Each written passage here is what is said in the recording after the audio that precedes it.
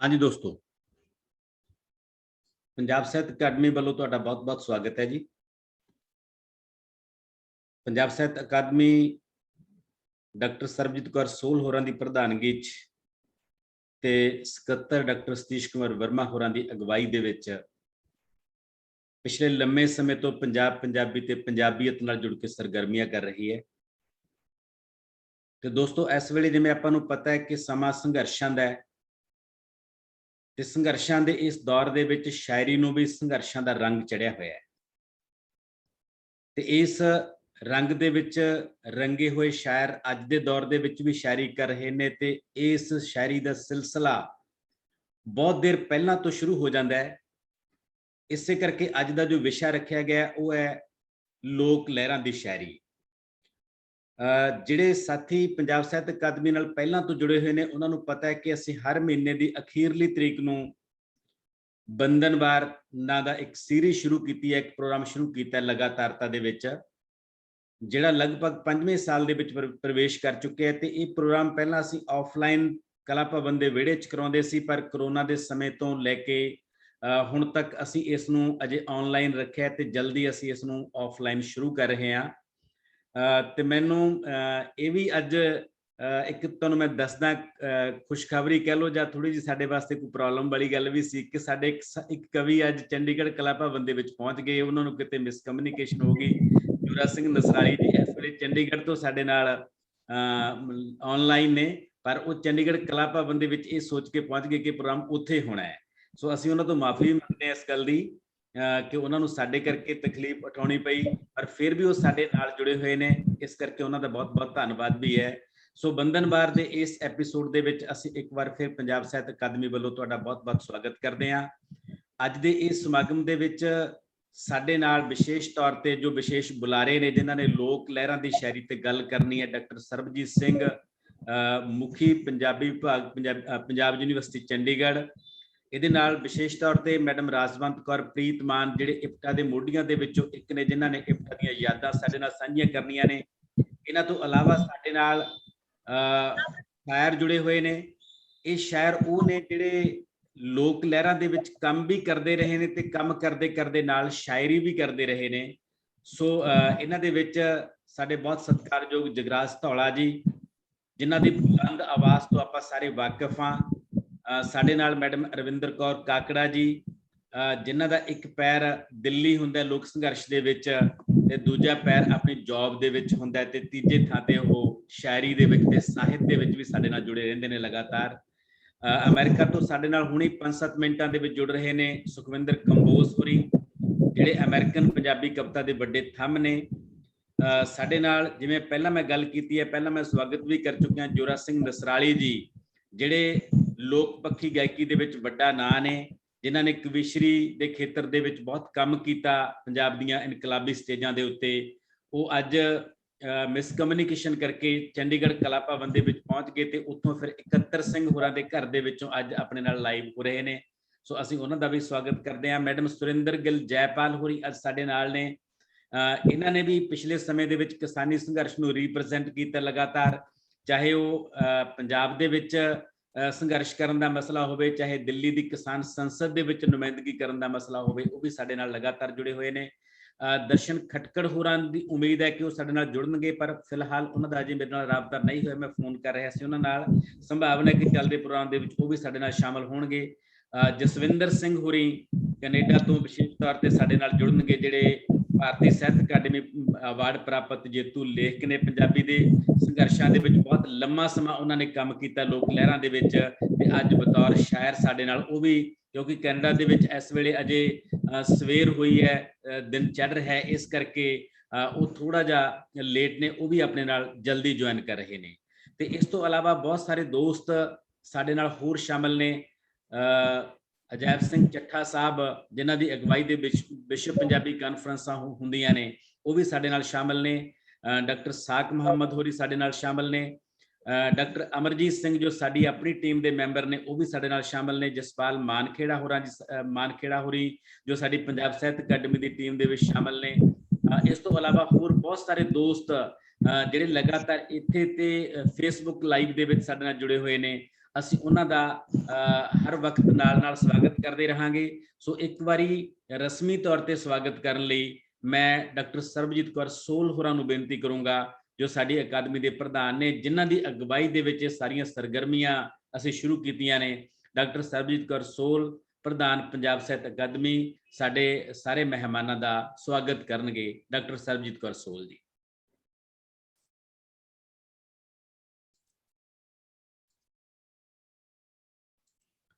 ਹਾਂਜੀ ਸੋਲ ma'am, mic on ਕਰੋ ਜੀ, ਤੁਸੀਂ, ਤੁਹਾਡਾ ਮਾਈਕ ਬੰਦ ਹੈ ਜੀ। ਜੀ ਬਹੁਤ ਸ਼ੁਕਰੀਆ ਡਾਕਟਰ ਕੁਲਦੀਪ ਦੀਪ ਜੀ। ਪੰਜਾਬ ਸਾਹਿਤ ਅਕਾਦਮੀ ਦੇ ਇਸ ਮਹੀਨਾਵਾਰ ਪ੍ਰੋਗਰਾਮ ਬੰਧਨਵਾਰ ਦੇ ਵਿੱਚ ਆਪ ਸਭ ਦਾ ਸਵਾਗਤ ਹੈ। ਇਸ ਦੇ ਨਾਲ ਇੱਕ ਖੁਸ਼ੀ ਵਾਲੀ ਗੱਲ ਇਹ ਹੈ ਕਿ ਅੱਜ ਅੰਮ੍ਰਿਤਾ ਪ੍ਰੀਤਮ ਜੀ ਦੀ 102ਵੀਂ ਵਰ੍ਹੇਗੰਢ ਵੀ ਹੈ। ਅੱਜ ਅਸੀਂ ਇਸ ਪ੍ਰੋਗਰਾਮ ਨੂੰ ਉਹਨਾਂ ਨੂੰ ਸਮਰਪਿਤ ਕਰਦੇ ਹਾਂ। ਦੂਸਰਾ, ਸਾਡੇ ਬਹੁਤ ਹੀ ਅਦੀਪ ਸਾਹਿਤਕਾਰ, ਜਿਨ੍ਹਾਂ ਦੀ ਸਾਹਿਤ ਨੂੰ ਬਹੁਤ ਵਿਲੱਖਣ ਦੇਣ ਹੈ, ਸ੍ਰੀ ਇਛੂਪਾਲ ਸਿੰਘ ਤੇ ਸ਼੍ਰੀ ਐਸ ਸਾਖੀ ਜੀ, ਉਹ ਸਾਡੇ ਤੋਂ ਇਸ ਦੁਨੀਆ ਤੋਂ ਸਰੀਰਕ ਤੌਰ ਤੇ ਸਾਡੇ ਤੋਂ ਵਿਦਾ ਹੋ ਗਏ ਨੇ। ਅੱਜ ਅਸੀਂ ਉਹਨਾਂ ਨੂੰ ਯਾਦ ਕਰਦੇ ਹਾਂ, ਉਹਨਾਂ ਨੂੰ ਅਦਬ ਨਾਲ ਸਿਰ ਝੁਕਾਉਂਦੇ ਹਾਂ। ਤੇ ਅੱਜ ਦੇ ਇਸ ਪ੍ਰੋਗਰਾਮ ਲੋਕ ਲਹਿਰਾਂ ਦੀ ਸ਼ਾਇਰੀ ਦੇ ਵਿੱਚ ਮੈਂ ਸ਼ਬਦ ਨਹੀਂ ਮਿਲ ਰਹੇ, ਕਿਉਂਕਿ ਸ਼ਾਬਦਿਕ ਤੌਰ ਤੇ ਤਾਂ ਅਸੀਂ ਕਵਿਤਾ ਲਿਖਦੇ ਹਾਂ, ਪਰ ਇਹ ਉਹ ਸਾਰੇ ਅੱਜ ਦੇ ਕਵੀ ਸਾਹਿਬਾਨ ਨੇ ਜਿਨ੍ਹਾਂ ਨੇ ਘਾਲਣਾ ਵੀ ਕੀਤੀ ਹੈ, ਸੰਘਰਸ਼ ਕੀਤੇ ਵੀ ਨੇ ਤੇ ਸੰਘਰਸ਼ਮਈ ਕਵਿਤਾ ਵੀ ਲਿਖੀ ਹੈ।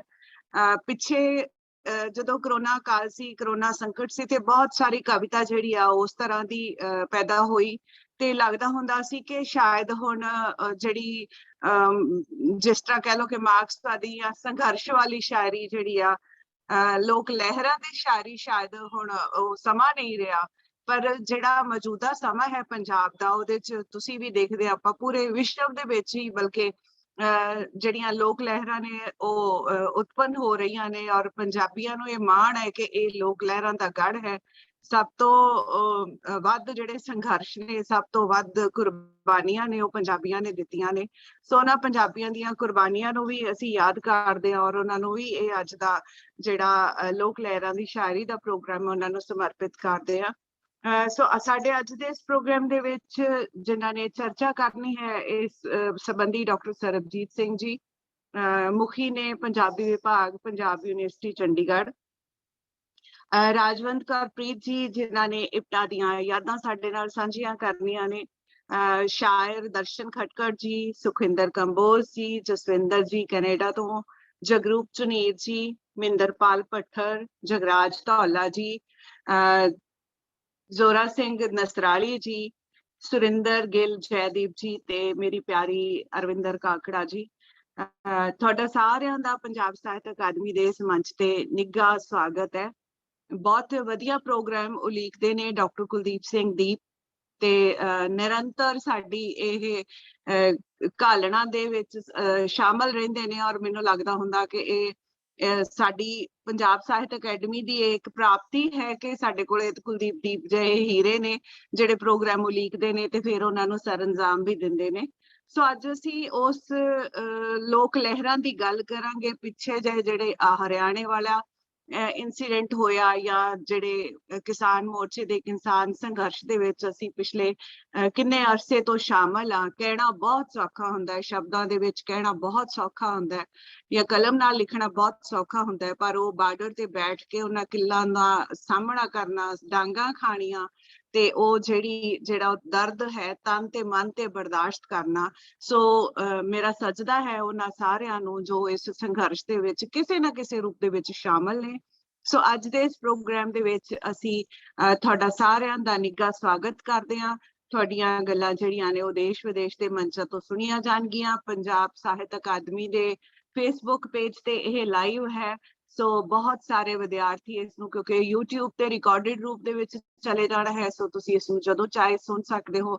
ਸੋ ਮੈਨੂੰ ਲੱਗਦਾ ਹੈ ਕਿ ਇਹ ਪੰਜਾਬ ਸਾਹਿਤ ਅਕਾਦਮੀ ਵੱਲੋਂ ਇੱਕ ਚੰਗਾ ਉਪਰਾਲਾ ਹੋਵੇਗਾ ਕਿ ਅਸੀਂ ਲੋਕ ਲਹਿਰਾਂ ਦੀ ਸ਼ਾਇਰੀ ਨੂੰ ਅੱਜ ਸੁਣਾਂਗੇ, ਤੇ ਅੱਜ ਸਾਡੇ ਨੌਜਵਾਨ ਨੇ, ਜਿਹੜੇ ਸਾਡੇ ਬੱਚੇ ਨੇ ਜੁੜੇ ਹੋਏ ਨੇ, ਉਹ ਸਾਰੇ ਇਸ ਤੋਂ ਜ਼ਰੂਰ ਹੀ ਫਾਇਦਾ ਲੈਣਗੇ ਔਰ ਇਸ ਸੰਘਰਸ਼ ਨੂੰ ਸਮਝਣ ਦੀ ਕੋਸ਼ਿਸ਼ ਵੀ ਕਰਨਗੇ ਔਰ ਫਿਰ ਇਹਦੇ 'ਚ ਸ਼ਾਮਲ ਹੋਣਗੇ, ਕਿਉਂਕਿ ਇਸੇ ਤਰ੍ਹਾਂ ਹੀ ਲਹਿਰਾਂ ਪੈਦਾ ਹੁੰਦੀਆਂ ਨੇ ਤੇ ਫਿਰ ਜਿਹੜੇ ਸੰਘਰਸ਼ ਨੇ ਉਹ ਸਰਅੰਜਾਮ ਹੁੰਦੇ ਨੇ ਔਰ ਪਰਿਵਰਤਨ ਆਉਂਦੇ ਨੇ, ਕ੍ਰਾਂਤੀ ਆਉਂਦੀ ਆ ਗਤੀਸ਼ੀਲਤਾ ਦੇ ਵਿੱਚ। ਸੋ ਜਿਹੜਾ ਪੰਜਾਬੀ ਸਮਾਜ ਹੈ ਉਹ ਅੱਜ ਗਤੀਸ਼ੀਲ ਹੈ ਔਰ ਅਸੀਂ ਕ੍ਰਾਂਤੀ ਦੀ ਉਮੀਦ ਵੀ ਕਰਦੇ ਹਾਂ ਔਰ ਬਹੁਤ ਛੇਤੀ ਸਫਲ ਵੀ ਹੋਵਾਂਗੇ, ਕਿਉਂਕਿ ਜਦੋਂ ਲੋਕ ਬੋਲਣ ਲੱਗ ਜਾਣ, ਜਦੋਂ ਲੀਡਰ ਚੁੱਪ ਹੋ ਜਾਣ ਤੇ ਲੋਕ ਬੋਲਣ ਲੱਗ ਜਾਣ ਤਾਂ ਫਿਰ ਕ੍ਰਾਂਤੀ ਨੂੰ ਕੋਈ ਰੋਕ ਨਹੀਂ ਸਕਦਾ। ਅੱਜ ਪੰਜਾਬ ਯੂਨੀਵਰਸਿਟੀ ਦੀਆਂ ਸੈਨੇਟ ਦੀਆਂ ਚੋਣਾਂ 'ਚ ਸਾਡੀ ਸ਼ੇਰਨੀ ਅਮਨ ਪੂਰੀ ਗੱਜ ਕੇ ਬੋਲ ਰਹੀ ਹੈ। ਉਹ ਇੱਕ ਕੱਲੀ ਬੱਚੀ ਹੈ ਜਿਸਨੇ ਪੂਰਾ ਜਿਹੜਾ ਪੰਜਾਬ ਯੂਨੀਵਰਸਿਟੀ ਦਾ ਹਿਲਾਇਆ ਹੋਇਆ ਪ੍ਰਸ਼ਾਸਨ। ਇਸੇ ਤਰ੍ਹਾਂ ਅਰਵਿੰਦਰ ਕਾਕੜਾ ਜੀ ਨੇ, ਜੈਰੂਪ ਜੀ ਨੇ। ਸੋ ਤੁਸੀਂ ਸਾਰੇ ਹੀ ਮੈਂ ਸ਼ਰਧਾ ਦੇ ਨਾਲ ਤੁਹਾਡੇ ਅੱਗੇ ਸਿਰ ਝੁਕਾਉਣੀ ਆ, ਸਜਦਾ ਕਰਦੀ ਹਾਂ ਤੁਹਾਨੂੰ ਔਰ ਤੁਹਾਡਾ ਇਸ ਪੰਜਾਬ ਸਾਹਿਤ ਅਕਾਦਮੀ ਦੇ ਮੰਚ ਤੇ ਤੁਹਾਨੂੰ ਜੀ ਆਇਆਂ ਆਖਦੀ ਹਾਂ।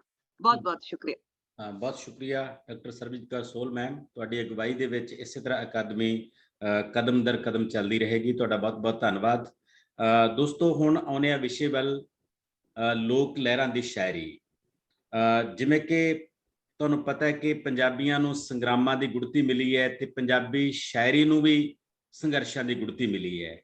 ਗੁਰੂ ਨਾਨਕ ਸਾਹਿਬ ਤੋਂ ਲੈ ਕੇ ਜਾਂ ਉਸ ਤੋਂ ਵੀ ਪਹਿਲਾਂ ਜੇ ਆਪਾਂ ਪਿੱਛੇ ਚਲੇ ਜਾਈਏ, ਉਦੋਂ ਤੋਂ ਲੈ ਕੇ ਹੁਣ ਤੱਕ ਕਿਸਾਨ ਸੰਘਰਸ਼ ਤੱਕ ਬਹੁਤ ਵੱਡੇ ਪੱਧਰ ਤੇ ਪੰਜਾਬੀਆਂ ਨੇ ਸੰਘਰਸ਼ ਕੀਤੇ ਨੇ ਤੇ ਉਸ ਸੰਘਰਸ਼ ਦੇ ਨਾਲ ਨਾਲ ਸਾਡੀ ਸ਼ਾਇਰੀ ਚੱਲਦੀ ਰਹੀ ਹੈ। ਇਸ ਸ਼ਾਇਰੀ ਦੀਆਂ ਕਿਹੜੀਆਂ ਪਰਤਾਂ ਨੇ, ਇਸ ਸ਼ਾਇਰੀ ਦੇ ਕਿਹੜੇ ਰੂਪ ਨੇ, ਇਹ ਸ਼ਾਇਰੀ ਕਿਵੇਂ ਕਿਵੇਂ ਵਿਕਸਿਤ ਹੁੰਦੀ ਹੈ, ਸਾਡੇ ਨਾਲ ਇਸ ਮਸਲੇ ਤੇ ਗੱਲ ਕਰਨ ਲਈ ਡਾਕਟਰ ਸਰਬਜੀਤ ਸਿੰਘ, ਮੁਖੀ ਪੰਜਾਬੀ ਵਿਭਾਗ ਪੰਜਾਬ ਯੂਨੀਵਰਸਿਟੀ ਚੰਡੀਗੜ੍ਹ ਨੇ। ਡਾਕਟਰ ਸਰਬਜੀਤ ਸਿੰਘ ਹੋਰਾਂ ਦੀ ਪਹਿਚਾਣ ਕਰਾਉਣੀ ਮੈਨੂੰ ਲੱਗਦਾ ਕਿ ਘੱਟੋ ਘੱਟ ਮੇਰੇ ਵੱਸ ਦਾ ਰੋਗ ਨਹੀਂ ਹੈਗਾ, ਕਿਉਂਕਿ ਇਹਨਾਂ ਦਾ ਜਿੰਨਾ ਕੰਮ ਹੈ ਪੰਜਾਬੀ ਕਵਿਤਾ ਦੇ ਵਿੱਚ, ਪੰਜਾਬੀ ਕਵਿਤਾ ਦੀ ਆਲੋਚਨਾ ਦੇ ਵਿੱਚ, ਪੰਜਾਬੀ ਕਵਿਤਾ ਨੂੰ ਸਮਝਣ ਸਮਝਾਉਣ ਦੇ ਵਿੱਚ, ਉਹ ਬਾਕਮਾਲ ਹੈ। ਅਸੀਂ ਉਹਨਾਂ ਦਾ ਸਵਾਗਤ ਕਰਦੇ ਹਾਂ। ਡਾਕਟਰ ਸਰਬਜੀਤ ਸਿੰਘ ਜੀ, ਤੁਹਾਡਾ ਬਹੁਤ ਬਹੁਤ ਸਵਾਗਤ ਹੈ ਸਰ। ਤੇ ਤੁਸੀਂ ਲੋਕ ਲਹਿਰਾਂ ਦੀ ਸ਼ਾਇਰੀ ਤੇ ਆਪਣੀ ਜਿਹੜੀ ਗੱਲਬਾਤ ਹੈ, ਤੁਹਾਨੂੰ ਬੇਨਤੀ ਹੈ ਕਿ ਪਲੀਜ਼ ਉਹ ਪੇਸ਼ ਕਰੋ। ਡਾਕਟਰ ਸਰਬਜੀਤ ਸਿੰਘ ਜੀ। ਜੀ ਕੁਲਦੀਪ ਜੀ, ਮੇਰੀ ਆਵਾਜ਼ ਆ ਰਹੀ ਹੈ? हाँ जी, बिल्कुल बिल्कुल बिल्कुल। शुक्रिया। अकादमी दे अहदेदार दोस्तों, इस समागम दे विच शिरकत कर रहे क्रांतिकारी कवि दोस्तों, इस प्रोग्राम दे विच जुड़े हुए लोकां दे नाल किसी भी तरह की संवेदना ते दर्द रखण वाले मित्रों, मेरे वालों तुहानू सारिआं नू जी आया। मैं सब तो पहला तो पंजाब साहित्य अकादमी नू इस गल की बधाई देना चाहना कि जिस किस्म का साल भर तो पंजाब दे समुचे वातावरण दे अंदर, चाहे वह संघर्ष के रूप च, चाहे वह बौद्धिक संवाद के रूप दे विच, उस दे अंदर जिस तरह दी भी सरगर्मियां ने, उहदे च पंजाब साहित्य अकादमी अपनी बनदी भूमिका ते रोल निभा रही है। इस गल लई इस टीम नू दिलों मनों चित्तों बहुत सारिया बधाइयां, ते नाल ही मैं अपना भी अपने वालों शुक्रिया अदा करना चाहना कि इस किस्म के संघर्ष दे विच हालांकि असी पेश हाँ हर कदम के उत्ते, ते तुसीं मैनू बुलाया, इस दे लई मैं तहे दिलों तुहाडा धन्नवादी हाँ जी। और अज असी जिस विषय के उत्ते गल कर रहे हैं, मैं इहदे बारे बहुत सोचा, क्योंकि बहुत सारे दोस्त मैनू जाती तौर पर भी जानते हैं। मैं कुलदीप नाल इस गल के उत्ते थोड़ा जिहा लड़िया सी भी कुलदीप जी मैनू ना घट्टो घट्ट 10-15 दिन पहला दस्या करो इहो जिहे विषय के उत्ते, क्योंकि मैं नलायक आदमी है, मैं तैयारी करके बोलना हुंदा क्योंकि मैं तटफट किस्म का प्रवक्ता नहीं है ना, मैं उस तरह का, क्योंकि मैं बिना तत्थां तो ते बिना उन्हां तो गल नहीं करता, क्योंकि मैं आप जथेबंदियां दे विच काम करदा, इस करके प्रमाणां दे नाल गल करनी ते उहदे लई जवाबदेह होना बहुत जरूरी है। ਕਿਉਂਕਿ ਪੰਜਾਬੀ ਚਿੰਤਨ ਦੇ ਵਿੱਚ ਇਸ ਤਰ੍ਹਾਂ ਦੀਆਂ ਬਹੁਤ ਸਾਰੀਆਂ ਚੀਜ਼ਾਂ ਰਹੀਆਂ ਜਿਹਦੇ ਲਈ ਜਵਾਬਦੇਹੀ ਨਹੀਂ ਸੀ। ਮੈਂ ਉਹਨਾਂ ਚੋਂ ਨਹੀਂ ਹਾਂ, ਇਸ ਕਰਕੇ ਮੈਂ ਆਪਣੇ ਆਪ ਨੂੰ ਕਮਜ਼ੋਰ ਵਿਦਿਆਰਥੀ ਮੰਨਦਾ। ਪਰ ਮੈਂ ਕੁਲਦੀਪ ਹੋਰਾਂ ਨੂੰ ਕਿਹਾ ਸੀ ਵੀ ਕੋਈ ਗੱਲ ਨਹੀਂ, ਪਰ ਤੁਸੀਂ ਮੈਨੂੰ ਇਹਦੇ ਲਈ ਹੁਕਮ ਕੀਤਾ, ਮੈਂ ਇਸ ਲਈ ਆਵਾਂਗਾ ਔਰ ਬੋਲਾਂਗਾ ਵੀ। ਔਰ ਇਹ 2-2.5 ਦਿਨਾਂ 'ਚ ਜਿੰਨੀ ਕਿ ਮੈਂ ਤਿਆਰੀ ਕਰ ਸਕਿਆ, ਜਿੰਨਾ ਕਿ ਮੈਂ ਤੱਥਾਂ ਤੱਕ ਪਹੁੰਚ ਸਕਿਆ, ਉਹ ਕੁਝ ਤੁਹਾਡੇ ਨਾਲ ਸਾਂਝੇ ਕਰਾਂਗਾ। ਮੈਂ ਇਹ ਇੱਕ ਆਪਣੀ ਮਜਬੂਰੀ ਦੱਸਣੀ ਚਾਹੁੰਦਾ ਸੀ। ਪਰ ਮੈਂ ਗੱਲ ਆਪਣੀ ਇਸੇ ਗੱਲ ਤੋਂ ਸ਼ੁਰੂ ਕਰ ਰਿਹਾ ਕਿ ਜੇ ਪੰਜਾਬ ਸਾਹਿਤ ਅਕਾਦਮੀ ਅੱਜ ਲੋਕ ਲਹਿਰਾਂ ਦੀ ਸ਼ਾਇਰੀ ਜਾਂ ਹੋਰ ਸੰਸਥਾਵਾਂ ਇਸ ਵਿਸ਼ੇ ਦੇ ਉੱਤੇ ਚਰਚਾ ਕਰ ਰਹੀਆਂ ਨੇ, ਤਾਂ ਸਾਨੂੰ ਇਸ ਗੱਲ ਨੂੰ ਸਵੀਕਾਰ ਕਰ ਲੈਣਾ ਚਾਹੀਦਾ ਕਿ ਲੋਕ ਲਹਿਰਾਂ ਦੀ ਆਪਣੀ ਇੰਪੋਰਟੈਂਸ, ਆਪਣੀ ਸਾਰਥਕਤਾ ਤੇ ਆਪਣੀ ਪ੍ਰਸੰਗਿਕਤਾ ਹੁੰਦੀ ਹੈ। ਭਾਵੇਂ ਉਹਦੇ ਲਈ ਸਮਾਂ, ਸਥਾਨ, ਕੁਝ ਚੀਜ਼ਾਂ ਬਦਲ ਜਾਣ। ਪਰ ਮੈਨੂੰ ਬੜੀ ਖੁਸ਼ੀ ਹੋ ਰਹੀ ਆ ਇਸ ਗੱਲ ਦੀ ਕਿ ਅੱਜ ਜਿਸ ਤਰ੍ਹਾਂ ਦੇ ਨਾਲ ਕਿਸਾਨੀ ਮੂਵਮੈਂਟ ਦੇ ਮਾਧਿਅਮ ਕਹਿ ਲਈਏ ਜਾਂ ਉਹਦੇ ਨਾਲ ਜੁੜ ਕੇ ਕਹਿ ਲਈਏ, ਮੈਂ ਉਹਦਾ ਬਹਾਨਾ ਨਹੀਂ ਕਹਿ ਰਿਹਾ। ਬਹਾਨਾ ਇਸ ਕਰਕੇ ਨਹੀਂ ਕਹਿ ਰਿਹਾ ਕਿਉਂਕਿ ਬਹਾਨੇ ਉਹਨਾਂ ਲਈ ਹੁੰਦੇ ਆ ਜਿਹੜੇ ਗੈਰ ਜ਼ਿੰਮੇਦਾਰਾਨਾ ਲੋਕ ਹੁੰਦੇ ਆ, ਸਾਡੇ ਲਈ ਬਹਾਨਾ ਨਹੀਂ।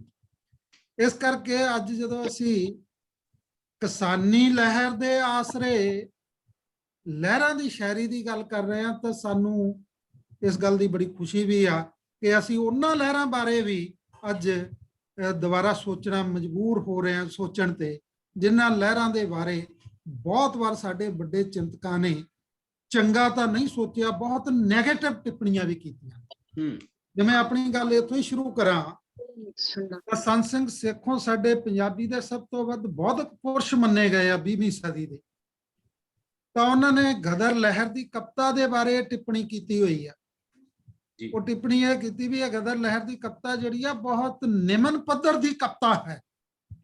ਮੇਰੇ ਲਈ ਨਹੀਂ, ਮੈਂ ਸੰਤ ਸਿੰਘ ਸੇਖੋਂ ਹੋਰਾਂ ਦੀ ਗੱਲ ਕਰ ਰਿਹਾ ਬਈ ਅੱਜ ਇਸ ਲਹਿਰ ਦੇ ਬਹਾਨੇ ਸਾਨੂੰ ਗਦਰ ਲਹਿਰ ਬਾਰੇ ਵੀ ਤੇ ਹੋਰ ਲਹਿਰਾਂ ਦੀ ਕਵਿਤਾ ਬਾਰੇ ਵੀ, ਜਿਨ੍ਹਾਂ ਦੇ ਦਰਮਿਆਨ ਲੋਕ ਸੀ, ਉਹਨਾਂ ਬਾਰੇ ਦੁਬਾਰਾ ਸੋਚਣਾ ਤੇ ਉਹਨਾਂ ਦੀ ਸਾਰਥਕਤਾ ਤੇ ਪ੍ਰਸੰਗਿਕਤਾ ਜਿਹੜੀ ਆ ਉਹਦੇ ਬਾਰੇ ਚਰਚਾ ਕਰਨ ਦਾ ਮਾਹੌਲ ਆ ਜਿਹੜਾ ਇਸ ਲਹਿਰ ਨੇ ਪੈਦਾ ਕੀਤਾ। ਲਹਿਰ ਨੇ ਸਿਰਫ ਲੋਕਾਂ ਨੂੰ ਜਾਗਰੂਕ ਹੀ ਨਹੀਂ ਕੀਤਾ, ਸਾਨੂੰ ਸਾਹਿਤ ਤੇ ਸ਼ਬਦ ਪ੍ਰਤੀ ਵੀ ਜਾਗਰੂਕ ਕੀਤਾ ਕਿ ਕਿਸ ਕਿਸਮ ਦਾ ਸ਼ਬਦ ਤੇ ਕਿਸ ਕਿਸਮ ਦੀ ਕਵਿਤਾ ਹੋਣੀ ਚਾਹੀਦੀ ਆ।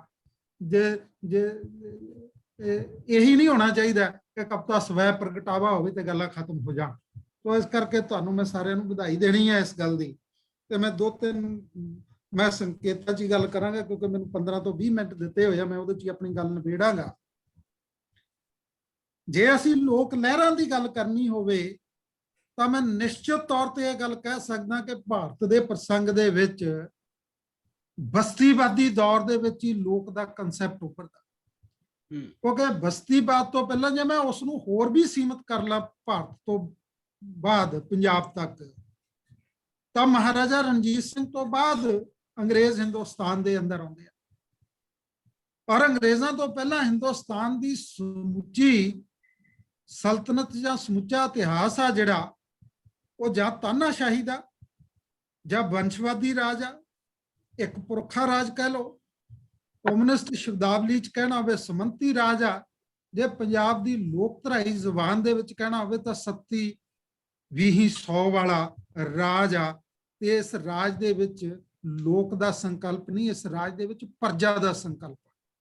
ਪਰ ਪੰਜਾਬੀ ਦੇ ਅਨੇਕਾਂ ਅਖਾਣ ਮੁਹਾਵਰੇ ਮਿਲ ਜਾਣਗੇ, ਇਹਨਾਂ ਦੇ ਵਿੱਚ ਤੁਹਾਨੂੰ ਮਿਲੇਗਾ ਜਥਾ ਰਾਜਾ ਤਥਾ ਪ੍ਰਜਾ, ਲੋਕ ਨਹੀਂ ਮਿਲੇਗਾ। ਸਵਾਲ ਇਹ ਆ ਕਿ ਲੋਕ ਦਾ ਸੰਕਲਪ ਉੱਠਦਾ ਕਿਤੋਂ।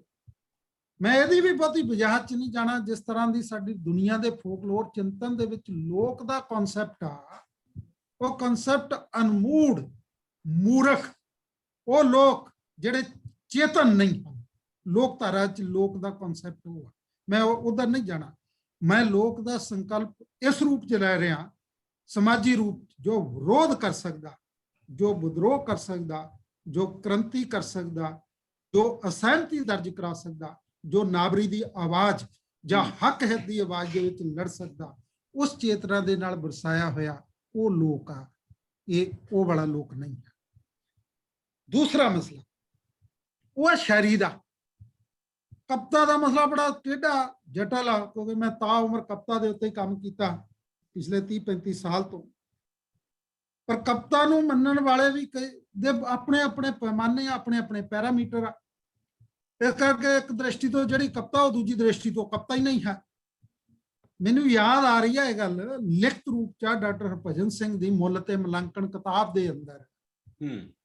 ਸਾਡੀ 20ਵੀਂ ਸਦੀ ਦੀ ਚੰਗੀ ਮਾੜੀ ਆ, ਸਭ ਤੋਂ ਵੱਧ ਪ੍ਰਭਾਵਸ਼ਾਲੀ ਜਿਹੜੀ ਸਾਡੀ ਕਾਵਿਧਾਰਾ ਰਹੀ ਆ, ਪ੍ਰਗਤੀਵਾਦੀ ਕਾਵਿਧਾਰਾ, ਉਹਦੇ ਬਾਰੇ ਡਾਕਟਰ ਹਰਭਜਨ ਸਿੰਘ ਦੀ ਫਾਰਮੂਲੇਸ਼ਨ ਹੈ ਮੁੱਲ ਤੇ ਮਲਾਂਕਣ ਦੇ ਅੰਦਰ ਕਿ ਕਪਤਾ ਜੇ ਕਦੇ ਵੀ ਕਪਤਾ ਦੇ ਇਤਿਹਾਸ ਵਿੱਚ ਯਾਦ ਕੀਤੀ ਜਾਏਗੀ, ਇਹ ਰਿਣ ਮਾਤਰ ਲਈ ਯਾਦ ਕੀਤੀ ਜਾਵੇ। ਰਿਣ ਮਾਤਰ ਕਿਉਂ? ਕਿਉਂਕਿ ਇਹ ਚ ਸੋਹਜ ਨਹੀਂ। ਕਿਉਂਕਿ ਹਰਭਜਨ ਸਿੰਘ ਦੀ ਨਜ਼ਰ ਚ ਸੋਹਜ ਤੇ ਕਪਤਾ ਹੋਰ ਆ, ਮੇਰੀ ਨਜ਼ਰ ਚ ਕਪਤਾ ਤੇ ਸੋਹਜ ਹੋਰ ਆ। ਇਸ ਕਰਕੇ ਕਪਤਾ ਨੂੰ ਪੜ੍ਹਨ ਦੀਆਂ ਬੜੀਆਂ ਸਾਰੀਆਂ ਵਿਧੀਆਂ, ਕਪਤਾ ਦੇ ਬਹੁਤ ਸਾਰੀਆਂ ਪਰਿਭਾਸ਼ਾਵਾਂ ਤੇ ਬੜਾ ਸਾਰਾ ਕੁਝ ਹੈ ਨਾ, ਔਰ ਇੱਕ ਦੂਜੀ ਦੇ ਵਿਰੋਧ ਚ ਵੀ ਖੜੀਆਂ ਨੇ। ਮੈਂ ਨਹੀਂ ਕਹਿੰਦਾ ਮੈਂ ਆਧੁਨਿਕਤਾ ਦੇ ਵਿੱਚ ਗੱਲ ਕਰ ਰਿਹਾ। ਜੇ ਤੁਸੀਂ ਭਾਰਤੀ ਕਾਵਿ ਸ਼ਾਸਤਰ ਚ ਵੀ ਦੇਖੋ, ਇੱਕ ਭਾਰਤੀ ਕਾਵਿ ਸ਼ਾਸਤਰ ਜੀ ਚ ਅਲੰਕਾਰ ਆ ਉਹਨੂੰ ਕਪਤਾ ਮੰਨਦਾ, ਤੇ ਦੂਜਾ ਉਹਨੂੰ ਮੰਨਦਾ ਜੀ ਚ ਰਸ ਆ, ਤੀਜਾ ਵਕਰੋਕਤੀ ਨੂੰ ਮੰਨਦਾ, ਤੇ ਚੌਥਾ ਕਿਸੇ ਹੋਰ ਚੀਜ਼ ਨੂੰ ਮੰਨਦਾ।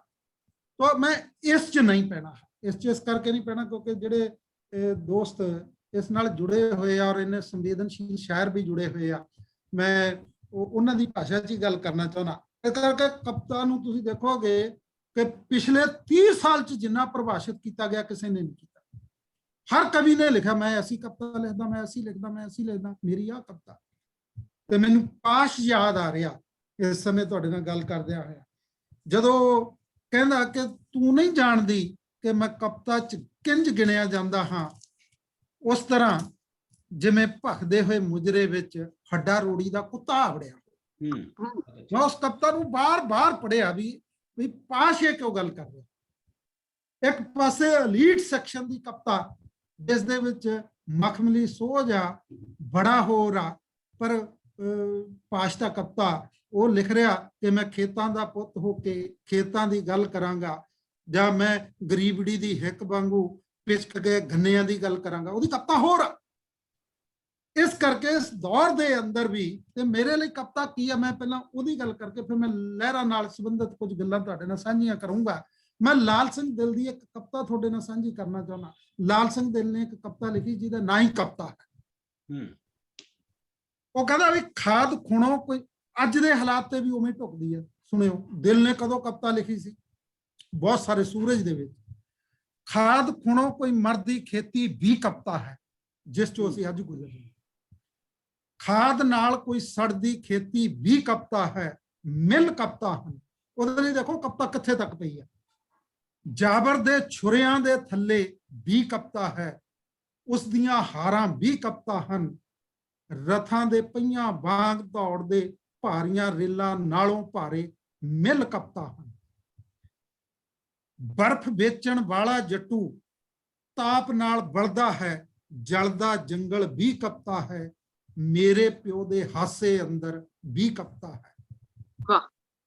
ਤੁਰਦਾ ਹੈ ਜਿੱਧਰ ਭੁਰਦਾ ਹੈ ਹੱਸਦਾ, ਜਿਸ ਗੱਲ ਤੇ ਹੱਸਦਾ ਹੈ ਛੱਤਣ ਵੱਲ ਨੂੰ ਵੇਂਦਾ ਫਾਲਾ।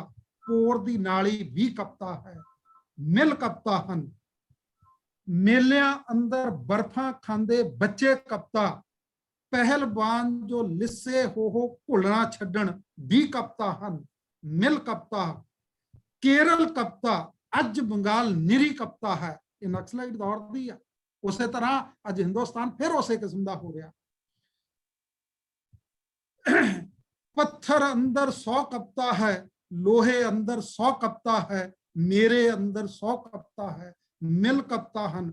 ਪੱਥਰ ਢੋਂਦੇ ਢੋਲ ਵਜਾਉਂਦੇ ਭੋਲੀਆਂ ਭੋਲੀਆਂ ਬਾਤਾਂ ਪਾਉਂਦੇ ਵੀ ਕਪਤਾ ਹਨ, ਮਿਲ ਕਪਤਾ ਹਨ।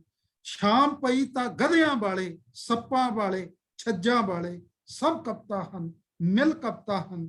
ਜਾਬਰ ਦੇ ਛੁਰਿਆਂ ਥੱਲੇ ਵੀ ਕਪਤਾ ਹੈ। ਅਗਲੀ ਲਾਈਨ ਸੁਣਿਓ, ਜਾਬਰ ਦੀ ਗਰਦਨ ਦੇ ਉੱਤੇ ਵੀ ਕਪਤਾ ਹੈ। ਬਹੁਤ ਅੱਛਾ, ਮਿਲ ਕਪਤਾ।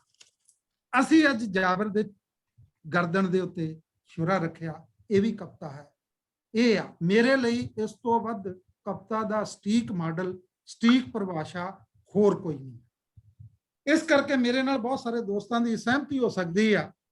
ਇੱਥੇ ਮੈਂ ਨਾ ਤਾਂ ਅਕਾਦਮਿਕ ਭਾਸ਼ਾ 'ਚ ਕੋਈ ਗੱਲ ਕਰਨੀ ਆ, ਨਾ ਮੈਂ ਇਸ ਕਿਸਮ ਦੀ ਬਹਿਸ ਕਰਨੀ ਆ ਕਾਵਿ ਭਾਸ਼ਾ ਕਿਹੋ ਜਿਹੀ ਹੁੰਦੀ ਆ, ਜੁਗਤਾ ਕੀ ਹੁੰਦੀ ਆ, ਰੂਪ ਕੀ ਹੁੰਦੇ ਆ। ਇਹ ਗੱਲਾਂ ਅਕਾਦਮਿਕਤਾ ਦੇ ਲਈ ਆ, ਕਿਉਂਕਿ ਮੇਰੇ ਲਈ ਕਵਿਤਾ ਦਾ ਪ੍ਰਗਟਾਵਾ ਸਵੈ ਨਹੀਂ ਹੈ, ਸਵੈ ਦੇ ਰਸਤਿਓ ਸਮੂਹ ਦਾ ਪ੍ਰਗਟਾਵਾ, ਧਿਰ ਦਾ ਪ੍ਰਗਟਾਵਾ, ਤਬਕੇ ਦਾ ਪ੍ਰਗਟਾਵਾ, ਜਿਹਨੂੰ ਪੁਰਾਣੀ ਭਾਸ਼ਾ 'ਚ ਕਹਿ ਲਈਏ ਜਮਾਤ ਦਾ ਪ੍ਰਗਟਾਵਾ। ਮੈਂ ਇਕੱਲੀ ਜਮਾਤ ਤੇ ਨਹੀਂ, ਮੇਰੇ ਲਈ ਹੋਰ ਵੀ ਕਈ ਸਾਰੇ ਪ੍ਰਗਟਾਵੇ ਆ, ਮੇਰੇ ਆਪਣੇ ਇਖਤਲਾਫ ਵੀ ਆ ਮਾਰਕਸਵਾਦ ਦੇ ਨਾਲ। ਸੋ ਸਵੈ ਚੋਂ ਜੇ ਸਮੂਹ ਨਹੀਂ ਨਾ ਬੋਲਦਾ ਤਾਂ ਕਵਿਤਾ ਨਿੱਜ ਨਾਲ ਜੁੜ ਕੇ ਆਤਮ ਦੀ ਕੈਦੀ ਬਣ ਜਾਂਦੀ ਹੈ, ਸਵੈ ਦੇ ਖੋਲ 'ਚ ਸਿਮਟ ਜਾਂਦੀ ਹੈ। ਸਵੈ ਬਹੁਤ ਇੰਪੋਰਟੈਂਟ ਆ, ਇਹ ਨਹੀਂ, ਪਰ ਸਵੈ ਚੋਂ ਸਮੂਹ ਜਦੋਂ ਨਿਕਲਦਾ ਤਾਂ ਕਵਿਤਾ ਦਾ ਮਹੱਤਵ ਉਦੋਂ ਬਣਦਾ। ਸੋ ਮੇਰੇ ਲਈ ਕਵਿਤਾ ਦਾ ਮਹੱਤਵ ਆ ਜਿਹੜਾ ਉਹ ਸਵੈ ਦੇ ਨਾਲ ਨਾਲ ਸਾਹਿਤਕ ਵੀ ਆ, ਸਮਾਜਿਕ ਵੀ ਆ, ਸੱਭਿਆਚਾਰਕ ਵੀ ਆ, ਇਤਿਹਾਸਕ ਵੀ ਆ, ਕਿਉਂਕਿ ਕਵਿਤਾ ਸਿਰਫ ਕਾਵਿਕ ਮੁੱਲ ਦੇ ਉੱਤੇ ਨਹੀਂ ਖੜਦੀ, ਉਹ ਵਿਚਾਰਧਾਰਾ ਦੇ ਨਾਲ, ਸਮਾਜਿਕਤਾ ਦੇ ਨਾਲ, ਸੱਭਿਆਚਾਰਕਤਾ ਦੇ ਨਾਲ ਉਹਦੇ ਉੱਤੇ ਵੀ ਖੜਦੀ ਆ। ਇਸੇ ਕਰਕੇ ਜੀ ਅਸੀਂ ਲੋਕ ਲਹਿਰਾਂ ਦੀ ਸ਼ਾਇਰੀ ਦੀ ਗੱਲ ਆ ਜਿਹੜੀ ਉਹ ਕਰ ਰਹੇ ਹਾਂ। ਮੈਂ ਆਪਣੇ ਦਿੱਤੇ ਹੋਏ ਵਿਸ਼ੇ ਵੱਲ ਪਰਤਦਾ ਹੋਇਆ ਗੱਲ ਕਰ ਰਿਹਾ। ਜੇ ਮੈਂ ਇਤਿਹਾਸ 'ਚ ਜਾਵਾਂ, ਮੈਂ ਸੰਕੇਤ ਹੀ ਕਰ ਰਿਹਾ, ਤਾਂ ਮੇਰੇ ਲਈ 1857 ਦਾ ਵਿਦਰੋਹ ਵੀ ਲਹਿਰ ਆ। ਹਾਲਾਂਕਿ ਦੁਨੀਆ ਦੇ ਇਤਿਹਾਸ ਦੇ ਵਿੱਚ ਤਾਂ ਦੇਖੋਗੇ, ਭਾਰਤੀ ਇਤਿਹਾਸ ਦੇ ਵਿੱਚ ਪੰਜਾਬ ਨੂੰ ਸਭ ਤੋਂ ਵੱਧ ਜੇ ਬਦਨਾਮ ਕੀਤਾ ਤਾਂ 1857 'ਚ ਕੀਤਾ, ਦੇ ਵਿਦਰੋਹ ਨੇ ਕੀਤਾ। ਹਿੰਦੁਸਤਾਨ ਦੇ ਕਿਸੇ ਹਿਸਟੋਰੀਅਨ ਨੇ ਨਹੀਂ ਅੱਜ ਤੱਕ ਇਹ ਗੱਲ ਕੀਤੀ ਕਿ ਪੰਜਾਬ ਦੀ ਉੱਥੇ ਕੀ ਭੂਮਿਕਾ ਸੀ। ਵਿਪਨ ਚੰਦਰ ਵਰਗੇ ਬੰਦੇ, ਇਰਫਾਨ ਹਬੀਬ ਨਾਲ ਮੇਰੀਆਂ ਆਪਣੀਆਂ ਗੱਲਾਂ ਹੋਈਆਂ ਵੀ ਵਾਈ ਇਟ ਹੈਪਨਡ। ਉਹ ਕਹਿੰਦੇ ਵੀ ਸਾਡੇ ਕੋਲ ਤੱਥ ਹੀ ਨਹੀਂ ਹੈ, ਕੀ ਕੀਤਾ ਜਾਵੇ। ਤਾਂ ਮੈਂ ਉਹਨਾਂ ਨੂੰ ਬਹੁਤ ਸਾਰੇ ਤੱਥ ਦਿੱਤੇ, ਮੈਂ ਉਹਦੇ ਉੱਤੇ ਆਪ ਕੰਮ ਵੀ ਕੀਤਾ। ਮੈਂ ਕਹਿਣਾ ਕੀ ਚਾਹੁੰਦਾ ਕਿ 1857 'ਚ ਜੇ ਰੋਪੜ ਤੋਂ ਮੋਹਰ ਸਿੰਘ ਉੱਠ ਸਕਦਾ, ਫਿਰੋਜ਼ਪੁਰ 'ਚੋਂ ਸ਼ਾਮਦਾਸ ਫਕੀਰ ਉੱਠ ਸਕਦਾ, ਔਰ ਉਹਦੀ ਬਹੁਤ ਸਾਰੀ ਸ਼ਾਇਰੀ ਆ ਜਿਹੜੀ ਮੇਰੇ ਕੋਲ ਵੀ ਆ, ਮੈਂ ਉਹ ਕੋਟ ਵੀ ਕੀਤੀ ਆ। ਔਰ ਲੁਧਿਆਣਾ ਦੇ ਵਿੱਚ ਗੁਜਰਾਂ ਨੇ ਲੜਾਈ ਲੜੀ, ਔਰ ਅਹਿਮਦ ਖਾਨ ਖਰਲ ਜੋ ਪਾਕਿਸਤਾਨ ਤੋਂ, ਜਿਸ ਨੂੰ ਅੱਜ ਕੱਲ੍ਹ ਪਾਕਿਸਤਾਨੀ ਪੰਜਾਬੀ ਜਿਹੜੇ ਆ ਉਹ ਦੁੱਲੇ ਤੋਂ ਬਾਅਦ ਆਪਣਾ ਦੂਜਾ ਹੀਰੋ ਮੰਨਦੇ ਆ, ਉਹ 1857 ਦੇ ਵਿਦਰੋਹ ਦਾ ਪ੍ਰਤੀਕ ਆ। ਪੰਜਾਬੀ ਦੇ ਵਿੱਚ ਦੋ ਰਚਨਾਵਾਂ ਨੇ, ਖਜ਼ਾਨ ਸਿੰਘ ਦਾ ਜੰਗਨਾਮਾ ਦਿੱਲੀ ਆ, ਤੇ ਇੱਕ ਅਗਿਆਤ ਕਵੀ ਦੀ ਗਦਰ ਦੀ ਵਾਰ ਆ ਲੋਕ ਲਹਿਰਾਂ ਦੀ ਸ਼ਾਇਰੀ ਦੇ ਅੰਦਰ। ਉਸ ਤੋਂ ਬਾਅਦ ਤਾਂ ਸਾਡੇ ਕੋਲ ਬੜਾ ਕੁਝ ਆ, ਔਰ ਕਵਿਤਾ ਉਹਦੇ 'ਚ ਬਹੁਤ ਘੱਟ ਆ। ਉਹਦੇ 'ਚ ਮੈਂ ਜੇ ਗੱਲ ਕਰਾਂ, ਚਾਹੇ ਉਹ ਨਾਮਧਾਰੀ ਲਹਿਰ ਹੋਵੇ, ਪਗੜੀ ਸੰਭਾਲ ਜੱਟਾ ਹੋਵੇ, ਰੌਲਟ ਐਕਟ ਦੇ ਵਿਰੁੱਧ ਜਲਿਆਂਵਾਲਾ ਬਾਗ ਹੋਵੇ, ਆ ਧਰਮ ਮੰਡਲ ਮੂਵਮੈਂਟ ਦੀ ਲਹਿਰ ਹੋਵੇ, ਪਰਜਾ ਮੰਡਲ ਦੀ ਲਹਿਰ ਹੋਵੇ, ਮੁਜ਼ਾਰਾ ਲਹਿਰ ਹੋਵੇ, ਗੁਰਦੁਆਰਾ ਸੁਧਾਰ ਲਹਿਰ ਹੋਵੇ, ਬੱਬਰ ਅਕਾਲੀ ਲਹਿਰ ਹੋਵੇ, ਸ਼ਹੀਦ ਭਗਤ ਸਿੰਘ ਹੋਰਾਂ ਦੀ ਲਹਿਰ ਹੋਵੇ, ਕੌਮੀ ਆਜ਼ਾਦੀ ਦੀ ਲਹਿਰ ਹੋਵੇ, ਉਦੋਂ ਬਾਅਦ ਪ੍ਰਗਤੀ, ਬਹੁਤ ਲੰਮੀ ਫਹਿਰਿਸਤ ਆ ਇਸ ਦੇ ਵਿੱਚ। ਇੰਨੀ ਵਾਰ ਚਰਚਾ ਨਹੀਂ ਕੀਤੀ ਜਾ ਸਕਦੀ, ਪਰ ਮੈਂ ਇਹ ਕਹਿਣਾ ਚਾਹੁੰਦਾ ਕਿ ਲੋਕ ਲਹਿਰਾਂ ਹਨ ਕੌਣ। ਲੋਕ ਲਹਿਰ ਜੇ ਗੁਰਦੁਆਰਾ ਸੁਧਾਰ ਐਕਟ ਦੇ ਗੁਰਦੁਆਰਾ ਸੁਧਾਰ ਲਈ ਵੀ ਲੜੀ ਜਾ ਰਹੀ ਹੈ, ਉਹਦੇ ਚ ਲੋਕ ਆ, ਜਿਸ ਦੇ ਕੇਂਦਰ ਚ ਲੋਕ ਬੈਠਾ, ਉਹ ਲਹਿਰ ਕਿਸੇ ਵੱਲੋਂ ਵੀ ਹੋ ਸਕਦੀ। ਇਸ ਕਰਕੇ ਉਹਦੇ ਵਿੱਚ ਲੋਕ ਮੁਕਤੀ ਤੇ ਲੋਕ ਸਰੋਕਾਰ ਹੋਣ ਤਾਂ ਉਹ ਆ। ਮੈਂ ਇਹ ਜਿਹੜੀਆਂ ਸਾਰੀਆਂ ਲਹਿਰਾਂ ਗਣਾਈਆਂ, ਇਹਨਾਂ ਦੀ ਬਹੁਤ ਸਾਰੀ ਕਵਿਤਾ ਤੇ ਉਹਨਾਂ ਦੇ ਉੱਤੇ ਲੰਮੀ ਡਿਬੇਟ ਚਾਹੀਦੀ ਹੈ, ਪਰ ਮੇਰੇ ਕੋਲ ਸਮਾਂ ਦਿੱਤਾ ਜਿਹੜਾ ਉਹ ਘੱਟ ਆ। ਉਹਦੇ ਚ ਮੈਂ ਇਹ ਕਹਿਣਾ ਚਾਹੁੰਦਾ, ਨੰਬਰ 1 ਉਹਦੇ ਕੇਂਦਰ ਚ ਲੋਕ ਹੋਵੇ, ਨੰਬਰ 2 ਚ ਜਨਤਕ ਸ਼ਮੂਲੀਅਤ ਹੋਵੇ। ਜਿਵੇਂ ਅੱਜ ਦਾ ਕਿਸਾਨ ਮੂਵਮੈਂਟ ਆ ਜਿਹੜੀ, ਇਹ ਕਿਸਾਨੀ ਮੂਵਮੈਂਟ ਆ, ਸਾਨੂੰ ਲੱਗਦੀ ਆ, ਪਰ ਮੈਂ ਇਹਨੂੰ ਕਿਸਾਨੀ ਮੂਵਮੈਂਟ ਇਸ ਰੂਪ ਚ ਨਹੀਂ ਸਮਝ ਰਿਹਾ। ਇਸ ਲਈ ਨਹੀਂ ਸਮਝ ਰਿਹਾ ਕਿਉਂਕਿ 90s ਤੋਂ ਬਾਅਦ ਦੇ ਜਿਹੜੇ ਪੂਰੇ ਦੇ ਪੂਰੇ ਨਿਊ ਲਿਬਰਲ ਪਾਲਿਸੀ ਦੇ ਏਜੰਡੇ ਆ, ਉਹਨਾਂ ਏਜੰਡਿਆਂ ਦੇ ਵਿੱਚੋਂ ਹਰ ਬੰਦਾ ਪੀੜਤ ਆ। ਕਿਸਾਨੀ ਨੇ ਉਸ ਪੀੜਤ ਲੋਕਾਂ ਨੂੰ ਇੱਕ ਸਪੇਸ ਦੇ ਦਿੱਤੀ, ਉਸ ਸਪੇਸ ਦੇ ਵਿੱਚ ਸਾਰੇ ਲੋਕ ਆ ਕੇ ਰਲ ਗਏ ਆ। ਇਹਦੇ ਚ ਇਹ ਨਹੀਂ ਕਿ ਇਕੱਲੇ ਕਿਸਾਨ ਲੜ ਰਹੇ ਆ, ਇਹਦੇ ਚ ਮਜ਼ਦੂਰ, ਵਿਦਿਆਰਥੀ, ਹਰ ਤਰ੍ਹਾਂ ਦਾ ਵਰਗ ਆ ਜਿਹੜਾ ਉਸ ਦੇ ਵਿੱਚ ਸ਼ਾਮਲ ਆ। ਇਸ ਕਰਕੇ ਜਦੋਂ ਜਨ ਉਹਦੇ ਵਿੱਚ ਸ਼ਾਮਲ ਹੋ ਜਾਂਦਾ ਤਾਂ ਉਹ ਲੋਕ ਲਹਿਰ ਆ ਜਿਹੜੀ ਉਹ ਬਣ ਜਾਂਦੀ ਹੈ। ਔਰ ਇਹਨਾਂ ਦੀ ਬਹੁਤ ਰਿਚ ਕਵਿਤਾ ਸਾਡੇ ਕੋਲ, ਚਾਹੇ ਉਹ ਪਗੜੀ ਸੰਭਾਲ ਜੱਟ। ਮੈਨੂੰ ਤਾਂ ਇਸ ਗੱਲ ਦੀ, ਮੈਂ ਕੁਲਦੀਪ ਹੋਰਾਂ ਦੇ ਕਹਿਣ ਤੋਂ ਬਾਅਦ ਮੈਂ ਬਾਰ-ਬਾਰ ਸੋਚਿਆ, ਕੁਝ ਲਹਿਰਾਂ ਤਾਂ ਐਸੀਆਂ ਜਿਹੜੀਆਂ ਕਵਿਤਾ ਦੇ ਨਾਂ ਨਾਲ ਹੀ ਜਾਣੀਆਂ ਗਈਆਂ। ਅਜੀਤ ਸਿੰਘ ਹੋਰਾਂ ਨੇ ਜਿਹੜੀ ਸੁਸਾਇਟੀ ਬਣਾਈ ਸੀ, ਭਾਰਤ ਮਾਤਾ ਸੁਸਾਇਟੀ, ਜਿਹਦੇ ਹੇਠ ਆਬਿਆਨਾ ਦੇ ਖਿਲਾਫ ਜੰਗ ਲੜੀ ਗਈ, ਉਹ ਸੁਸਾਇਟੀ ਪਿੱਛੇ ਹੋ ਗਈ ਤੇ ਲਹਿਰ ਦਾ ਨਾਂ ਲਾਲ ਚੰਦ ਫਲਕ ਦੀ ਕਵਿਤਾ ਦੇ ਉੱਤੇ ਪੈ ਗਿਆ, ਜਿਹਦਾ ਨਾਂ ਪਗੜੀ ਸੰਭਾਲ ਜੱਟਾ ਸੀ, ਜਿਹੜੀ ਉਸ ਦੌਰ 'ਚ ਛਪੀ ਸੀ। ਉਸੇ ਤਰ੍ਹਾਂ ਗਦਰ ਮੂਵਮੈਂਟ ਦਾ ਨਾਂ ਤਾਂ ਇੰਡੀਅਨ ਪੈਸੀਫਿਕ ਬੜੀ ਲੰਮਾ ਚੌੜਾ ਨਾਂ, ਪਰ ਅਖਬਾਰ ਦੇ ਨਾਂ ਉੱਤੇ ਪੈ ਗਿਆ ਜਿਹੜਾ ਅਖਬਾਰ ਉਹਨਾਂ ਨੇ ਗਦਰ ਕੱਢਿਆ ਸੀ। ਕਵਿਤਾ ਦੀ ਏਡੀ ਵੱਡੀ ਤਾਕਤ ਹੁੰਦੀ ਆ, ਤੇ ਲੋਕ ਲਹਿਰਾਂ ਦੀ ਕਵਿਤਾ ਇਸ ਤਰ੍ਹਾਂ ਦੀ ਹੁੰਦੀ। ਇੱਕ ਮੈਂ ਗੱਲ ਜਿਹੜੀ ਕਰਨੀ ਚਾਹੁੰਦਾ, ਉਹ ਗੱਲ ਇਸ ਲਈ ਕਰਨੀ ਚਾਹੁੰਦਾ, ਮੈਂ ਸਮਾਂ ਤਾਂ ਨਹੀਂ ਖੈਰ ਵੱਧ ਲਊਂਗਾ, ਉਹ ਵੀ ਚੱਲਿਆ, ਉਹ ਇਹ ਆ ਕਿ ਇੱਕ ਤਰਕ ਇਹ ਦਿੱਤਾ ਜਾਂਦਾ ਕਿ ਲੋਕ ਲਹਿਰਾਂ ਦੀ ਕਵਿਤਾ ਉਦੋਂ ਤੱਕ ਜਿਉਂਦੀ ਆ ਜਦੋਂ ਤੱਕ ਲੋਕ ਲਹਿਰਾਂ ਰਹਿੰਦੀਆਂ ਨੇ, ਉਦੋਂ ਬਾਅਦ ਉਹ ਕਵਿਤਾ ਖਤਮ ਹੋ ਜਾਂਦੀ। ਇਸ ਗੱਲ ਉੱਤੇ ਪੰਜਾਬੀਆਂ ਨੂੰ ਡਿਬੇਟ ਕਰਨੀ ਚਾਹੀਦੀ ਆ, ਔਰ ਮੈਂ ਇਸ ਗੱਲ ਨਾਲ ਬਿਲਕੁਲ ਸਹਿਮਤ ਨਹੀਂ, ਔਰ ਇਸ ਗੱਲ ਨੂੰ ਇਸ ਕਰਕੇ ਰੱਦ ਕਰਦਾ ਕਿ ਕਵਿਤਾ ਆਪਣੇ ਵਰਤਮਾਨ ਨਾਲ ਹਮੇਸ਼ਾ ਜੁੜੀ ਹੁੰਦੀ ਆ, ਔਰ ਉਹ ਕਵਿਤਾ ਵੀ ਰੱਦ ਹੁੰਦੀ ਆ ਜਿਹੜੀ ਲਹਿਰਾਂ ਨਾਲ ਨਹੀਂ ਜੁੜੀ ਹੁੰਦੀ। ਪਰ ਲਹਿਰਾਂ ਦੀ ਕਵਿਤਾ ਜਿਹੜੀ ਆ ਉਹ ਇਸ ਕਰਕੇ ਇੰਪੋਰਟੈਂਟ ਹੁੰਦੀ ਆ ਕਿਉਂਕਿ ਲਹਿਰਾਂ ਦੀ ਕਵਿਤਾ ਲੋਕਾਂ ਦੇ ਜਜ਼ਬਾਤ ਨੂੰ, ਲੋਕਾਂ ਦੇ ਦੁੱਖ ਨੂੰ, ਲੋਕਾਂ ਦੀ ਸੰਵੇਦਨਾ ਨੂੰ ਕਵਿਤਾ ਵਿੱਚ ਡਾਕੂਮੈਂਟ ਕਰਦੀ ਆ, ਕਿਉਂਕਿ ਇਤਿਹਾਸ ਸਥਾਪਿਤ ਵਿਚਾਰਧਾਰਾਵਾਂ ਦਾ, ਸਥਾਪਿਤ ਤਾਕਤਾਂ ਦਾ, ਸਥਾਪਿਤ ਜਮਾਤਾਂ ਦਾ ਹੁੰਦਾ। ਲੋਕਾਂ ਦਾ ਇਤਿਹਾਸ ਲੋਕ ਕਲਾਮਾਂ ਤੇ ਲੋਕ ਸਾਹਿਤ ਦੇ ਅੰਦਰ ਹੁੰਦਾ। ਇਸ ਕਰਕੇ ਜਦੋਂ ਕਦੇ ਵੀ ਲੋਕਾਂ ਨੂੰ ਤਲਾਸ਼ਣਾ ਹੋਵੇ, ਕਵਿਤਾ ਦੇ ਵਿੱਚੋਂ ਤਲਾਸ਼ਿਓ। ਲੋਕ ਤੁਹਾਨੂੰ ਸੰਵੇਦਨਸ਼ੀਲ ਤੇ ਇਮਾਨਦਾਰ ਰੂਪ ਚ ਕਵਿਤਾ ਦੇ ਵਿੱਚੋਂ ਲੱਭਣਗੇ, ਤੁਹਾਨੂੰ ਸਥਾਪਤੀ ਦੇ ਇਤਿਹਾਸ ਦੇ ਵਿੱਚੋਂ ਨਹੀਂ ਲੱਭਣਗੇ। ਗਦਰ ਲਹਿਰ ਦੇ ਲੋਕ ਤੁਹਾਨੂੰ ਗਦਰ ਲਹਿਰ ਦੀ ਕਵਿਤਾ ਦੇ ਵਿੱਚੋਂ ਮਿਲਣਗੇ। ਜਲਿਆਂਵਾਲੇ ਬਾਗ ਤੋਂ ਬਾਅਦ ਵਾਪਰੇ ਹੋਏ ਸਾਕੇ ਨੂੰ, ਫਿਰੋਜ਼ਦੀਨ ਸ਼ਰਫ ਨੂੰ ਜੇ ਲੱਭਣਾ ਤਾਂ ਉਹਦੀ ਦੁੱਖਾਂ ਦੇ ਕੀਰਨੇ ਜੋ ਜ਼ਬਤ ਹੋ ਗਈ ਸੀ, ਉਹਦੇ ਵਿੱਚੋਂ ਫਿਰੋਜ਼ਦੀਨ ਸ਼ਰਫ ਲੱਭੇਗਾ, ਇਤਿਹਾਸ ਦੀਆਂ ਕਿਤਾਬਾਂ ਦੇ ਵਿੱਚੋਂ ਨਹੀਂ ਲੱਭੇਗਾ। ਇਸ ਕਰਕੇ ਮੈਂ ਸਥਾਪਤੀ ਦੇ ਇਸ ਤਰਕ ਨੂੰ ਰੱਦ ਵੀ ਕਰਦਾ, ਔਰ ਚਿੰਤਕਾਂ ਤੇ ਕਵੀਆਂ ਨੂੰ ਇਸ ਗੱਲ ਲਈ ਡਿਬੇਟ ਲਈ ਸੱਦਾ ਦੇਣਾ ਕਿ ਇਸ ਉੱਤੇ ਚਰਚਾ ਕਰੋ ਕਿ ਲਹਿਰਾਂ ਦੀ ਕਵਿਤਾ ਲਹਿਰਾਂ ਦੇ ਨਾਲ ਜਿਉਂਦੀ ਮਰਦੀ ਨਹੀਂ, ਲਹਿਰਾਂ ਦੀ ਕਵਿਤਾ ਲੋਕਾਂ ਨੂੰ ਸੰਭਾਲਣ ਵਾਲੀ ਤੇ ਲੋਕ ਇਤਿਹਾਸ ਨੂੰ ਸੰਭਾਲਣ ਵਾਲੀ ਹੁੰਦੀ ਆ। ਇਹ ਠੀਕ ਆ ਕਿ ਲਹਿਰਾਂ ਦੀ ਆੜ 'ਚ ਬੜੀ ਸਾਰੀ ਪੇਤਲੀ ਕਵਿਤਾ ਹੁੰਦੀ ਆ, ਤੇ ਪੇਤਲੀ ਕਵਿਤਾ ਤਾਂ ਲਹਿਰਾਂ ਤੋਂ ਪਹਿਲਾਂ ਵੀ ਲਿਖੀ ਗਈ ਆ, ਉਹਦਾ ਕੀ ਕਰੋਗੇ? ਬਿਲਕੁਲ। ਇਹ ਥੋੜੀ ਕਿ ਲਹਿਰਾਂ ਦੇ ਅੰਦਰ ਹੀ ਪੇਤਲੀ ਕਵਿਤਾ ਹਰ ਦੌਰ 'ਚ ਲਿਖੀ ਜਾਂਦੀ, ਪਰ ਕਵਿਤਾ ਨੇ ਖੜਨਾ ਉਸੇ ਨੇ ਆ ਜਿਸ ਨੇ ਆਪਣੇ ਕਲਚਰ ਦੇ ਰਸਤਿਓਂ ਗੁਜ਼ਰ ਕੇ ਤੁਰਨਾ, ਜਿਹਨੇ ਲੋਕ ਨਾਲ ਖੜਨਾ, ਜਜ਼ਬੇ ਨਾਲ ਖੜਨਾ। ਮੈਂ ਇਹ ਗੱਲ ਬਹੁਤ ਸਪਸ਼ਟ ਰੂਪ 'ਚ ਕਹਿਣੀ ਚਾਹੁੰਦਾ ਕਿ ਪਿਛਲੇ 20-25 ਸਾਲ ਦੀ ਕਵਿਤਾ ਵਿਚਾਰਧਾਰਾ ਨੂੰ ਮਿਹਣਾ ਮੰਨਦੀ ਰਹੀ ਆ। ਕਿਸਾਨੀ ਦੀ ਮੂਵਮੈਂਟ ਨੇ ਇਸ ਗੱਲ ਨੂੰ ਸਥਾਪਿਤ ਕਰ ਦਿੱਤਾ ਕਿ ਵਿਚਾਰਧਾਰਾ ਦੇ ਨਾਲ ਜੁੜੀ ਹੋਈ ਕਵਿਤਾ ਹੀ ਜਿਉਂਦੀ ਰਹਿੰਦੀ ਆ। ਇਹ ਗੱਲ ਕਵੀਆਂ ਨੂੰ ਵੀ ਸਮਝਣੀ ਚਾਹੀਦੀ ਆ, ਔਰ ਇਸ ਗੱਲ ਦਾ ਉਸ ਗੱਲ ਤੋਂ ਸਬਕ ਲੈਣਾ ਚਾਹੀਦਾ ਜਿਹੜਾ ਸਬਕ ਨਕਸਲੀ ਮੂਵਮੈਂਟ ਨੇ ਸਾਨੂੰ 70ਵਿਆਂ ਦੇ ਦੌਰ ਦੇ ਅੰਦਰ ਦਿੱਤਾ ਸੀ। ਕਿਉਂਕਿ ਮੈਂ ਇਹ ਗੱਲ ਜਲਿਆਂਵਾਲੇ ਬਾਗ ਦੇ ਹਵਾਲੇ ਨਾਲ ਕਰਨੀ ਚਾਹੁੰਦਾ। ਜਿਹੜੇ ਦੋਸਤ, ਕਿਉਂਕਿ ਮੈਂ ਉਹ ਸਾਰੀਆਂ ਪ੍ਰੋਸੀਡਿੰਗ ਚੋਂ ਗੁਜ਼ਰਿਆ, ਚਾਹੇ ਉਹ ਜਨਰਲ ਡਾਇਰ ਦੀ ਹੋਵੇ, ਚਾਹੇ ਲੈਫਟੀਨੈਂਟ ਉਡਵਾਇਰ ਦੀ ਹੋਵੇ, ਉਹਦੇ ਵਿੱਚ ਜੋ ਕੁਝ ਜ਼ਿਆਦਾ ਚਾਹੀਦਾ ਜਲਿਆਂਵਾਲਾ ਬਾਗ ਵਾਪਰਨਾ ਸੁਭਾਵਿਕ ਸੀ। ਜਿਵੇਂ ਕੱਲ ਮਨੋਹਰ ਲਾਲ ਖੱਟਰ ਕਹਿ ਰਹੇ ਸੀ, ਪ੍ਰਸ਼ਾਸਨ ਆਏ ਨਹੀਂ ਰਹੇਗਾ, ਇਹ ਹੋਣਾ ਹੀ ਸੀ।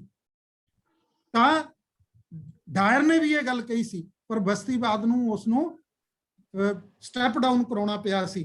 ਤੇ ਦੂਜੇ ਪਾਸੇ ਅਸਲ ਰੂਪ ਕਿੱਥੇ ਸੀ? ਅਸਲ ਰੂਪ ਗਦਰ ਲਹਿਰ ਦੀ ਕਵਿਤਾ 'ਚ ਸੀ। ਮੈਂ ਉਹਦੀ ਤੁਕ ਤੁਹਾਡੇ ਨਾਲ ਸਾਂਝੀ ਕਰਨੀ ਚਾਹੁੰਦਾ।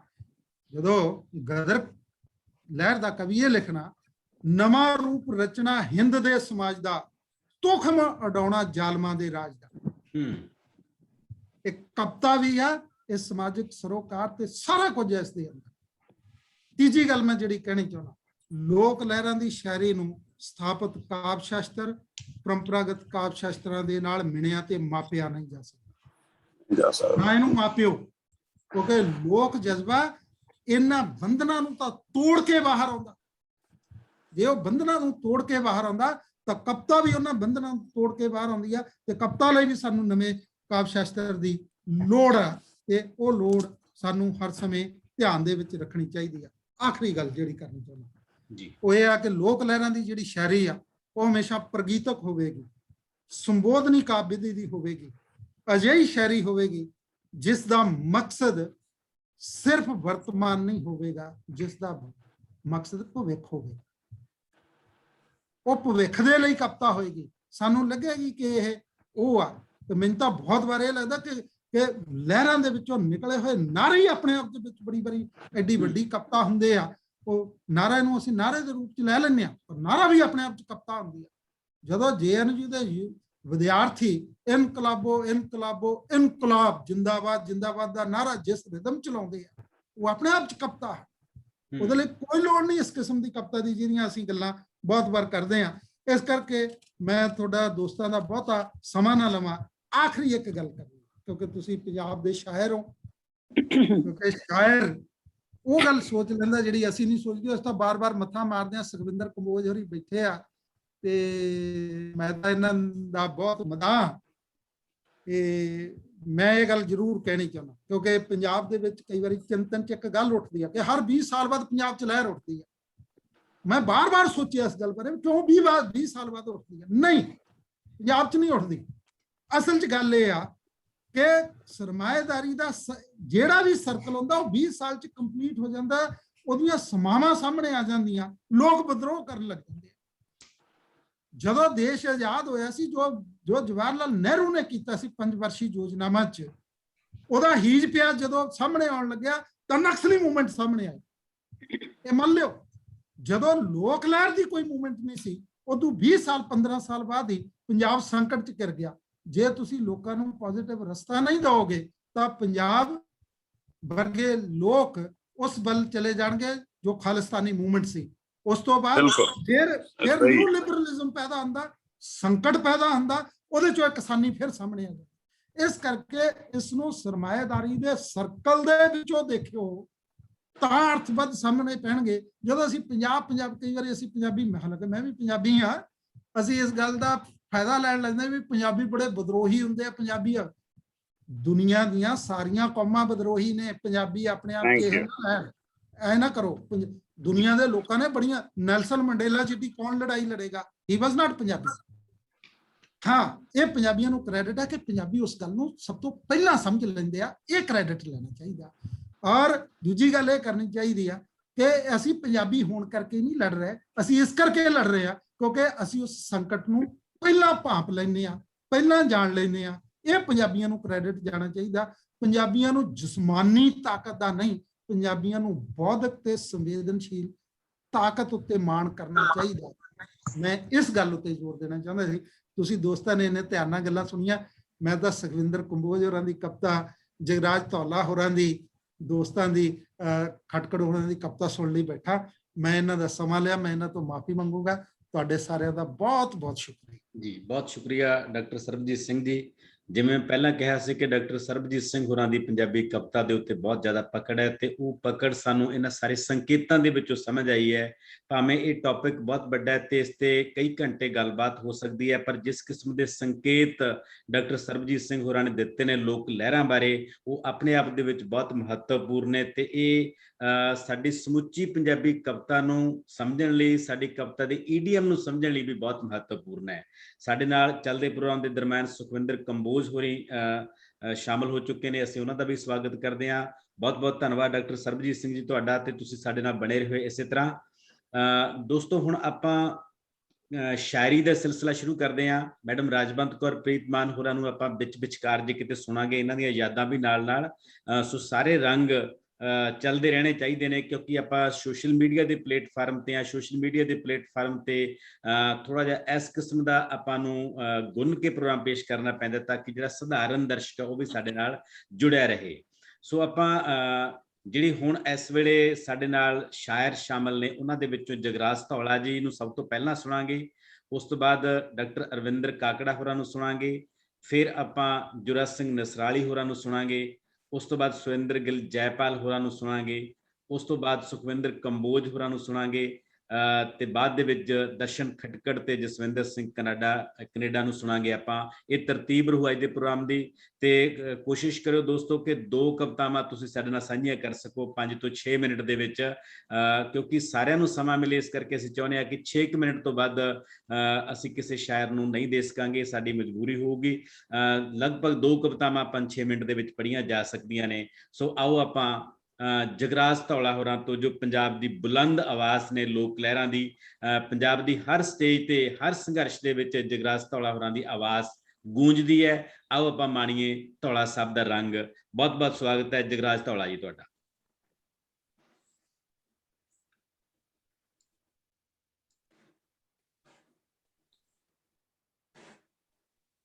ਹਾਂਜੀ ਧੌਲਾ ਸਾਹਿਬ, ਆਪ ਮਾਈਕ ਔਨ ਕਰ ਲਓ ਜੀ, ਤੁਸੀਂ ਬੰਦ ਕਰ ਰੱਖਿਆ ਹੈ।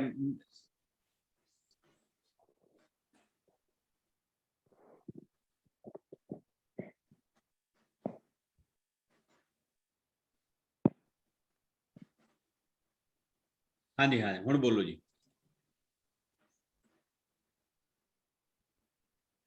ਅਜੇ ਆਵਾਜ਼ ਨਹੀਂ ਆ ਰਹੀ ਤੁਹਾਡੀ।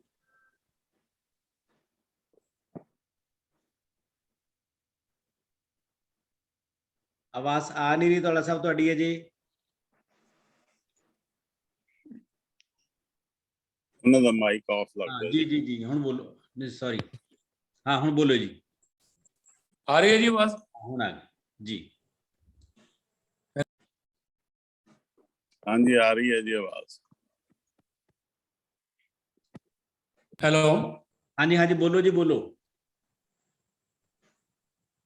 ਮੈਂ ਡਾਕਟਰ ਕੁਲਦੀਪ ਜੀ ਤੁਹਾਡਾ ਬਹੁਤ ਸ਼ੁਕਰਗੁਜ਼ਾਰ ਹਾਂ ਇਸ ਸਾਹਿਤ ਅਕੈਡਮੀ ਦਾ, ਜਿਨ੍ਹਾਂ ਨੇ ਮੈਨੂੰ ਲੋਕਾਂ ਦੇ ਰੂਬਰੂ ਕੀਤਾ ਹੈ ਜੀ। ਬਿਨਾਂ ਕਿਸੇ ਦੇਰੀ ਤੋਂ ਆਪਣਾ ਗੀਤ ਕਹਿ ਰਿਹਾ। ਕੋਈ ਸਮਾਂ ਸੀ ਜਦੋਂ ਸ਼ਹੀਦ ਆਜ਼ਮ ਭਗਤ ਸਿੰਘ ਨੇ ਇੱਕ ਗੱਲ ਕਹੀ, ਮੇਰਾ ਰੰਗ ਦੇ ਬਸੰਤੀ ਚੋਲਾ ਮਾਂ। ਲੇਕਿਨ ਅੱਜ ਕਿਸਾਨੀ ਸੰਘਰਸ਼ ਦੇ ਅੰਦਰ ਕੁਝ ਹੋਰ ਰੰਗ ਹੈ, ਉਹ ਮੈਂ ਰੰਗ ਤੁਹਾਡੇ ਨਾਲ ਸਾਂਝਾ ਕਰ ਰਿਹਾ ਜੀ। ਵੇ ਚੁੰਨੀ ਰੰਗ ਦੇ ਬਸੰਤੀ ਮੇਰੀ, ਵੇ ਉੱਤੇ ਤਲਵਾਰ ਛਾਪ ਦੇ, ਵੇ ਲਲਾਰੀਆ ਵਾਹ ਵੇ ਲਲਾਰੀਆ ਵੇ ਲਲਾਰੀਆ, ਚੁੰਨੀ ਰੰਗ ਦੇ ਬਸੰਤੀ ਮੇਰੀ, ਮਹਿੰਦੀ ਵਾਲੇ ਖੱਤਾਂ ਵਿੱਚ ਝੰਡਾ ਵੇ ਮੈਂ ਚੱਕੜਾਇਓ,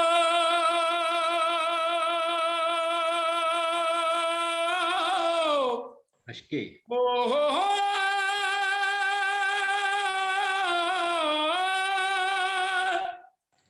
ਮਹਿੰਦੀ ਵਾਲੇ ਖੱਤਾਂ ਵਿੱਚ ਝੰਡਾ ਵੇ ਮੈਂ ਚੱਕਣਾ, ਸਿਰ ਨਾਲੋਂ ਉੱਚਾ ਕਰ ਮੋਢੇ ਤੇ ਮੈਂ ਰੱਖਣਾ, ਗੋਰੀ ਚਿੱਟੀ ਵੇ ਜਿਵੇਂ ਮਾਂ ਤੇਰੀ, ਗੋਰੀ ਚਿੱਟੀ ਵੇ ਜਿਵੇਂ ਮਾਂ ਤੇਰੀ, ਵੇ ਉੱਤੇ ਤਲਵਾਰ ਛਾਪ ਦੇ, ਵੇ ਉੱਤੇ ਤਲਵਾਰ ਛਾਪ ਦੇ, ਚੁੰਨੀ ਰੰਗ ਦੇ ਲਲਾਰੀ ਆ ਮੇਰੀ, ਕੀ ਪਰਵਾਹ ਮੈਨੂੰ ਛੱਡ ਮੈਂ ਸਰੀਰ ਦੀ, ਕੀ ਪਰਵਾਹ ਮੈਨੂੰ ਛੱਡ ਮੈਂ ਸਰੀਰ ਦੀ, ਛਣ ਛਣ ਝਾਂਜਰ ਵੇ ਵਟਾ ਜਾਊ ਚੀਰ ਦੀ, ਓ ਛਣ ਛਣ ਝਾਂਜਰ ਵੇ ਵਟਾ ਜਾਊ ਚੀਰ ਦੀ, ਹੁਣ ਦਿੱਲੀ ਤਰਨੇ ਦੇ ਉੱਤੇ ਫੇਰੀ, ਮੈਂ ਪੌਣੀ ਦਿੱਲੀ ਧਰਨੇ ਦੇ ਉੱਤੇ ਫੇਰੀ, ਵੇ ਉੱਤੇ ਤਲਵਾਰ ਛਾਪ ਦੇ, ਵੇ ਉੱਤੇ ਤਲਵਾਰ ਛਾਪ ਦੇ, ਵੇ ਲਲਾਰੀਆ ਵੇ ਲਲਾਰੀਆ ਵੇ ਲਲਾਰੀਆ,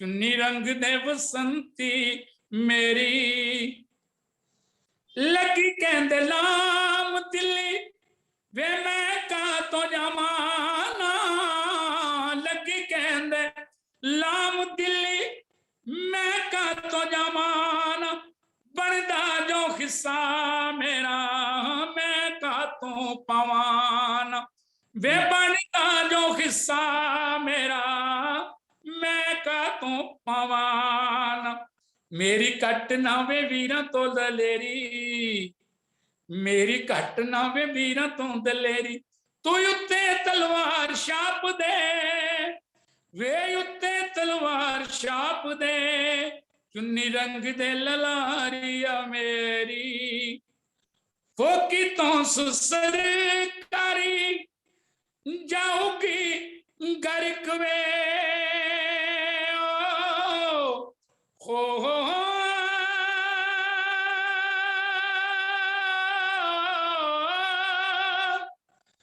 हो की तो सरकारी गई है करक में अटना मरोड़ देनी जाऊगी गर्क वे अटना मरोड़ देनी जाऊगी गर्क वे बण काले ओदा लियावांगे खनेरी वे बण काले ओदा लियावांगे खनेरी वे उत्ते तलवार छाप दे वे ललारिया वे ललारिया वे ललारिया वे जिते साडी जित होई नचूंगी मैं गाऊंगी जिते साडी जित होई नचूंगी मैं गाऊंगी लड्डू वंडदी मैं सिंगू टिकरी तो आऊंगी मैं लड्डू वंडदी वे सिंगू टिकरी तो आऊंगी तेरी तोड़िया रखूंगी वड्डी तेरी तेरी तोड़िया रखूं मैं वड्डी तेरी वे उत्ते तलवार छाप दे वे उत्ते तलवार छाप दे वे ललारिया वे ललारिया वे ललारिया चुन्नी रंग दे ललारिया मेरियो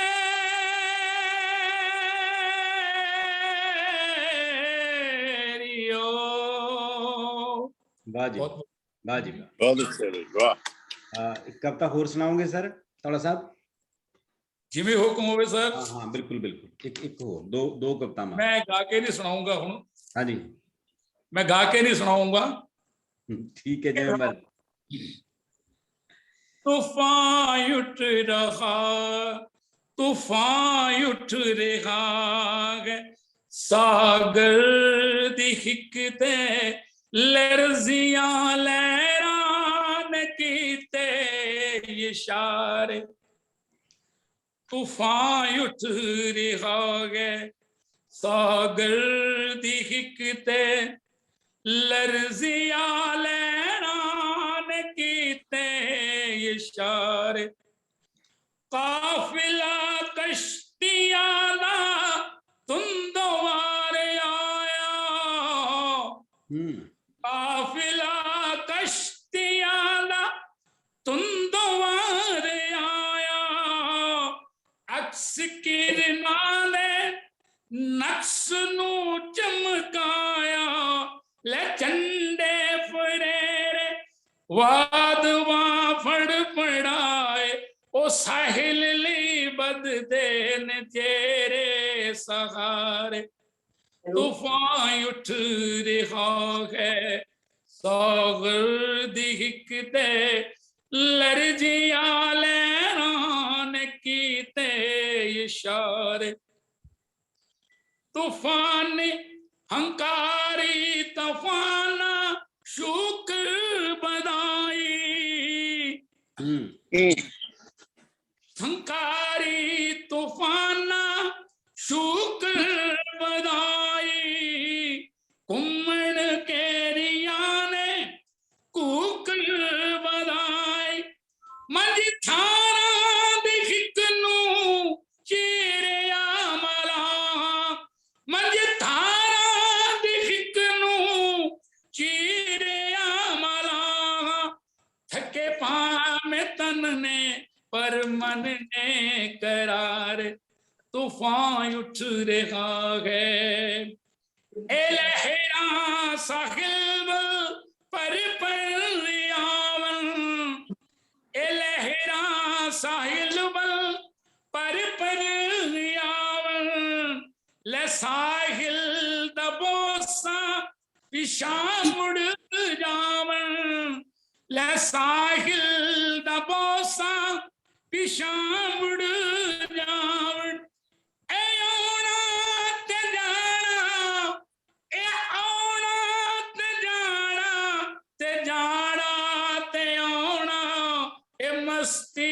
ਹਵਾ ਦੇ ਰੁਖ ਨੂੰ ਨਿਖਾਰੇ ਤੂਫਾਨ ਉੱਤੇ ਹੈ ਕਿ ਬਦਲੇ ਨੇ ਮੌਸਮ ਰੁੱਤਾਂ ਹਾਕ ਮਾਰੀ ਇਹ ਬਦਲਣੇ ਮੌਸਮ ਰੁੱਤਾਂ ਹਾਕ ਮਾਰੀ ਕਿ ਜੋ ਰੁੱਤਾਂ ਤੋਂ ਹੁੰਦੇ ਤਲੇ ਇਨਕਾਰ ਇਹ ਸਾਗਰ ਤੇ ਸਾਹਿਲ ਨਾ ਰੁੱਤ ਕੋਈ ਅਡਰੀ ਇਹ ਸਾਗਰ ਤੇ ਸਾਹਿਲ ਨਾ ਰੁੱਤ ਕੋਈ ਅਡਰੀ ਕਦੋਂ ਤੀਕ ਰਹੇਗਾ ਕਿਨਾਰੇ ਕਿਨਾਰੇ ਤੂਫਾਨ ਉੱਠ ਗਏ ਸਾਗਰ ਦੀ ਹਿੱਕ ਤੇ ਲਰਜ਼ੀਆਂ ਲੈਣ ਕੀਤੇ ਇਸ਼ਾਰੇ ਤੂਫਾਨ ਉੱਠ ਰਿਹਾ ਹੈ। ਬਹੁਤ ਬਹੁਤ ਸ਼ੁਕਰੀਆ ਜੀ। ਵਾਹ ਬਾਤ ਹੈ। ਧੌਲਾ ਸਾਹਿਬ ਬਾ ਕਮਾਲ, ਬਹੁਤ ਅੱਛਾ। ਜਿਹੜੀ ਗੱਲ ਡਾਕਟਰ ਸਰਬਜੀਤ ਸਿੰਘ ਹੋਰਾਂ ਨੇ ਕਹੀ ਸੀ ਉਹਦੀ ਪੁਸ਼ਟੀ ਕੀਤੀ ਹੈ ਧੌਲਾ ਸਾਹਿਬ ਹੋਰਾਂ ਨੇ ਕਿ ਲੋਕ ਲਹਿਰਾਂ ਦੀ ਸ਼ਾਇਰੀ ਜਿਹੜੀ ਕਿਹੋ ਜਿਹੀ ਹੋਣੀ ਚਾਹੀਦੀ ਹੈ, ਕਿਸ ਤਰ੍ਹਾਂ ਦੀ ਹੁੰਦੀ ਹੈ, ਕਿਸ ਤਰ੍ਹਾਂ ਉਹਦੇ ਵਿੱਚ ਜੋਸ਼ ਹੁੰਦਾ, ਜਜ਼ਬਾ ਹੁੰਦਾ, ਸੰਬੋਧਨੀ ਸੁਰ ਹੁੰਦੀ ਹੈ, ਉਹ ਸਾਰਾ ਕੁਝ ਧੌਲਾ ਹੋਰਾਂ ਦੀ ਕਵਿਤਾ ਦੇ ਵਿੱਚ, ਇਹਨਾਂ ਦੇ ਗੀਤਾਂ ਦੇ ਵਿੱਚ ਸਾਨੂੰ ਦਿਖਾਈ ਦਿੱਤਾ। ਬਹੁਤ ਬਹੁਤ ਧੰਨਵਾਦ ਧੌਲਾ ਸਾਹਿਬ, ਇਸ ਤਰ੍ਹਾਂ ਜੁੜੇ ਰਹੋ ਸਾਡੇ ਨਾਲ। ਤੇ ਇਸ ਤੋਂ ਬਾਅਦ ਆਪਾਂ ਡਾਕਟਰ ਅਰਵਿੰਦਰ ਕੌਰ ਕਾਕੜਾ ਹੋਰਾਂ ਨੂੰ ਸੁਣਦੇ ਹਾਂ, ਜਿਨ੍ਹਾਂ ਬਾਰੇ ਮੈਂ ਪਹਿਲਾਂ ਤੁਹਾਨੂੰ ਦੱਸਿਆ ਕਿ ਪਿਛਲੇ ਲੰਮੇ ਸਮੇਂ ਤੋਂ ਲਗਾਤਾਰ ਇਹ ਤੇ ਇਹਨਾਂ ਦੇ ਹਮਸਫਰ ਰਮਿੰਦਰ ਸਿੰਘ ਹੋਰੀ ਦਿੱਲੀ ਕਿਸਾਨੀ ਸੰਘਰਸ਼ ਦੇ ਵਿੱਚ ਲੱਗੇ ਹੋਏ ਨੇ। ਇੱਕ ਪਾਸੇ ਜੌਬ ਹੈ, ਇੱਕ ਪਾਸੇ ਸੰਘਰਸ਼ ਹੈ, ਤੀਜੇ ਪਾਸੇ ਸਾਹਿਤ ਹੈ। ਤਿੰਨਾਂ ਸਥਾਨਾਂ ਤੇ ਬਰਾਬਰ ਨਿਭ ਰਹੇ ਨੇ। ਅਸੀਂ ਬਹੁਤ ਮਾਣ ਨਾਲ ਸਵਾਗਤ ਕਰਦੇ ਹਾਂ ਡਾਕਟਰ ਅਰਵਿੰਦਰ ਕੌਰ ਕਾਕੜਾ ਹੋਰਾਂ ਦਾ। ਕਾਕੜਾ ਮੈਡਮ, ਤੁਹਾਡਾ ਬਹੁਤ ਬਹੁਤ ਸਵਾਗਤ ਹੈ ਜੀ। ਸ਼ੁਕਰੀਆ ਜੀ। ਸਭ ਤੋਂ ਪਹਿਲਾਂ ਮੈਂ ਆਪਣੇ ਗੁਰੂਦੇਵ ਡਾਕਟਰ ਸਰਬਜੀਤ ਹੋਰਾਂ ਨੂੰ ਵੀ ਪ੍ਰਣਾਮ ਕਰਦੀ ਹਾਂ ਤੇ ਸਾਰੇ ਜਿੰਨੇ ਵੀ ਦੋਸਤ ਇੱਥੇ ਜੁੜੇ ਹੋਏ ਨੇ ਸਾਰਿਆਂ ਨੂੰ ਵੀ ਤਹਿ ਦਿਲੋਂ ਸਲਾਮ ਕਰਦੀ ਹਾਂ। ਤੇ ਜਿਵੇਂ ਕਿ ਇਸ ਅੰਦੋਲਨ ਨੇ ਔਰਤਾਂ ਨੂੰ ਇੱਕ ਆਪਣੀ ਵੱਖਰੀ ਸਪੇਸ ਦਿੱਤੀ ਆ, ਤੇ ਮੇਰੀ ਪਹਿਲੀ ਜਿਹੜੀ ਕਵਿਤਾ ਹੈਗੀ ਹੈ ਉਹਨਾਂ ਜੁਝਾਰੂ ਬੀਬੀਆਂ ਨੂੰ ਸਮਰਪਿਤ ਹੈ ਜਿਹੜੀਆਂ ਲਗਾਤਾਰ ਸੰਘਰਸ਼ ਦੇ ਵਿੱਚ ਜੂਝ ਰਹੀਆਂ ਨੇ। ਮੈਂ ਹੁਣ ਉਹ ਨਹੀਂ ਹਾਂ, ਮੈਂ ਹੁਣ ਉਹ ਨਹੀਂ ਹਾਂ ਜੋ ਤੂੰ ਸਮਝਦਾ ਏ, ਤੇਰੀਆਂ ਝਾਂਜਰਾਂ ਪਾ ਕੇ ਨਾਚ ਨੱਚਾਂ ਤੇ ਭਰੇ ਮੇਲਿਆਂ ਚ ਤਾਏ ਗੀਤਾਂ ਦਾ ਗਾਨ ਕਰਾਂ। ਮੈਂ ਹੁਣ ਉਹ ਨਹੀਂ ਹਾਂ ਜੋ ਤੇਰੇ ਮੁੱਲਾਂ ਦੀ ਚਾਦਰ ਤਾਣ ਗੂੜੀ ਨੀਂਦ ਸੌ ਜਾਵਾਂ ਤੇ ਉੱਠਣ ਵੇਲੇ ਤੇਰੇ ਸੰਸਕਾਰਾਂ ਦਾ ਜਾਪ ਕਰਾਂ। ਤੇ ਮੈਂ ਹੁਣ ਉਹ ਨਹੀਂ ਹਾਂ ਜੋ ਪਰਚ ਜਾਵਾਂਗੀ ਤੇਰੀਆਂ ਸੁਗਾਤਾਂ ਲਾਲਚਾਂ ਤੇ ਝੂਠੀਆਂ ਅਹੁਦਿਆਂ ਦੇ ਨਾਲ ਜੋ ਮੇਰੀ ਜ਼ਮੀਰ ਗਹਿਣੇ ਰੱਖਣ ਲਈ ਅਲਾਪਦੇ ਨੇ ਬੇਸੁਰੇ ਰਾਗ। ਮੈਂ ਹੁਣ ਉਹ ਹਾਂ, ਮੈਂ ਹੁਣ ਉਹ ਹਾਂ ਜੋ ਮੈਦਾਨੇ ਜੰਗ ਦੀ ਪਰਿਭਾਸ਼ਾ ਜਾਣਦੀ, ਹਿੱਸੇਦਾਰੀ ਮੰਗਦੀ, ਲੋਕ ਨਾਦ ਵਜਾਉਂਦੀ ਤੇਰੇ ਸਾਵੇਂ ਖੜੀ ਹਾਂ। ਮੈਂ ਹੁਣ ਉਹ ਹਾਂ ਜੋ ਸੰਸਦ ਲਾਉਂਦੀ, ਤੇਰੇ ਤੋਂ ਜਵਾਬ ਮੰਗਦੀ, ਬੰਧਨਾਂ ਤੋਂ ਮੁਕਤ ਹੋ ਕੇ ਖੁੱਲੇ ਮੈਦਾਨਾਂ ਵਿੱਚ ਆਪਣੀ ਤਕਦੀਰ ਦੀ ਖੁਦ ਗਵਾਹੀ ਦੇਣ ਆਈ ਹਾਂ। ਤੇਰੀਆਂ ਧਮਕੀਆਂ ਦੀ ਬਲਗਨ ਵਗਾ ਮਾਰੀਏ ਤੇ ਨਵੇਂ ਲਿਬਾਸ 'ਚ ਖੜੀ ਤੇਰੇ ਸਾਵੇਂ। ਮੈਂ ਹੁਣ ਉਹ ਨਹੀਂ ਹਾਂ ਜੋ ਤੂੰ ਸਮਝਦਾ ਏ, ਮੈਂ ਹੁਣ ਉਹ ਨਹੀਂ। ਬਹੁਤ ਅੱਛੇ, ਸ਼ੁਕਰੀਆ ਜੀ। ਤੇ ਮੇਰੀ ਦੂਸਰੀ ਨਜ਼ਮ ਹੈ, ਜ਼ਿੰਦਗੀ ਲਈ ਲੜਾਈ ਲੜਨ ਵਾਲੇ। ਜ਼ਿੰਦਗੀ ਲਈ ਲੜਾਈ ਲੜਨ ਵਾਲੇ ਮੌਤ ਨੂੰ ਮਜ਼ਾਕ ਕਰਦੇ, ਜੀਵਨ ਦੀ ਫੱਟੀ ਤੇ ਪੂਰਨੇ ਪਾ ਕੇ ਧਰਤ ਦੇ ਨਗਮੇ ਲਿਖਦੇ ਨੇ। ਬੰਦ ਕਮਰਿਆਂ ਵਿੱਚ ਰੀਂਗਦੇ ਨਹੀਂ, ਮੈਦਾਨਾਂ 'ਚ ਗਰਜਦੇ ਨੇ। ਉਹਨਾਂ ਦੀਆਂ ਤਲੀਆਂ ਤੇ ਉਕਰੀ ਹੁੰਦੀ ਹੈ ਭਵਿੱਖ ਦੀ ਬੂਰਤ, ਉਹ ਰਾਹਾਂ ਨੂੰ ਘਰ ਬਣਾ ਲੈਂਦੇ ਨੇ। ਗਾਹ ਮਾਰਦੇ ਨੇ ਕਾਗਜ਼ੀ ਟੁਕੜਿਆਂ ਨੂੰ, ਜਿੱਥੇ ਲੱਗੀ ਸਿੰਘਾਸਨੀ ਮੋਹਰ ਦਰਬਾਨ ਦੀ ਨੀਅਤ ਖੋਲਦੀ। ਜਦ ਲਹੂ ਦੇ ਰੰਗ ਵਿੱਚੋਂ ਜਜ਼ਬੇ ਦੀ ਅਜ਼ਮਤ ਹੁੰਦੀ ਤਾਂ ਭੁਚਾਲ ਆ ਜਾਂਦਾ।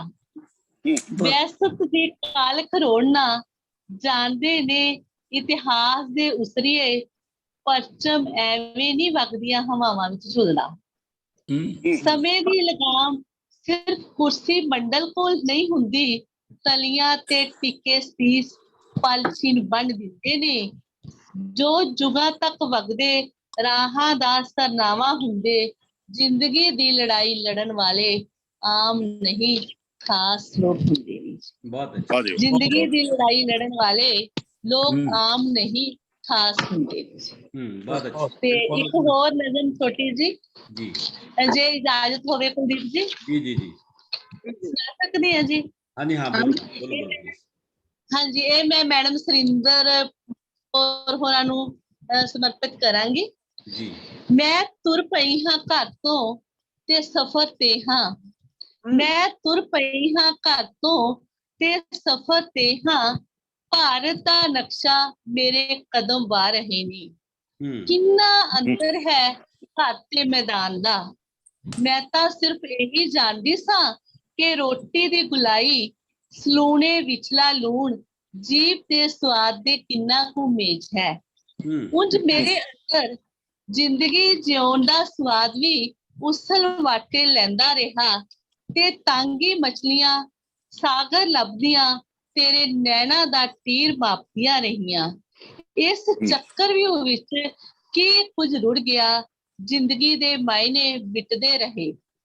ਪਰ ਹੁਣ ਵਕਤ ਦੀ ਦਾਤੀ ਨਦੀਨ ਪੁੱਟਣ ਲੱਗੀ ਤੇ ਮੈਂ ਜਾਣ ਲਿਆ ਹੋਂਦ ਤੇ ਰਿਜ਼ਕ ਦਾ ਨਾਤਾ। ਤੇਰੇ ਘਰ ਤੋਂ ਆਉਂਦੀ ਧੂੜ ਮੇਰਾ ਚਿਹਰਾ ਧੁੰਦਲਾ ਨਹੀਂ ਸਕਦੀ, ਤੇਰੇ ਸ਼ਬਦ ਕੋਸ਼ਾਂ ਨੂੰ ਮੈਂ ਅਪਣਾ ਨਹੀਂ ਸਕਦੀ। ਮੇਰੀ ਜੰਗ ਜਾਰੀ ਹੈ, ਰੰਗਾਂ ਦੀ ਚੋਣ ਹੁਣ ਮੈਂ ਕਰਾਂਗੀ। ਧਰਤ ਫੁਲਕਾਰੀ ਕੱਢ ਰਹੀ ਹੈ ਤੇ ਮੈਂ ਨਵੇਂ ਤੋਪੇ ਪਾ ਰਹੀ ਹਾਂ। ਬਾਰਡਰ ਤੋਂ ਘਰ ਨਹੀਂ, ਮੈਂ ਸੰਸਦ ਵੱਲ ਜਾ ਰਹੀ ਹਾਂ। ਹੁਣ ਮੈਂ ਸਫ਼ਰ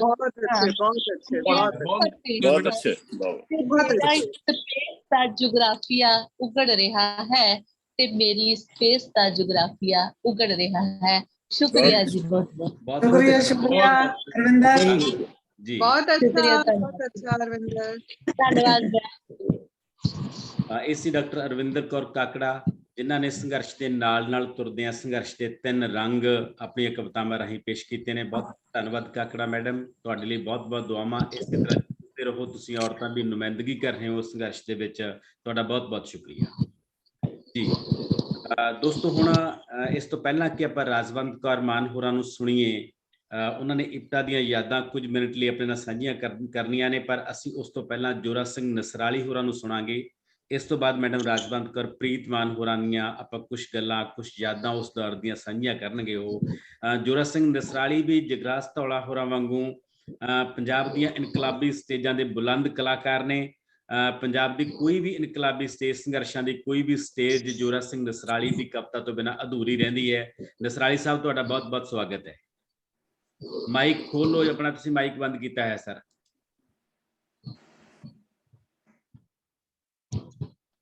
ਜੀ ਹੈਲੋ। ਹਾਂਜੀ ਬੋਲੋ ਜੀ। ਹੈਲੋ ਜੀ। ਹਾਂਜੀ ਆ ਰਹੀ ਹੈ ਤੁਹਾਡੀ ਆਵਾਜ਼। ਠੀਕ ਹੈ ਜੀ, ਧੰਨਵਾਦ ਜੀ, ਬਹੁਤ ਸ਼ੁਕਰੀਆ। ਪਹਿਲਾ ਗੀਤ ਮੇਰਾ ਜੋ ਸਾਡੀਆਂ ਕਿਰਤੀ ਮਾਵਾਂ ਨੇ ਉਹਨਾਂ ਦੇ ਨਾਂ। ਕਦੇ ਸੋਚਿਆ ਨਾ ਬਹਿ ਕੇ ਸੋਹਣੇ ਅੰਮੀਏ, ਕਦੇ ਸੋਚਿਆ ਨਾ ਬਹਿ ਕੇ ਸੋਹਣੇ ਅੰਮੀਏ, ਸਾਡੇ ਘਰਾਂ ਗਾਲੀ ਕਾਤੋਂ ਜੰਮੀਏ, ਚੜ੍ਹਦੇ ਹੰਝੂਆਂ ਦੀ ਵੇੜੇ ਕਾਤੋਂ ਲੱਗੀਏ,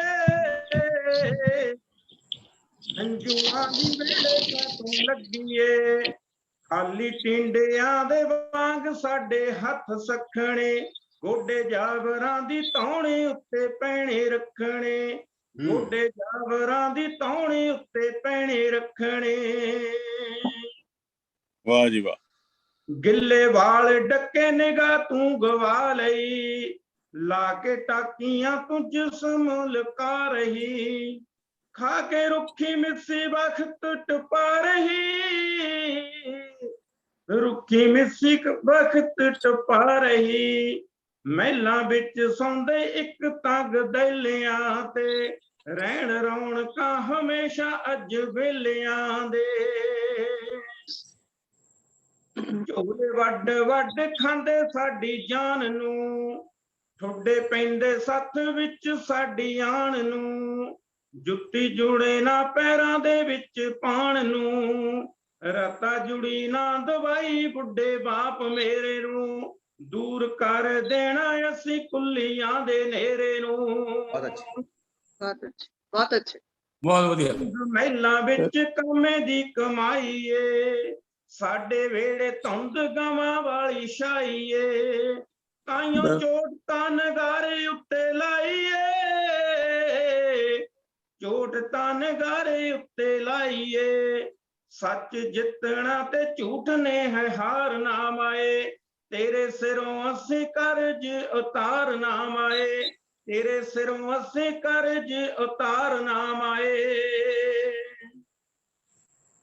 ਕੰਮ ਇੱਕ ਦਿਨ ਬਣੂ ਤਲਵਾਰਨੀ ਭੈਣਾ ਜੂਝਣਾ ਹੈ ਬਣ ਕੇ ਕਟਾਰਨੀ ਭੈਣਾ ਜੂਝਣਾ ਹੈ ਬਣ ਕੇ ਕਟਾਰਨੀ ਦਿਲੋਂ ਭੁੱਲੇ ਨਾ ਅਜੀਤ ਤੇ ਜੁਝਾਰਨੀ ਭੁੱਲੇ ਨਾ ਅਜੀਤ ਤੇ ਜੁਝਾਰਨੀ ਸਾਡੇ ਹੱਥਾਂ ਵਿੱਚ ਏਟਣ ਪੈਰਾਂ 'ਚ ਵਿਆਈਆਂ ਨੇ ਇਕੱਠੇ ਹੋ ਜੋ ਕਾਮੇ ਦੇਰੀਆਂ ਕਿਉਂ ਤੁਸਾਂ ਲਾਈਆਂ ਨੇ ਇਕੱਠੇ ਹੋ ਜੋ ਕਾਮੇ ਦੇਰੀਆਂ ਕਿਉਂ ਤੁਸਾਂ ਲਾਈਆਂ ਨੇ ਬਹੁਤ ਅੱਛਾ ਬਹੁਤ ਅੱਛਾ। ਦੂਸਰਾ ਮੇਰੀਆਂ ਕੁਝ ਬੋਲੀਆਂ ਨੇ ਜੀ ਜੀ ਉਹ ਸੁਣਿਓ ਮੇਰੇ ਦੇਸ਼ ਵਾਸੀਓ ਗੱਲਾਂ ਕਰਦਾ ਖਰੀਆਂ ਵੇ ਅਜੇ ਮੁਲਕ ਦੇ ਪੈਰੀ ਪਈਆਂ ਉਹ ਅਜੇ ਮੁਲਕ ਦੇ ਪੈਰੀ ਪਈਆਂ ਚੋਰ ਗੁਲਾਮੀ ਕਰ ਕੜੀਆਂ ਖੂਨ ਡੋਲ ਕੇ ਕਰੇ ਕਮਾਈਆਂ ਹੋ ਮੇਰੇ ਆ ਵੀਰ ਨਾ ਖੂਨ ਡੋਲ ਕੇ ਕਰੇ ਕਮਾਈਆਂ ਸ਼ਾਹਾਂ ਢਿੱਡੀ ਬੜੀਆਂ ਫੜ ਲੋ ਹੱਥ ਡਾਂਗਾ ਜੋ ਖੁੰਝੇ ਵਿੱਚ ਤਰੀਆਂ ਫੜ ਲੋ ਹੱਥ ਡਾਂਗਾ ਵਾਹ ਜੀ ਵਾਹ ਕਿਹੜਾ ਥਾਂ ਹੈ ਜਿੱਥੇ ਤੇਰੀ ਬੇਇੱਜ਼ਤੀ ਨਾ ਹੋਵੇ ਥਾਣੇ ਅਤੇ ਕਚਹਿਰੀ ਦੇ ਵਿੱਚ ਲਿੱਸਾ ਬੰਦਾ ਰੋਵੇ ਉਹ ਤਕੜਾ ਕਰਦਾ ਹਰ ਗੱਲ ਪੂਰੀ ਹੋ ਤਕੜਾ ਕਰਦਾ ਹਰ ਗੱਲ ਪੂਰੀ ਹੁੰਦੀ ਦਿਲ ਵਿੱਚ ਜੋਵੇ ਹੱਕ ਤੂੰ ਜੀਣੇ ਦਾ ਲੜ ਕੇ ਵੀਰ ਨਾ ਖੋਵੇ ਹੱਕ ਤੂੰ ਜੀਣੇ ਦਾ ਲੜ ਕੇ ਵੀਰ ਨਾ ਖੋਵੇ ਹੱਕ ਤੂੰ ਜੀਣੇ ਦਾ ਬਹੁਤ ਅੱਛਾ ਸੁਣੀ ਤੋਂ ਆਏ ਚੋਬਰਾ ਗਲ ਵਿੱਚ ਪਾਈ ਜੰਜੀਰੀ ਹੱਥੀ ਛਾਪਾਂ ਛੱਲੇ ਪਾ ਕੇ ਘੁੰਮਦਾ ਵਾਂਗ ਭਮੀਰੀ ਹੱਥੀ ਛਾਪਾਂ ਛੱਲੇ ਪਾ ਕੇ ਘੁੰਮਦਾ ਵਾਂਗ ਭਮੀਰੀ ਉਹ ਕਰਜ਼ ਚਤਰਾਈਆਂ ਦੇਸ਼ ਤੇਰੇ ਨੂੰ ਓ ਮੇਰਿਆ ਵੀਰ ਨਾ ਹੋ ਕਰਜ਼ ਤਰਾਈਆਂ ਦੇਸ਼ ਤੇਰੇ ਨੂੰ ਲਿਆ ਬਣਾਵੇ ਸੀਰੀ ਸਾਨੂੰ ਕੀ ਤਾਰੂ ਤੇਰੀ ਦਸ ਅਮੀਰੀ ਸਾਨੂੰ ਕੀ ਤਾਰੂ ਹੋ ਗਾਂਧੀ ਨਹਿਰੂ ਅਤੇ ਜਿਨ੍ਹਾਂ ਨੇ ਪਾਏ ਬੜੇ ਪਵਾੜੇ ਗੋਰਿਆਂ ਦੇ ਸੰਗ ਵਫਾ ਪਾਲ ਕੇ ਵਸਦੇ ਲੋਕ ਅਜਾੜੇ ਉਹ ਗਿੱਟ ਮਿੱਟ ਕਰਕੇ ਨਾਲ ਹਾਕਮਾਂ ਹੋ ਗਿੱਟ ਮਿੱਟ ਕਰਕੇ ਨਾਲ ਹਾਕਮਾਂ ਸੂਰਮੇ ਫਾਂਸੀ ਚਾੜੇ ਤਾਂ ਕਾਤਲ ਟਾਣੀ ਨੂੰ ਦਿਨੇ ਦਿਖਾਉਣੇ ਤਾਰੇ ਕਾਤਲ ਟਾਣੀ ਨੂੰ ਬਹੁਤ ਅੱਛੀ ਦੋ ਹਿੱਸਿਆਂ ਵਿੱਚ ਧਰਤੀ ਵੰਡੀ ਫੜ ਕੇ ਫਿਰਕੂ ਤਕੜੀ ਭੈਣ ਭਰਾਵਾਂ ਵਾਂਗੂ ਬਸਦੇ ਕਰਤੇ ਖਖੜੀ ਖਖੜੀ ਹੋ ਜਾਲ ਤੋੜਨਾ ਜਿਹੜਾ ਹੱਦ ਤੇ ਉਹ ਜਾਲ ਤੋੜਨਾ ਜਿਹੜਾ ਹੱਦ ਤੇ ਬਣਿਆ ਚੁਣਿਆ ਲੋਟੂ ਮੱਕੜੀ ਭੈਣ ਸਲੀਮਾ ਤੋਂ ਅਸੀਂ ਬਣਾਉਣੀ ਲੱਖੜੀ ਭੈਣ ਸਲੀਮਾ ਤੋਂ ਵਾਹ ਬਹੁਤ ਅੱਛੇ ਹੋ ਪਿੰਡਾਂ ਵਿੱਚੋਂ ਜਾਗੇ ਲੋਕਾਂ ਪਾ ਦੇਣੀ ਤਰਥੱਲੀ ਹੋ ਪਿੰਡਾਂ ਵਿੱਚੋਂ ਜਾਗੇ ਲੋਕਾਂ ਪਾ ਦੇਣੀ ਤਰਥੱਲੀ ਸ਼ੇਰਾਂ ਵਾਂਗੂ ਜਨਤਾ ਗੱਜਣੀ ਜਿਸ ਨੂੰ ਆਖੋ ਚੱਲੀ ਸ਼ੇਰਾਂ ਵਾਂਗੂ ਜਨਤਾ ਗੱਜਣੀ ਜਿਸ ਨੂੰ ਆਖੋਂ ਚੱਲੀ ਵਾਂਗ ਹਨੇਰੀ ਹੁਣ ਇਹ ਤੁਰਨੀ ਓ ਮੇਰੇ ਓ ਸਾਥੀਓ ਵਾਂਗ ਹਨੇਰੀ ਹੁਣ ਇਹ ਤੁਰਨੀ ਜਾਣੀ ਨਹੀਂ ਉਹ ਚੱਲੀ ਇਹਨੇ ਹੀ ਜਿੱਤਣਾ ਗੱਲ ਇਹ ਸਾਰੇ ਚੱਲੀ ਇਹਨੇ ਹੀ ਜਿੱਤਣਾ ਗੱਲ ਇਹ ਸਾਰੇ ਚੱਲੀ ਇਹਨੇ ਹੀ ਜਿੱਤਣਾ ਧੰਨਵਾਦ ਬਹੁਤ ਅੱਛੇ ਵਾਹ ਜੀ ਵਾਹ, ਬਹੁਤ ਖੂਬ, ਬਹੁਤ ਬਹੁਤ ਅੱਛਾ। ਬਹੁਤ ਬਹੁਤ ਸ਼ੁਕਰੀਆ ਜੀ। ਲੋਕ ਮੁਹਾਵਰੇ ਚ ਲੋਕ ਸੰਘਰਸ਼ ਦੀਆਂ ਬੋਲੀਆਂ ਜੁਰਾ ਸਿੰਘ ਨਸਰਾਲੀ ਹੋਰਾਂ ਨੇ ਸੁਣਾਈਆਂ। ਨਸਰਾਲੀ ਸਾਹਿਬ ਤੁਹਾਡਾ ਬਹੁਤ ਬਹੁਤ ਧੰਨਵਾਦ। ਇਸੇ ਤਰ੍ਹਾਂ ਜੁੜੇ ਰਹੋ ਸਾਡੇ ਨਾਲ ਤੇ ਲਿਖਦੇ ਰਹੋ ਇਸੇ ਤਰ੍ਹਾਂ। ਬਹੁਤ ਸ਼ੁਕਰੀਆ। ਦੋਸਤੋ, ਇਸ ਤੋਂ ਬਾਅਦ ਅਸੀਂ ਮੈਡਮ ਰਾਜਵੰਤ ਕੌਰ ਪ੍ਰੀਤਮਾਨ ਹੋਰਾਂ ਨੂੰ ਸੁਣਾਂਗੇ। ਰਾਜਵੰਤ ਕੌਰ ਪ੍ਰੀਤਮਾਨ ਸੰਘਰਸ਼ਾਂ ਦੇ ਦੌਰ ਦੇ ਵਿੱਚ ਬਹੁਤ ਲੰਮਾ ਸਮਾਂ ਥੀਏਟਰ ਕਰਦੀ ਰਹੀ। ਉਹ ਲਹਿਰਾਂ ਦੇ ਨਾਲ ਜੂਝਦੀ ਰਹੀ। ਇਪਟਾ ਲਹਿਰ ਦੇ ਵਿੱਚ ਬਹੁਤ ਵੱਡਾ ਕੰਮ ਕੀਤਾ ਕਿਸੇ ਦੌਰ ਦੇ ਵਿੱਚ, ਜਦੋਂ ਜੋਗਿੰਦਰ ਬਾਹਰਲਾ, ਤੇਰਾ ਸਿੰਘ ਚੰਨ, ਜਗਦੀਸ਼ ਫਰਿਆਦੀ, ਸੁਰਿੰਦਰ ਕੌਰ ਜਿਹਨੂੰ ਪੰਜਾਬ ਦੀ ਕੋਇਲ, ਉਹਨਾਂ ਦੇ ਨਾਲ ਨਾਟਕਾਂ ਦੇ ਵਿੱਚ ਬਤੌਰ ਐਕਟਰ ਤੇ ਬਤੌਰ ਲਹਿਰ ਦੇ ਕਾਰਕੁਨ ਦੇ ਤੌਰ ਤੇ ਕੰਮ ਕਰਦੇ ਰਹੇ। ਮੇਰੇ ਖਿਆਲ ਦੇ ਵਿੱਚ ਇਪਟਾ ਲਹਿਰ ਦੇ ਇਸ ਵੇਲੇ ਜਿਉਂਦੇ ਜਾਗਦੇ ਚਿਰਾਗਾਂ ਦੇ ਵਿੱਚੋਂ ਸ਼ਾਇਦ ਇੱਕ ਦੋ ਬੰਦੇ ਬਚੇ ਨੇ। ਉਹਨਾਂ ਦੇ ਵਿੱਚੋਂ ਮੈਡਮ ਰਾਜਵੰਤ ਕੌਰ ਪ੍ਰੀਤ ਹੋਰੀ ਸਾਡੇ ਨਾਲ ਨੇ। ਉਹਨਾਂ ਦੀ ਲੰਮੀ ਉਮਰ ਲਈ ਵੀ ਦੁਆ ਕਰਦੇ ਹਾਂ ਅਸੀਂ, ਤੇ ਮੈਂ ਬੇਨਤੀ ਕਰਦਾ ਉਹਨਾਂ ਨੂੰ ਕਿ ਸੰਖੇਪ ਦੇ ਵਿੱਚ ਕੁਝ ਮਿੰਟਾਂ ਦੇ ਵਿੱਚ ਉਸ ਦੌਰ ਦੇ ਸੰਘਰਸ਼ ਦੀਆਂ ਯਾਦਾਂ ਸਾਡੇ ਨਾਲ ਸਾਂਝੀਆਂ ਕਰਨਗੇ ਮੈਡਮ ਰਾਜਵੰਤ ਕੌਰ ਪ੍ਰੀਤਮਾਨ। शुक्रिया जी। मेरी आवाज आ रही है? हाँ जी, हाँ जी, हाँ जी, आ गई आवाज। अच्छा, ओके, थैंक यू। बड़ी खुशी हो रही है मैनू कि मैं कनेडा विच बैठी अज इस वंदन वार प्रोग्राम दे विच अपने वतन दे चोटी दे विद्वानां, शायरां ते कलाकारां दे सन्मुखां। बहुत बढ़िया मामा जी। तुसीं मैनूं बहुत बहुत धन्यवाद जी। विषय है लोक लहरां दी शायरी। इतिहास गवाह है कि लोक लहरां इतिहास सिरजदियां ने ते लोक लहरां कवि ਸਾਹਿਤਕਾਰ पैदा करदियां ने। सो लोकां नूं अपने हक्कां ते फर्जां लई जागृत करदियां ने।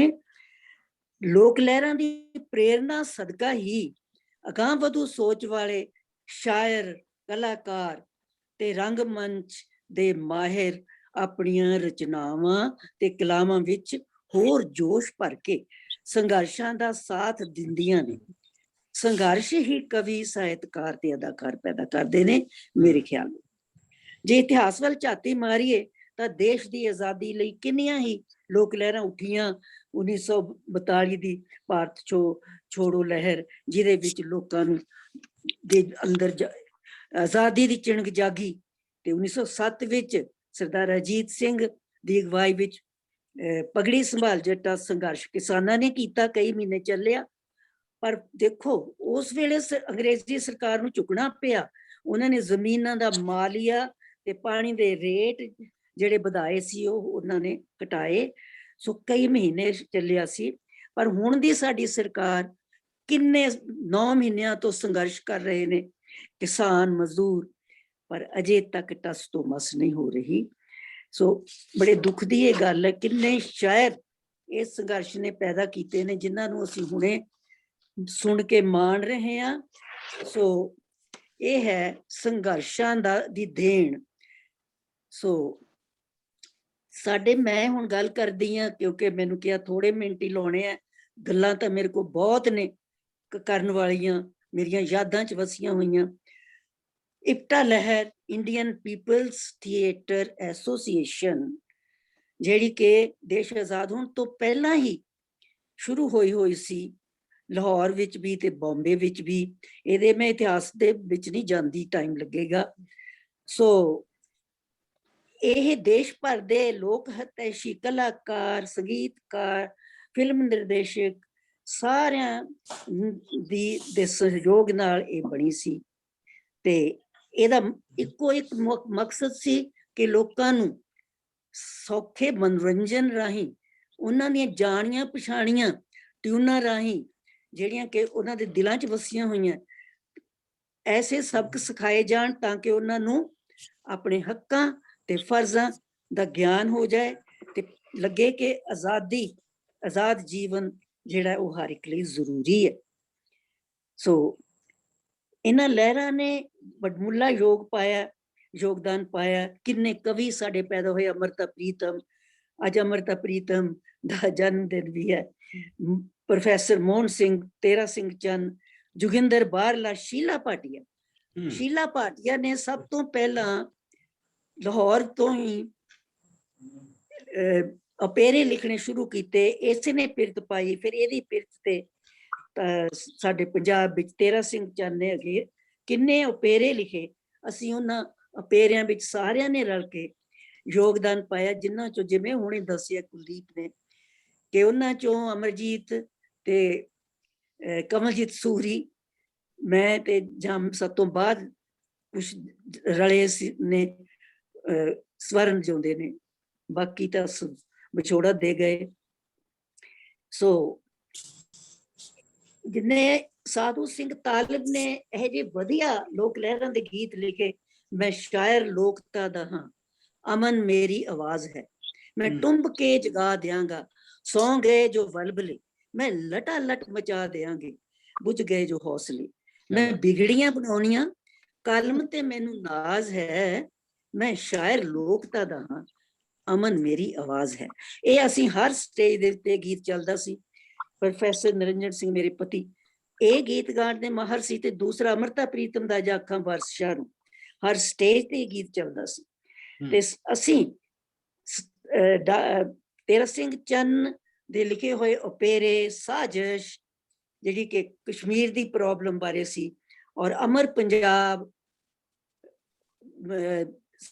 ਸਭ ਤੋਂ ਉਹਦਾ ਜਿਹੜਾ ਸੀ ਸਾਜ਼ਿਸ਼, ਅਮਰ ਪੰਜਾਬ, ਤੇ ਬਾਕੀ ਇਹ ਸਾਰਿਆਂ ਓਪੇਰਿਆਂ ਵਿੱਚ ਹਿੱਸਾ ਲਿਆ। ਉਹ ਮੈਂ ਡਿਟੇਲ ਨਹੀਂ ਦੱਸਦੀ ਕਿੱਥੇ ਕਿੱਥੇ ਪ੍ਰੋਗਰਾਮ ਹੋਏ, ਕਿਵੇਂ ਹੋਏ। ਜਾਨੀ ਇਹ ਅਮਨ ਲਹਿਰ ਦੀ ਨਾਲ ਏਕਤਾ ਲਹਿਰ ਦੇ ਚੱਲੀ, ਕਿਉਂਕਿ ਸੈਕੰਡ ਵਰਲਡ ਵਾਰ ਦੀ ਤਬਾਹੀ ਤੋਂ ਬਾਅਦ ਇੱਕ ਅਮਨ ਲਹਿਰ ਦੇਸ਼ ਵਿੱਚ ਬਣੀ, ਜਿਹਦਾ ਵੀ ਮੈਂ ਇਤਿਹਾਸ ਨਹੀਂ ਪੂਰਾ ਖੋਲ ਕੇ ਦੱਸ ਸਕਦੀ ਟਾਈਮ ਦੀ ਬੰਦਿਸ਼ ਕਰਕੇ।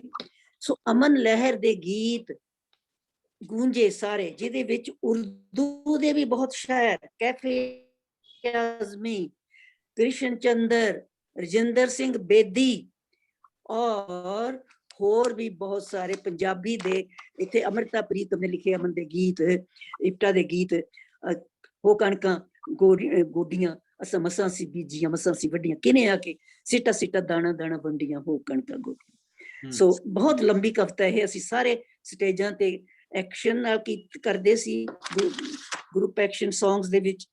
ਤੇ ਬਾਹਰਲੇ ਦਾ ਹਾੜੀਆਂ ਸੋਹਣੀਆਂ ਹਮੇਸ਼ਾ ਹਰ ਸਟੇਜ ਤੇ ਹੁੰਦਾ ਸੀ। ਹਾੜੀਆਂ ਸੋਹਣੀਆਂ ਅੱਜ ਦੇ ਸੰਘਰਸ਼ ਜਿਹੜਾ ਕਿਸਾਨਾਂ ਦਾ ਚੱਲਦਾ, ਉਹਦੇ ਸੰਪਰਕ ਵਿੱਚ ਇੱਕ ਬੜਾ ਵਧੀਆ ਇਹ ਅਪੇਰਾ ਹੈ। ਮੈਡਮ ਉਹਦੀਆਂ 2017 ਸੁਣਾਓ। ਹਾਂਜੀ, ਹਾੜੀਆਂ ਸੋਹਣੀਆਂ ਦੀਆਂ, ਹਾੜੀਆਂ ਸੋਹਣੀਆਂ ਜੀ, ਹਾਂਜੀ, ਹਾੜੀਆਂ ਸੋਹਣੀਆਂ ਦੀਆਂ, ਜੀ ਹਾਂਜੀ। ਹਾੜੀਆਂ ਦੋ ਫਸਲਾਂ ਦੋਵੇਂ ਪਾਸੇ, ਕੁੜੀਆਂ ਚਾਰ ਇੱਧਰ ਹੁੰਦੀਆਂ ਸੀ। ਪਹਿਲਾਂ ਹਾੜੀਆਂ ਕਹਿੰਦੀਆਂ, ਜਦੋਂ ਠੰਡ ਦੇ ਦਿਹਾੜੇ ਮੁੱਕਦੇ ਵੇ, ਜਦੋਂ ਠੰਡ ਦੇ ਦਿਹਾੜੇ ਮੁੱਕਦੇ ਵੇ, ਦਿਨ ਸ਼ਾਹਾਂ ਦੇ ਬੂਹੇ ਉੱਤੇ ਟੁੱਕਦੇ ਵੇ, ਆਈਆਂ ਹਾੜੀਆਂ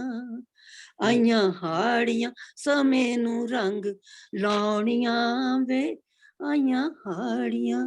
ਇਹ ਸੋਹਣੀਆਂ ਬਹੁਤ, ਪਰ ਡਿਟੇਲ ਬਹੁਤ ਲੰਬੀ ਹੋ ਜਾਊ। ਬਹੁਤ ਅੱਛਾ ਮੈਡਮ, ਬਹੁਤ ਮੈਂ ਫਿਰ ਕਿਸਾਨ ਵਿਚਾਰਾ ਆ ਕੇ ਕਹਿੰਦਾ, ਜਿਨ੍ਹਾਂ ਖੇਤਾਂ ਵਿੱਚ ਪੁਸ਼ਤਾਂ ਨੂੰ ਗਾਲਿਆ ਮੈਂ, ਅੱਜ ਤੱਕ ਨਾ ਬਣੇ ਤਕਦੀਰ ਮੇਰੀ, ਮੈਂ ਹੈ ਵਾਹੁਣ ਵਾਲਾ, ਮੈਂ ਹੈ ਖਾਣ ਵਾਲਾ, ਮੁੱਢ ਤੋਂ ਬਣੀ ਹੈ ਇਹੀ ਤਕਦੀਰ ਮੇਰੀ। ਸੁਣੋ ਹਾੜੀਓ ਨੀ, ਸੁਣੋ ਸੌੜੀਓ ਨੀ, ਜੁੜੀ ਮੁੱਢ ਤੋਂ ਤਕਦੀਰ ਮੇਰੀ, ਸਿਹਰੇ ਬੰਨ ਲਿਆਵਾਂਗਾ ਲਾੜੀਓ ਨੀ, ਜਿਸ ਦਿਨ ਖੇਤਾਂ 'ਚ ਹੋਏਗੀ ਜੀਤ ਮੇਰੀ। ਸੋ ਇਸ ਤਰ੍ਹਾਂ ਇਹ ਬੜਾ ਲੰਬਾ ਹੈਗਾ, ਮੈਂ ਸਾਰਾ ਜ਼ੁਬਾਨੀ ਮੈਨੂੰ ਯਾਦ ਨੇ ਇਹ ਸਾਰੇ, ਬਹੁਤ ਪਰ ਲੰਮਾ ਮੈਂ ਬਹੁਤ ਲੰਮਾ ਬੋਲ ਜੀ, ਨਹੀਂ ਬਹੁਤ ਸਕਦੀ, ਲੰਮਾ ਛਪਿਆ ਹੋਇਆ ਉਹ। ਬੋਲ ਨਹੀਂ ਸਕਦੀ। ਸੋ ਮੈਂ ਦੱਸਦੀ ਸੀ ਕਿ ਕਿੰਨੇ ਉਰਦੂ ਦੇ ਸ਼ਾਇਰ ਹੋਏ, ਤੇ ਤੇਰਾ ਸਿੰਘ ਚੰਨ ਦੇ ਗੀਤ, ਦੇਸ਼ ਦੇਸ਼ ਦੇ ਜਵਾਨ ਹੋ ਗਏ ਨੇ ਇੱਕ ਜਾਨ, ਲਹਿਰ ਲਹਿਰ ਸਾਗਰਾਂ ਦੀ ਬਣੇ ਜਿਵੇਂ ਤੂਫਾਨ। ਸੋ ਇਹ ਅੱਜ ਵੀ ਦੇਸ਼ ਦੇਸ਼ ਦੇ ਜਵਾਨ ਇੱਕ ਜਾਨ ਹੋ ਕੇ ਇਕੱਠੇ ਹੋਏ ਨੇ, ਬਾਰਡਰਾਂ ਤੇ ਬੈਠੇ ਨੇ ਆਪਣੇ ਹੱਕਾਂ ਦੀ ਰਾਖੀ ਲਈ। ਇਹ ਸਰਕਾਰ ਜਿਹੜੀ ਕਿ ਅਜੇ ਤੱਕ ਹੱਕਾਂ ਦੀ ਗੱਲ ਮੰਨਣ ਨੂੰ ਤਿਆਰ ਹੀ ਨਹੀਂ। ਸੋ ਇਹ ਜਾਨੀ ਐਸੇ ਅਮਨ ਪਿਆਰ ਦਾ ਇੱਕ ਗੀਤ ਸੀ, ਹੱਦ ਹੋ ਗਈ ਜ਼ੁਲਮ ਦੀ ਲੋਕੋ, ਗੋਰੇ ਸਾਨੂੰ ਪਾਇਆ ਸੁੱਕਣਾ, ਸੁੱਕਣਾ ਰਾਜ ਫਰੰਗੀਆਂ ਦਾ ਕਦੋਂ ਮੁੱਕਣਾ। ਫਿਰ ਅੱਗੇ ਅਸੀਂ ਬੋਲਦੀਆਂ ਸੀ, ਉਦੋਂ ਮੁੱਕਣਾ ਜ਼ੁਲਮ ਦਾ ਪਹਿਰਾ, ਲੋਕਾਂ ਜਦੋਂ ਸਿਰ ਚੁੱਕਿਆ, ਰਾਜ ਫਰੰਗੀਆਂ ਦਾ ਹੱਥ ਮੁੱਕਿਆ। ਫਿਰ ਅਸੀਂ ਕਹਿੰਦੇ ਸੀ ਦਿਨ ਰਹਿ ਗਏ ਜ਼ੁਲਮ ਦੇ ਥੋੜੇ, ਲੋਕਾਂ ਦਾ ਗਰੂਰ ਜਾਗਿਆ, ਜਾਗਿਆ ਨੇਰਿਆਂ ਦੀ ਕੁੱਖ ਚੀਰ ਕੇ ਨੂਰ ਆ ਗਿਆ। ਸੋ ਜਾਗਿਆ। ਫਿਰ ਅੱਗੇ ਅਸੀਂ ਗੀਤ ਗਾਉਂਦੇ ਸੀ, ਜਾਗਿਆ ਪੰਜਾਬ ਤੇ ਕਿਸਾਨ ਜਾਗ ਪਏ, ਬੱਚੇ ਬੁੱਢੇ ਤੀਵੀਆਂ ਜਵਾਨ ਜਾਗ ਪਏ, ਡਿੱਗੇ ਹੋਏ ਹੌਸਲੇ, ਡਿੱਗੇ ਹੋਏ ਇਰਾਦਿਆਂ ਨੇ ਝੰਡੇ ਚੁੱਕ ਲਏ, ਪੰਜਾਂ ਦਰਿਆਵਾਂ ਦੇ ਵੀ ਹੰਝੂ ਸੁੱਕ ਗਏ, ਲਹਿਰਾਂ ਵਿੱਚੋਂ ਸੁੱਤੇ ਹੋਏ ਤੂਫਾਨ ਜਾਗ ਪਏ, ਕੁੱਖਾਂ ਵਿੱਚੋਂ ਭੁੱਖਾਂ ਨੇ ਅੱਖਾਂ ਮਲੀਆਂ, ਥਾਂ ਥਾਂ ਤੇ ਆਜ਼ਾਦੀ ਦੀਆਂ ਜੋਤਾਂ ਬਲੀਆਂ, ਆਉਂਦੀਆਂ ਸਵੇਰਾਂ ਦੇ ਨਿਸ਼ਾਨ ਜਾਗ ਪਏ, ਜਾਗਿਆ ਪੰਜਾਬ ਤੇ ਕਿਸਾਨ ਜਾਗ ਪਏ। ਬੜਾ ਵੱਡਾ ਇਹ ਗੀਤ ਹੈ।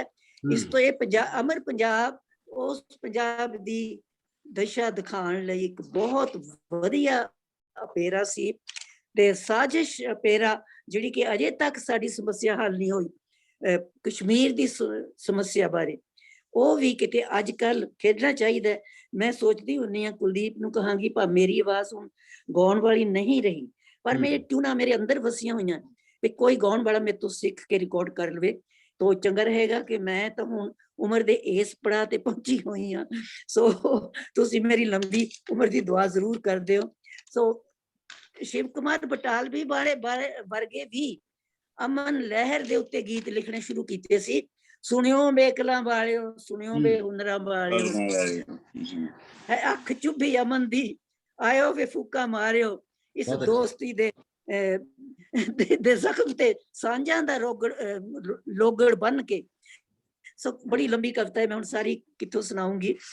ਸੋ ਇਹ ਇਸੇ ਤਰ੍ਹਾਂ, ਪਰ ਮੈਨੂੰ ਤੇਰਾ ਸਿੰਘ ਚੰਦ ਦਾ ਇਹ ਗੀਤ ਅੱਜ ਤੇ ਟੁਕਦਾ ਹੈ, ਦੇਸ਼ ਦੇਸ਼ ਦੇ ਜਵਾਨ ਹੋ ਗਏ ਨੇ ਇੱਕ ਜਾਨ, ਲਹਿਰ ਲਹਿਰ ਸਾਗਰਾਂ ਦੀ, ਜਿਸ ਤਰ੍ਹਾਂ ਬਣੇ ਤੂਫਾਨ, ਲੈ ਕੇ ਆਏ ਸੀਨਿਆਂ ਚ ਵਲਵਲੇ ਪਿਆਰ ਦੇ, ਤੇ ਅੱਖੀਆਂ ਚ ਖਾਬ ਲੈ ਕੇ ਰੰਗਲੀ ਬਹਾਰ ਦੇ, ਬੁੱਲੀਆਂ ਤੇ ਚੁੰਮਣਾ ਦੇ ਲੈ ਕੇ ਮਹਿਕਦੇ ਨਿਸ਼ਾਨ, ਹੈ ਡੋਲਿਆਂ ਦਾ, ਹੈ ਡੋਲਿਆਂ ਦਾ ਖੂਨ, ਜ਼ਿੰਦਗੀ ਦੇ ਗੀਤ ਗਾ ਰਿਹਾ, ਜਵਾਨੀ ਨਾਚ ਰਚ ਰਹੀ ਹੈ, ਹੁਸਨ ਪਹਿਲਾ ਪਾ ਰਿਹਾ, ਤੇ ਮੁਸਕਰਾਉਂਦੇ ਨੈਣ ਹੋ ਰਹੇ ਨੇ ਨੈਣਾਂ ਦੇ ਮਹਿਮਾਨ, ਇਰਾਦਿਆਂ ਦੇ ਪੈਰਾਂ ਹੇਠ ਨੇਰਿਆਂ ਦੀ ਲਾਸ਼ ਹੈ, ਦਲੇਰੀਆਂ ਦੀ ਚੜ੍ਹਤ ਮੂਰੇ ਝੁਕ ਰਿਹਾ ਆਕਾਸ਼ ਹੈ, ਤਾਰੇ ਬਣ ਰਹੇ ਨੇ ਆਦਮੀ ਦੇ ਪੈਰਾਂ ਦੇ ਨਿਸ਼ਾਨ। ਅਮਨ ਦੇ ਖੰਭ ਲੱਗ ਗਏ ਜਵਾਨੀਆਂ ਦੇ ਜੋਸ਼ ਨੂੰ, ਜੰਜੀਰਾਂ ਕੌਣ ਪਾ ਸਕੇ ਸਵੇਰਿਆਂ ਦੀ ਹੋਸ਼ ਨੂੰ, ਹਰ ਕਲਮ ਬਣੀ ਹੈ ਛੈਣੀ, ਮੁੱਕੇ ਬਣ ਗਏ ਵਦਾਨ। ਸੋ ਇਹ ਗੀਤ ਹੈ ਜਿਹੜਾ ਇਹ ਅੱਜ ਦੇ ਨੌਜਵਾਨਾਂ ਨੂੰ ਜੋਸ਼ ਵੀ ਭਰਦਾ ਹੈ ਤੇ ਗਾਣਾ ਵੀ ਚਾਹੀਦਾ ਹੈ। ਸੋ ਬਹੁਤ ਸਾਰੀਆਂ ਯਾਦਾਂ। ਸੁਰਿੰਦਰ ਕੌਰ ਦਿੱਲੀ ਤੋਂ ਆ ਜਾਂਦੀ ਸੀ, ਤੇ ਕੁਛ ਦਿਨ ਪਹਿਲਾਂ ਮੈਂ ਇਹ ਹੈਰਾਨ ਹਾਂ ਕਿ ਉਹਨਾਂ ਲੋਕਾਂ ਵਿੱਚ, ਜਾਨੀ ਸਾਡੇ ਵਿੱਚ ਸਾਰਿਆਂ 'ਚ ਇੰਨਾ ਜੋਸ਼ ਸੀ ਉਸ ਸਮੇਂ। ਕਿਰਾਇਆ ਵੀ ਆਪਣਾ ਖਰਚ ਕੇ, ਜਿੱਥੇ ਤੇਰਾ ਸਿੰਘ ਚੰਨ ਹੋਰੀ ਪੋਸਟ ਕਾਰਡ ਭੇਜਦੇ, ਹਰ ਇੱਕ ਬੰਦਾ ਉੱਥੋਂ ਪਹੁੰਚ ਜਾਂਦਾ, ਕਿੱਥੇ ਵੀ ਹੁੰਦਾ, ਅੰਮ੍ਰਿਤਸਰ ਪਹੁੰਚ ਜਾਂਦੇ, ਜਲੰਧਰ ਪਹੁੰਚ ਜਾਂਦੇ, ਕਪੂਰਥਲੇ ਪਹੁੰਚ ਜਾਂਦੇ, ਫਗਵਾੜੇ ਪਹੁੰਚ ਜਾਂਦੇ, ਉੱਥੇ ਪਹੁੰਚ ਜਾਂਦੇ। ਸੁਰਿੰਦਰ ਕੌਰ ਦਿੱਲੀ ਤੋਂ ਆ ਜਾਂਦੀ। ਸੁਰਿੰਦਰ ਕੌਰ ਦਾ ਇਹ ਐਡੀ ਵੱਡੀ ਕਲਾਕਾਰ ਹੋਣ ਦੇ ਨਾਲ ਇੰਨੀ ਨਿਮਰਤਾ ਵਾਲੀ ਸੀ। ਮੇਰਾ ਜੀ ਕਰਦਾ ਅੱਜ ਇੱਕ ਮੈਂ ਯਾਦ ਥੋੜੀ ਜਿਹੀ ਤੁਹਾਡੇ ਨਾਲ ਸਾਂਝੀ ਕਰ ਸਕਦੀ ਹਾਂ 2 ਮਿੰਟ ਦੀ। ਜੀ ਜੀ ਹਾਂ, ਥੋੜਾ ਜਲਦੀ। ਹਾਂ ਹੈਲੋ, ਹਾਂ, ਸੰਖੇਪ ਦੇ ਵਿੱਚ ਕਰ ਲਓ ਜੀ। ਸੰਖੇਪ ਵਿੱਚ ਡਾਕਟਰ ਸੈਫੂਦੀਨ ਕਿਚਲੂ 1954 ਚ ਉਹਨਾਂ ਦੀ ਡਿਊਟੀ ਲੱਗੀ ਸੀ ਕਿ ਪੰਜਾਬ ਦੇ ਵਿੱਚ ਫੇਰੀ ਪਾਉਣੀ ਹੈ, ਜਿਹਦੇ ਵਿੱਚ ਸੁਰਿੰਦਰ ਕੌਰ ਔਰ ਪ੍ਰੋਫੈਸਰ ਨਰਿੰਦਰ ਸਿੰਘ ਮਾਨ ਮੇਰੇ ਪਤੀ, ਇਹਨਾਂ ਦੀ ਡਿਊਟੀ ਲੱਗੀ ਸੀ ਵੀ ਉਹਨਾਂ ਨੂੰ ਥਾਂ ਥਾਂ ਲੈ ਕੇ ਜਾਣਾ। ਬਾਕੀ ਥਾਂ ਤਾਂ ਮੈਂ ਗੱਲ ਨਹੀਂ ਕਰਦੀ। ਤੇ ਮੈਂ ਸ਼ਾਮਲ ਹੋਈ ਸੀ ਬਾਹਰਲੇ ਦੇ ਪਿੰਡ ਬਾੜੇਵਾਲ ਦੇ ਕੋਲੇ, ਉੱਥੇ ਹੈ ਜੀ ਉੱਥੇ ਕਾਨਫਰੰਸ ਸੀ ਜੀ। ਜਾਨੀ ਉਹ ਅਸੀਂ ਹੁਸ਼ਿਆਰਪੁਰ ਪਹਿਲਾਂ ਕਾਨਫਰੰਸ ਅਟੈਂਡ ਕਰਕੇ ਕਾਰ ਦੇ ਰਸਤੇ ਸੁਰਿੰਦਰ ਕੌਰ ਦੇ ਹਸਬੈਂਡ ਡੋਲੀ, ਉਹਦੇ ਭਰਾ ਮਾਨ ਸਾਹਿਬ, ਮੈਂ ਤੇ ਸੈਫੁਦੀਨ ਕਿਚਲੂ ਜੀ, ਅਸੀਂ ਸਾਰੇ ਇੱਕੋ ਛੋਟੀ ਜਿਹੀ ਕਾਰ ਵਿੱਚ ਉੱਥੇ ਆਏ, ਬੜੇ ਚੋਹਾਂ ਦੇ ਵਿੱਚੋਂ ਦੀ ਲੰਘਦੇ, ਮਾਲਪੁਰ ਦੇ ਚੋਹਾਂ ਦੇ ਵਿੱਚੋਂ। ਸੋ ਉੱਥੇ ਕਾਨਫਰੰਸ ਸੀਗੀ ਅਮਨ ਦੀ, ਸੈਫੁਦੀਨ ਕਿਚਲੂ ਬੋਲਦੇ ਸੀ ਇੰਨਾ ਵਧੀਆ ਕਿ ਉਹਨਾਂ ਦੀ ਕਾਸ਼ ਕਦੀ ਕੋਈ ਸਪੀਚ ਸੁਣੇ। ਮੈਂ ਉਹਨਾਂ ਨੂੰ ਮੈਂ ਖੁਸ਼ਕਿਸਮਤ ਹਾਂ ਕਿ ਮੈਂ ਉਹਨਾਂ ਦੇ ਨਾਲ ਰਹੀ। ਅਸੀਂ ਕਾਨਫਰੰਸ ਤੋਂ ਬਾਅਦ ਮੇਰਾ ਵੀ ਆਈਟਮ ਸੀ, ਸੁਰਿੰਦਰ ਕੌਰ ਨੇ ਬਹੁਤ ਗੀਤ ਗਾਏ, ਮਾਨ ਸਾਹਿਬ ਦੇ ਨਾਲ ਅਮਨ ਦੇ ਟੱਪੇ ਗਾਏ, ਤੇ ਜੋਗਿੰਦਰ ਬਾਹਰਲੇ ਦੇ ਨਾਲ ਮੈਂ ਇੱਕ ਅਪੇਰਾ ਕੀਤਾ। ਸੋ ਉਸ ਤੋਂ ਬਾਅਦ ਰਾਤ ਨੂੰ ਸਾਨੂੰ ਪਿੰਡ ਦੇ ਵਿੱਚ ਠਹਿਰਾਇਆ ਗਿਆ।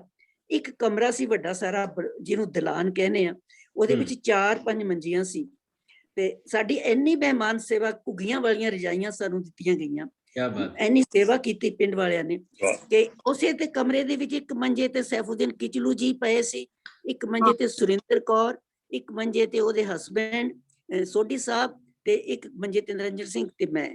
ਸੋ ਅਸੀਂ ਇੱਕ ਕਮਰੇ ਦੇ ਵਿੱਚ ਪਏ, ਤੇ ਅਗਲੇ ਦਿਨ ਉੱਥੋਂ ਫਿਰ ਉਹ ਗੜਦੀ ਵਾਲੇ ਗਏ। ਸੋ ਮੈਂ ਇੱਕ ਅਟੈਂਡ ਕੀਤੀ ਸੀ। ਉਸ ਤੋਂ ਬਾਅਦ ਮੈਂ ਅੰਮ੍ਰਿਤਸਰ ਦੀ ਵੀ ਅਟੈਂਡ ਕੀਤੀ ਸੀ, ਪਰ ਇੱਥੇ ਮੈਂ ਹੁਣ ਬੰਦ ਕਰਦੀ ਹਾਂ।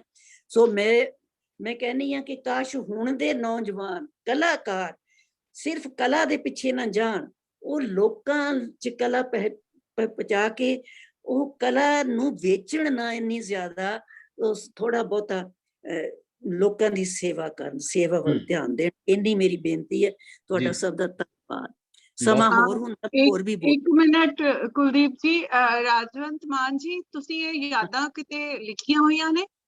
ਹਾਂਜੀ, ਆ ਇੱਕ ਕਿਤਾਬ ਮੇਰੀ ਯਾਦਾਂ ਵੀ ਲਿਖੀਆਂ ਬਹੁਤ। ਹੁਣੇ ਕਿਤਾਬ ਦੀਪ ਕੋਲੇ ਨੇ ਪਹੁੰਚੀਆਂ 40, ਤੁਸੀਂ ਇਹਨਾਂ ਤੋਂ ਲੈ ਸਕਦੇ ਹੋ। ਇਪਟਾ ਅਤੇ ਅਮਨ ਲਹਿਰ ਦਾ ਇਤਿਹਾਸ, ਇਹ ਮੇਰੀ ਕਿਤਾਬ 1918 ਚ ਛਪੀ ਹੈ, ਤੇ ਬਹੁਤ ਸਾਰੀਆਂ ਕਿਤਾਬਾਂ ਉਹਨੇ ਬੰਦ ਕਰਕੇ ਰੱਖੀਆਂ ਸੀ ਅਜੇ ਤੱਕ, ਆਪਣੇ ਸੰਜੀਵਨ ਹੋਰਾਂ ਕੋਲੇ ਵੀ ਨੇ। ਜੇ ਤੁਹਾਨੂੰ 40 ਕਿਤਾਬਾਂ ਨੂੰ ਲਾਈਵ ਰਿਕਾਰਡ ਕਰ ਲਓ ਕਿਸੇ ਨਾ ਕਿਸੇ ਫਾਰਮ ਦੇ ਵਿੱਚ, ਰਾਜਵੰਤ ਹੋਰਾਂ ਨੂੰ ਜੀ, ਔਰ ਜ਼ਿਆਦਾ ਬੈਟਰ ਰਹੇਗਾ, ਔਰ ਇਹ ਲਾਈਵਲੀ ਵੀ ਦੇਖਦੇ ਰਹਿਣਗੇ। ਤੁਸੀਂ ਡਾਕੂਮੈਂਟਰੀਆਂ ਹੋਰ ਬਣਾਉਂਦੇ ਰਹਿੰਦੇ, ਇਸ ਤਰ੍ਹਾਂ ਦਾ ਕੋਈ ਜ਼ਰੂਰ ਪ੍ਰੋਜੈਕਟ ਕਰੋ ਪੰਜਾਬ ਸਰਕਾਰ। ਜੀ ਬਿਲਕੁਲ। ਕੁਲਦੀਪ ਜੀ, ਤੁਸੀਂ ਇਹਨਾਂ ਨੂੰ, ਇਸ ਬੀਬਾ ਨੂੰ ਕਿਤਾਬ ਦੇ ਦੇਣੀ ਪਲੀਜ਼। ਹਾਂਜੀ, ਜ਼ਰੂਰ। ਨਹੀਂ, ਅਸੀਂ ਰਾਜਵੰਤ ਜੀ ਇਹਨਾਂ ਯਾਦਾਂ ਨੂੰ ਸਾਂਭਣਾ ਵੀ ਚਾਹੁੰਦੇ ਹਾਂ। ਜੇ ਤੁਹਾਡੇ ਕੋਲ ਹੋਰ ਵੀ ਕੁਝ ਵਿਸਥਾਰ ਹੈ ਤਾਂ ਅਸੀਂ ਸਾਹਿਤ ਅਕਾਦਮੀ ਵੱਲੋਂ ਉਹਨਾਂ ਨੂੰ ਪਬਲਿਸ਼ ਵੀ ਕਰਾਂਗੇ ਔਰ ਲੋਕਾਂ ਤੱਕ ਵੀ ਪਹੁੰਚਾਵਾਂਗੇ। ਜੀ। ਸੋ ਨਾਈਸ ਆਫ ਯੂ ਬੇਟਾ, so nice, thank you so much ਜੀ। ਕੁਲਦੀਪ ਦੀ ਤਾਂ ਕੁਲਦੀਪ ਨੇ ਹੀ ਮੈਨੂੰ ਲਿਆਂਦਾ ਤੁਹਾਡੇ ਸਨਮੁਖ, ਮੈਂ ਤਾਂ ਨਹੀਂ ਇੱਥੇ ਚੁੱਪਚਾਪ ਬੈਠੀ ਸੀ। ਇਹਦਾ ਕਾਫੀ ਸਾਰਾ ਮੈਟਰ ਮੈਂ ਭੇਜ ਰਹੇ ਨੇ ਮੇਰੇ ਕੋਲੇ, ਜਿਹੜਾ ਅਣਛਪਿਆ ਮੈਟਰ ਹੈ ਉਹ ਵੀ ਆ ਰਿਹਾ। ਉਹਨਾਂ ਦੀ ਕਿਤਾਬਾਂ ਵੀ ਆਪਾਂ ਜਲਦੀ ਤਿਆਰ ਕਰਾਂਗੇ। ਪੰਜਾਬ ਸਾਹਿਤ ਅਕੈਡਮੀ ਵੱਲੋਂ ਮੈਡਮ ਸੋਹਲ ਹੋਰਾਂ ਨੇ ਆਫਰ ਕੀਤੀ ਹੈ, ਹੋਰ ਹੀ ਖੂਬਸੂਰਤ ਗੱਲ ਹੈ। ਪੰਜਾਬ ਸਾਹਿਤ ਅਕੈਡਮੀ ਵਰਗਾ ਅਦਾਰਾ ਮਤਲਬ ਇਹਨਾਂ ਕਿਤਾਬਾਂ ਨੂੰ ਛਾਪਦਾ ਤਾਂ ਸਾਡੇ ਲਈ ਮਾਣ ਵਾਲੀ ਗੱਲ। ਜਿਹੜੇ ਅਮਰੀਕਾ ਤੋਂ ਸੁਖਵਿੰਦਰ ਕੰਬੋਜ, ਇਹਨਾਂ ਨੂੰ ਮੈਂ ਜਾਣਦੇ ਹੋ ਨਾ ਤੁਸੀਂ? ਮੈਨੂੰ ਚੰਗੀ ਤਰ੍ਹਾਂ ਤੋਂ ਮਿਲੇ ਹੋਏ ਜੀ ਆਪਾਂ। ਜੀ ਕੰਬੋਜ ਜੀ ਜਾਣਦੇ ਨੇ ਇਹਨਾਂ ਨੂੰ, ਬਹੁਤ ਸ਼ੁਕਰੀਆ। ਬਾਰੇ ਤੇ ਮੇਰੇ ਬਾਰੇ ਹੀ ਨੋਜ਼ ਸੋ ਵੈਲ। ਚੰਗੀ ਤਰ੍ਹਾਂ ਜਾਣਦਾ ਜੀ ਮੈਂ। ਬਹੁਤ ਸ਼ੁਕਰੀਆ ਮੈਡਮ ਰਾਜਵੰਤ ਕੌਰ ਪ੍ਰੀਤ ਮਾਨ ਜੀ, ਤੁਸੀਂ 80 ਸਾਲਾਂ ਦੀ ਉਮਰ ਦੇ ਵਿੱਚ ਸਾਡੇ ਨਾਲ ਇਸ ਤਰ੍ਹਾਂ ਲਾਈਵ ਗੱਲ ਕਰ ਰਹੇ ਹੋ। ਇਹ ਸਾਡੇ ਲਈ ਬਹੁਤ ਮਾਣ ਵਾਲੀ ਗੱਲ ਹੈ।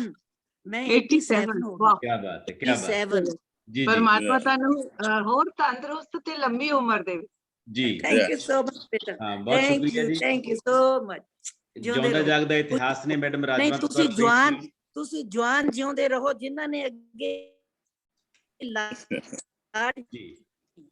ਜੀ ਬਹੁਤ ਸ਼ੁਕਰੀਆ। ਖੁਸ਼ ਰਹੋ, ਆਬਾਦ ਰਹੋ, ਦਿਲ ਸ਼ਾਦ ਰਹੋ। जी ਮੇਰੀ जी ਇਹੀ ਤਮੰਨਾ, ਇਹੀ ਤੁਹਾਨੂੰ ਆਸ਼ੀਰਵਾਦ। जी ਥੈਂਕ ਯੂ बहुत ਸੋ शुक्रिया ਮਚ। बहुत शुक्रिया। ਓਕੇ। ਦੋਸਤੋ ਅਸੀਂ ਇੱਕ ਇਤਿਹਾਸ ਦੇ ਰੂਬਰੂ ਹੋਏ ਆ, ਇਹ ਸਾਡੇ ਲਈ ਬਹੁਤ ਮਾਣ ਵਾਲੀ ਗੱਲ ਹੈ। ਚੱਲਦਾ ਫਿਰਦਾ ਇਤਿਹਾਸ ਨੇ ਮੈਡਮ ਰਾਜਵੰਤ ਕੌਰ ਪ੍ਰੀਤਮਨ, ਬਹੁਤ ਸਾਰੀਆਂ ਯਾਦਾਂ ਨੇ ਇਹਨਾਂ ਕੋਲੇ, ਕੁਝ ਭੇਜ ਰਹੇ ਨੇ ਮੈਟਰ ਹੋਰ, ਜਿਹਨੂੰ ਅਸੀਂ ਕਿਤਾਬੀ ਰੂਪ ਦੇ ਵਿੱਚ ਛਾਪਾਂਗੇ ਅਗਲੇ ਦਿਨਾਂ ਦੇ ਵਿੱਚ। ਸੋ ਹੁਣ ਆਪਾਂ ਸ਼ਾਇਰੀ ਦੀ ਮਹਿਫਲ ਨੂੰ ਅੱਗੇ ਤੋਰਦੇ ਹੋਏ ਮੈਂ ਮੈਡਮ ਸੁਰਿੰਦਰ ਗਿੱਲ ਜੈਪਾਲ ਹੋਰਾਂ ਨੂੰ ਬੇਨਤੀ ਕਰੂੰਗਾ ਕਿ ਉਹ ਆਪਣੀ ਕਵਿਤਾ ਦਾ ਰੰਗ ਸਾਡੇ ਨਾਲ ਸਾਂਝਾ ਕਰਨਗੇ। ਮੈਡਮ ਸੁਰਿੰਦਰ ਗਿੱਲ ਜੈਪਾਲ ਕਿੱਤੇ ਵਜੋਂ ਭਾਵੇਂ ਪ੍ਰੋਫੈਸਰ ਨੇ, ਪਰ ਇਹਨਾਂ ਦੀ ਜਾਣ ਪਛਾਣ ਕਿਸਾਨੀ ਸੰਘਰਸ਼ ਦੇ ਵਿੱਚ ਤਨਦੇਹੀ ਨਾਲ ਆਪਣੀ ਭੂਮਿਕਾ ਨਿਭਾਉਣ ਦੇ ਰੂਪ ਦੇ ਵਿੱਚ ਹੈ। ਪਿਛਲੇ ਦਿਨਾਂ ਦੇ ਵਿੱਚ ਇਹਨਾਂ ਦੀ ਕਵਿਤਾ ਨੂੰ ਇੱਕ ਵੱਡਾ ਅਵਾਰਡ ਵੀ ਪ੍ਰਾਪਤ ਹੋਇਆ। ਅਸੀਂ ਉਸ ਦੇ ਲਈ ਇਹਨਾਂ ਨੂੰ ਮੁਬਾਰਕ ਵੀ ਦਿੰਦੇ ਹਾਂ ਤੇ ਇਹਨਾਂ ਨੂੰ ਸੱਦਾ ਦੇ ਰਹੇ ਹਾਂ ਕਿ ਅੱਜ ਆਪਣੀਆਂ ਕਵਿਤਾਵਾਂ, ਸੰਘਰਸ਼ ਦੀਆਂ ਕਵਿਤਾਵਾਂ ਸਾਡੇ ਨਾਲ ਸਾਂਝੀਆਂ ਕਰਨ। ਮੈਡਮ ਸੁਰਿੰਦਰ ਗਿੱਲ ਜੈਪਾਲ ਜੀ। ਸੌਰੀ ਬੇਟਾ, ਮੈਂ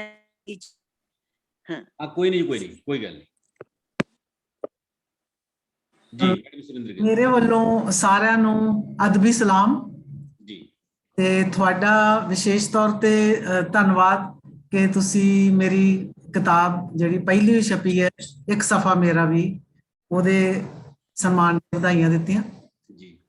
ਇੱਥੇ ਮੇਰਾ ਭਰਾ ਬੈਠਾ ਸ਼ਾਹਪੁਰ ਤੋਂ, ਸੁਖਵਿੰਦਰ ਕੰਬੋਜ, ਉਹਨਾਂ ਨੂੰ ਸਤਿ ਸ੍ਰੀ ਅਕਾਲ। ਸੁਖਵਿੰਦਰ ਸਤਿ ਸ੍ਰੀ ਅਕਾਲ ਭੈਣ ਜੀ। ਹਾਂ, ਤੁਹਾਨੂੰ ਅਮਰੀਕਾ ਵਾਲੇ ਕਹਿੰਦੇ ਆ, ਹੁਣ ਮੈਂ ਅਮਰੀਕਾ ਪਰ ਤੂੰ ਮੇਰਾ ਸ਼ਾਹਪੁਰ ਵਾਲਾ ਭਰਾ ਆ। ਤਾਂ ਕਵਿਤਾ ਹੈ ਉਹ ਸਰਹੱਦਾਂ। ਜੀਣ ਮਰਨ ਸੱਚ ਹੈ ਭਾਵੇਂ, ਜੀਣ ਮਰਨ ਸੱਚ ਹੈ ਭਾਵੇਂ, ਦੋ ਸਰਹੱਦਾਂ ਨੇ ਅੱਜ ਸਾਡੇ ਨਾਮ। ਕੀ ਬਾਤ। ਦੋਹਾਂ ਤੇ ਰੋਟੀ ਦੀ ਜੰਗ ਹੈ, ਦੋਹਾਂ ਤੇ ਰੋਟੀ ਲਈ ਜੰਗ ਹੈ, ਹਰ ਜਗ੍ਹਾ ਭੁੱਖ ਦਾ ਇੱਕੋ ਜਿਹਾ ਰੰਗ ਹੈ। ਵਾਹ ਵਾਹ, ਬਹੁਤ ਬਹੁਤ। ਦੋਹਾਂ ਤੇ ਰੋਟੀ ਲਈ ਜੰਗ ਹੈ, ਹਰ ਜਗ੍ਹਾ ਭੁੱਖ ਦਾ ਇੱਕੋ ਜਿਹਾ ਰੰਗ ਹੈ। ਇੱਕ ਤੋਂ ਤਿਰੰਗੇ, ਦੂਜੀ ਤੋਂ ਕਿਸਾਨੀ ਝੰਡੇ ਵਿੱਚ ਲਿਪਟੇ ਆਉਂਦੇ ਮਾਵਾਂ ਦੇ ਗੁਲਾਬੀ ਸੁਪਨੇ। ਵਾਹ ਵਾਹ ਵਾਹ, ਬਹੁਤ ਅੱਛੇ, ਵਾਹ ਵਾਹ, ਬਹੁਤ ਅੱਛੇ। ਇੱਕ ਤੋਂ ਤਿਰੰਗੇ ਵਿੱਚ, ਦੂਜੀ ਤੋਂ ਕਿਸਾਨੀ ਝੰਡੇ ਵਿੱਚ ਲਿਪਟੇ ਆਉਂਦੇ ਮਾਵਾਂ ਦੇ ਗੁਲਾਬੀ ਸੁਪਨੇ। ਹੰਝੂਆਂ ਖੇਤ ਭਿੱਜਦੇ, ਨਾਲ ਖੇਤ ਭਿੱਜਦੇ, ਭਰਦੇ ਖਾਲ, ਬਾੜੀ ਦੇ ਪੱਥਰ ਦੇ ਡੇਲਿਆਂ ਵਿੱਚ ਡਰੋਨ ਕੱਢਿਆ ਇੱਕ ਤੜਫਦਾ ਸਵਾਲ।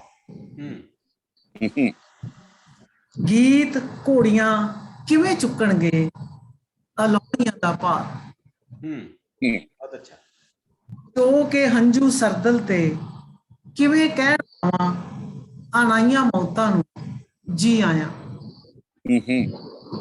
ਕਿਵੇਂ ਹੋਣ ਜਿਉਂਦੇ ਜੀ ਕੁੱਖ ਤੋਂ ਬੇਮੁਖ, ਇਤਿਹਾਸ ਦੇ ਮੋੜ ਤੇ ਖੜੀਆਂ, ਤਖਤ ਪਲਟਣ ਦੀ ਜ਼ਿੱਦ ਤੇ ਅੜੀਆਂ।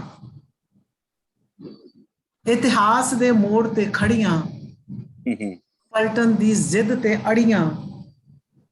ਖਣੇ ਸੰਸਾਰ ਨੂੰ ਜਿੰਦਰਾ ਮਾਰ, ਤੁਰ ਪਈਆਂ ਹਨ ਮਾਵਾਂ, ਇੱਕ ਹੱਥ ਤਿਰੰਗਾ, ਦੂਜੇ ਹੱਥ ਝੰਡਾ ਫੜੀ, ਦੋਹਾਂ ਮੁਹਾਜਾਂ ਤੇ ਆਖਰੀ ਜੰਗ ਲੜਨ ਰੋਟੀ ਲਈ। ਵਾਹ ਵਾਹ, ਬਹੁਤ ਅੱਛਾ। दूसरी कविता है बंदूक बनाम किताब। मां नाल नाके तोड़दा बच्चा तणियां बंदूकां नूं वेख सवाल पुछदा है। मां नाल नाके तोड़दा बच्चा तणियां बंदूकां नूं देख सवाल पुछदा है। भरे मेले विच उस बंदूक लैन दी जिद कीती। भरे मेले विच उस बंदूक लैन दी जिद कीती। अम्मी तू क्यों अड़ी सै, जे ना अड़दी तां अज ਬੰਦੂਕ ਸਾਵੇਂ ਬੰਦੂਕ ਤਾਣ ਖੜਦੀ। ਵਾਹ ਮਾਂ ਨੇ ਮੁੱਖ ਚੁੰਮਿਆ ਤੇ ਕਿਹਾ, ਮਾਂ ਨੇ ਮੁੱਖ ਚੁੰਮਿਆ ਤੇ ਕਿਹਾ, ਅੱਜ ਵੀ ਬੰਦੂਕਾਂ ਦੀ ਰਾਤ ਸਾਵੇਂ ਸਭ ਦੇ ਮੱਥੇ ਕੋਈ ਕਿਤਾਬ ਜਗਦੀ ਹੈ। ਵਾਹ ਵਾਹ ਬਹੁਤ ਅੱਛੇ। ਅੱਜ ਵੀ ਬੰਦੂਕਾਂ ਦੀ ਰਾਤ ਸਾਵੇਂ ਸਭ ਦੇ ਮੱਥੇ ਕੋਈ ਕਿਤਾਬ ਜਗਦੀ ਹੈ। ਬੰਦੂਕਾਂ ਦਾ ਜੰਗਲ ਲੰਘਣ ਵੇਲੇ, ਤਾਰੀਖ ਬਦਲਣ ਵੇਲੇ ਬੰਦੂਕ ਉਹ ਕੁਝ ਨਹੀਂ ਕਰਦੀ ਜੋ ਕਿਤਾਬ ਕਰਦੀ ਹੈ। ਬਹੁਤ ਅੱਛਾ। ਤੇਰੀ ਉਮਰ ਤੋਂ ਬਹੁਤ ਵੱਡੀਆਂ ਨੇ ਕਹਾਣੀਆਂ ਬਾਬਰਵਾਣੀਆਂ ਬੱਚਿਆ। ਤੇਰੀ ਉਮਰ ਤੋਂ ਬਹੁਤ ਵੱਡੀਆਂ ਨੇ ਕਹਾਣੀਆਂ ਬਾਬਰਵਾਣੀਆਂ ਪੁੱਤਰਾ, ਜਿਨ੍ਹਾਂ ਨੇ ਅੰਨ ਦੇਵਤਿਆਂ ਦੀਆਂ ਤਲੀਆਂ ਹੇਠ ਅੱਗ ਵਿਛਾਈ ਹੈ। ਇਹਨਾਂ ਦੇ ਤੁਰਨ ਦੀ ਜਾਚ ਕਿਤਾਬ ਨੇ ਸਿਖਾਈ ਹੈ। ਜਿਨ੍ਹਾਂ ਨੇ ਦੇਵਤਿਆਂ ਦੀਆਂ ਤਲੀਆਂ ਹੇਠ ਅੱਗ ਵਿਛਾਈ ਹੈ, ਇਹਨਾਂ ਤੇ ਤੁਰਨ ਦੀ ਜਾਚ ਕਿਤਾਬ ਨੇ ਸਿਖਾਈ ਹੈ। ਇਸ ਕਿਤਾਬ ਦੇ ਨਾਲ ਨਾਲ ਗੋਲੀ ਦੀ ਸ਼ੂਕ ਨਹੀਂ, ਸ਼ਬਦ ਦੀ ਟੂਕ ਤੁਰਦੀ ਆਈ ਹੈ। ਕਿਤਾਬ ਪੜ੍ਹ ਤਵਾਰੀਖ ਕਰ। ਤੂੰ ਕਿਤਾਬ ਪੜ੍ਹ ਤਵਾਰੀਖ ਕਰ। ਬਹੁਤ ਅੱਛਾ, ਬਹੁਤ ਅੱਛਾ, ਵਾਹ ਬਹੁਤ ਵਧੀਆ, ਬਹੁਤ ਜੇ ਖੂਬਸੂਰਤ। ਇੱਕ ਅੱਧਾ ਮਿੰਟ ਹੈ ਤਾਂ ਨਿੱਕੀ ਜੀ ਕਵਿਤਾ ਮੈਂ ਸੁਣਾਉਣਾ ਚਾਹੁੰਦੀ ਹਾਂ, ਜੀ ਜੀ ਅੱਧੇ ਮਿੰਟ ਦੇ ਵਿੱਚ। ਜੀ। ਲਹੂ ਤੇ ਲੋਹਾ ਅਜੇ ਹੋਰ ਕੋਲੇ ਭਖਣ ਦਿਓ, ਅਜੇ ਹੋਰ ਐਹਰਨ ਤਪਨ ਦਿਓ। ਅਜੇ ਹੋਰ ਕੋਲੇ ਭਖਣ ਦਿਓ, ਅਜੇ ਹੋਰ ਐਹਰਨ ਤਪਨ ਦਿਓ। ਹੋ ਜਾਏ ਜਦ ਲਹੂ ਰੰਗਾ, ਫੇਰ ਕਿਤੇ ਲੋਹਾ ਢਲੇਗਾ। ਚੌ ਅੰਡੀ ਕਟਾਰ ਵਿੱਚ, ਸੁਫਣੇ ਦੇ ਆਕਾਰ ਵਿੱਚ। ਸ਼ੁਕਰੀਆ। ਬਹੁਤ ਵਧੀਆ, ਬਹੁਤ ਸੋਹਣੇ ਮੈਟਾਫਰ ਤੁਸੀਂ ਆਪਣੀ ਕਵਿਤਾ ਦੇ ਵਿੱਚ ਵਰਤੇ ਨੇ। ਸੰਘਰਸ਼ ਦੇ ਬਹੁਤ ਖੂਬਸੂਰਤ ਅਲੰਕਾਰ, ਬਹੁਤ ਖੂਬਸੂਰਤ ਰੂਪਕਾਂ ਨਾਲ ਸਜੀ ਹੋਈ ਤੁਹਾਡੀ ਕਵਿਤਾ। ਬਹੁਤ ਬਹੁਤ ਧੰਨਵਾਦ ਮੈਡਮ ਸੁਰਿੰਦਰ ਗਿੱਲ ਜੈਪਾਲ ਜੀ, ਤੁਹਾਡੇ ਲਈ ਬਹੁਤ ਬਹੁਤ ਦੁਆਵਾਂ।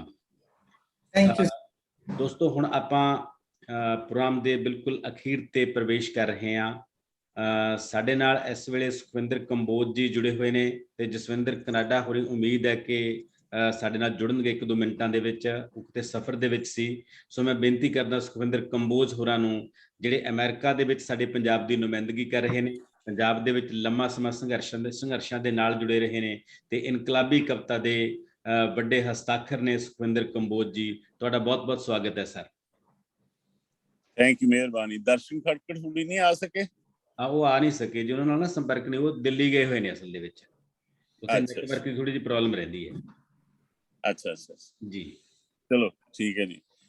ਪਰਮ ਸਤਿਕਾਰਯੋਗ ਡਾਕਟਰ ਸਰਬਜੀਤ ਸਿੰਘ ਜੀ, ਡਾਕਟਰ ਸਰਬਜੀਤ ਸੋਹਲ ਜੀ ਤੇ ਕੁਲਦੀਪ ਦੀਪ ਜੀ ਤੇ ਅਰਵਿੰਦਰ ਕਾਕੜਾ ਭੈਣ ਜੀ, ਜਸਵਿੰਦਰ ਰਾਜਵੰਤ ਕੌਰ ਪ੍ਰੀਤ ਜੀ ਤੇ ਬਾਕੀ ਸਾਰੇ ਸਾਥੀਓ, ਮੈਂ ਡਾਕਟਰ ਸਰਬਜੀਤ ਸਿੰਘ ਹੁਣਾਂ ਦਾ ਪੇਪਰ, ਮੇਰੀ ਆਵਾਜ਼ ਆ ਰਹੀ ਹੈ ਜੀ? ਜੀ ਜੀ ਆ ਰਹੀ ਹੈ ਜੀ। ਅੱਛਾ। ਮੈਂ ਡਾਕਟਰ ਸਰਬਜੀਤ ਸਿੰਘ ਹੁਣਾਂ ਦਾ ਪੇਪਰ ਬਹੁਤ ਧਿਆਨ ਨਾਲ ਸੁਣਿਆ ਤੇ ਉਹਨਾਂ ਨੇ ਬਹੁਤ ਜ਼ਬਰਦਸਤ ਗੱਲਾਂ ਕੀਤੀਆਂ ਨੇ ਤੇ ਮੈਂ ਸਿਰਫ 2 ਗੱਲਾਂ ਉਹਦੇ ਚ ਹੋਰ ਜੋੜਨੀਆਂ ਚਾਹਨਾ ਕਿ ਅਸਲ ਕਵਿਤਾ ਹੀ ਉਹ ਹੁੰਦੀ ਹੈ ਜੋ ਜ਼ਿੰਦਗੀ ਦੇ ਸਮੁੱਚੇਪਨ ਨੂੰ ਆਪਣੇ ਵਿੱਚ ਲਪੇਟਦੀ ਹੈ। ਤੇ ਲਹਿਰਾਂ ਦੇ ਵਿੱਚ ਜਦੋਂ ਕਵਿਤਾ ਆਉਂਦੀ ਹੈ ਤੇ ਬਹੁਤ ਸਾਰੀ ਕਵਿਤਾ ਜਿਹੜੀ ਹੈ ਅਸਲ 'ਚ ਜਿਹੜਾ ਸਟੈਗਨੇਸ਼ਨ ਆ ਜਾਂਦੀ ਹੈ ਸਮਾਜ 'ਚ, ਜਿਹੜੀ ਸਥਿਰਤਾ ਆ ਜਾਂਦੀ ਹੈ, ਉਹਨੂੰ ਤੋੜਦੀ ਹੈ ਇਹ ਕਵਿਤਾ। ਔਰ ਉਹਦਾ ਬਹੁਤ ਵੱਡਾ ਯੋਗਦਾਨ ਹੁੰਦਾ। ਸਾਰੀ ਕਵਿਤਾ ਨਹੀਂ, ਪਰ ਉਹ ਜਿਹੜੀ ਹੈ ਇੱਕ ਵਾਰ ਫਿਰ ਹੁਲਾਰਾ ਜਿੱਦਾਂ ਲਿਆਉਂਦੀ ਆ ਔਰ ਜਿਹੜੇ ਰਹਿ ਗਏ ਨੱਕੇ ਹੁੰਦੇ ਆ ਉਹਨਾਂ ਨੂੰ ਪੂਰਦੀ ਹੈ। ਔਰ ਬਹੁਤ ਡਾਕਟਰ ਸਾਹਿਬ ਨੇ ਬਹੁਤ ਜਾਨਦਾਰ ਢੰਗ ਨਾਲ ਇਸ ਗੱਲ ਦੀ ਤਸਦੀਕ ਕੀਤੀ ਹੈ। ਔਰ ਵਾਕਿਆ ਹੀ ਜਿਹੜੀ ਸ਼ਾਇਰੀ ਹੈ ਜਾਂ ਬਾਕੀ ਹੈ, ਉਹਦੇ ਚ ਜ਼ਿੰਦਗੀ ਦੇ ਰਿਸ਼ਤਿਆਂ ਦੇ ਦਵੰਦਾਂ ਦੀ ਜਿਹੜੀ ਬਾਤ ਪਾਉਂਦੀ ਹੈ, ਉਹੀ ਵੱਡੀ ਕਵਿਤਾ ਹੈ ਜੀ। ਲਓ ਜੀ, ਮੈਂ ਇੱਕ ਛੋਟੀ ਜਿਹੀ ਨਜ਼ਮ ਤੁਹਾਨੂੰ ਸੁਣਾਉਣਾ ਹੈ ਜੀ। ਅਮਰੀਕੀ ਸੁਪਨਾ। ਹਰ ਰੋਜ਼ ਥੋੜੀ ਜਿਹੀ ਭਾਨ ਮਸਾਂ $1 ਦੀ ਲੈ ਕੇ ਆਉਂਦਾ ਹੈ, ਕੰਮ ਹੱਥੋਂ ਹਾਰਿਆ ਬੁੱਢਾ ਤੇ ਇੱਕ ਲਾਟਰੀ ਖਰੀਦ ਲੈਂਦਾ ਹੈ,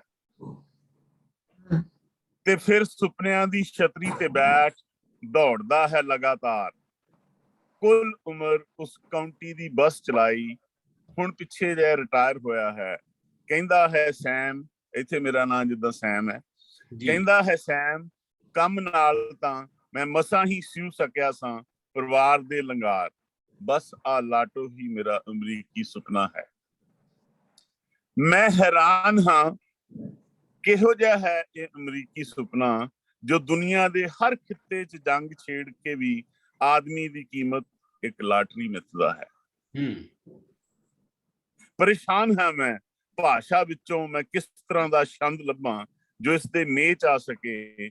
ਮੁਹਾਵਰਿਆਂ ਦੀਆਂ ਗਲੀਆਂ 'ਚ ਮੈਂ ਭਟਕਦਾ ਹਾਂ, ਵਾਕਾਂ ਨੂੰ ਲੈ 'ਚ ਬੰਨ੍ਹਦਾ ਹਾਂ, ਪਰ ਕਿਤਿਓਂ ਵੀ ਮਿਲਦੀ ਨਹੀਂ ਇਹਦੇ ਸੁਪਨੇ ਦੇ ਮੇਚ ਦੀ ਬੋਲੀ। ਕਾਸ਼ ਮੈਂ ਭਾਸ਼ਾ ਨੂੰ ਤੋੜ ਕੇ ਗੁੰਨ ਕੇ ਇਹਦੇ ਸੁਪਨੇ ਦੇ ਹਾਣ ਦੀ ਕਰ ਸਕਦਾ। ਕਾਸ਼ ਮੈਂ ਭਾਸ਼ਾ 'ਚ ਨਵੇਂ ਬਿੰਬ ਸਿਰ ਸਕਦਾ, ਉਹਦੇ ਕੂਲੇ ਜਾਂ ਸੁਪਨੇ ਦੀ ਵਿਆਕਰਨ।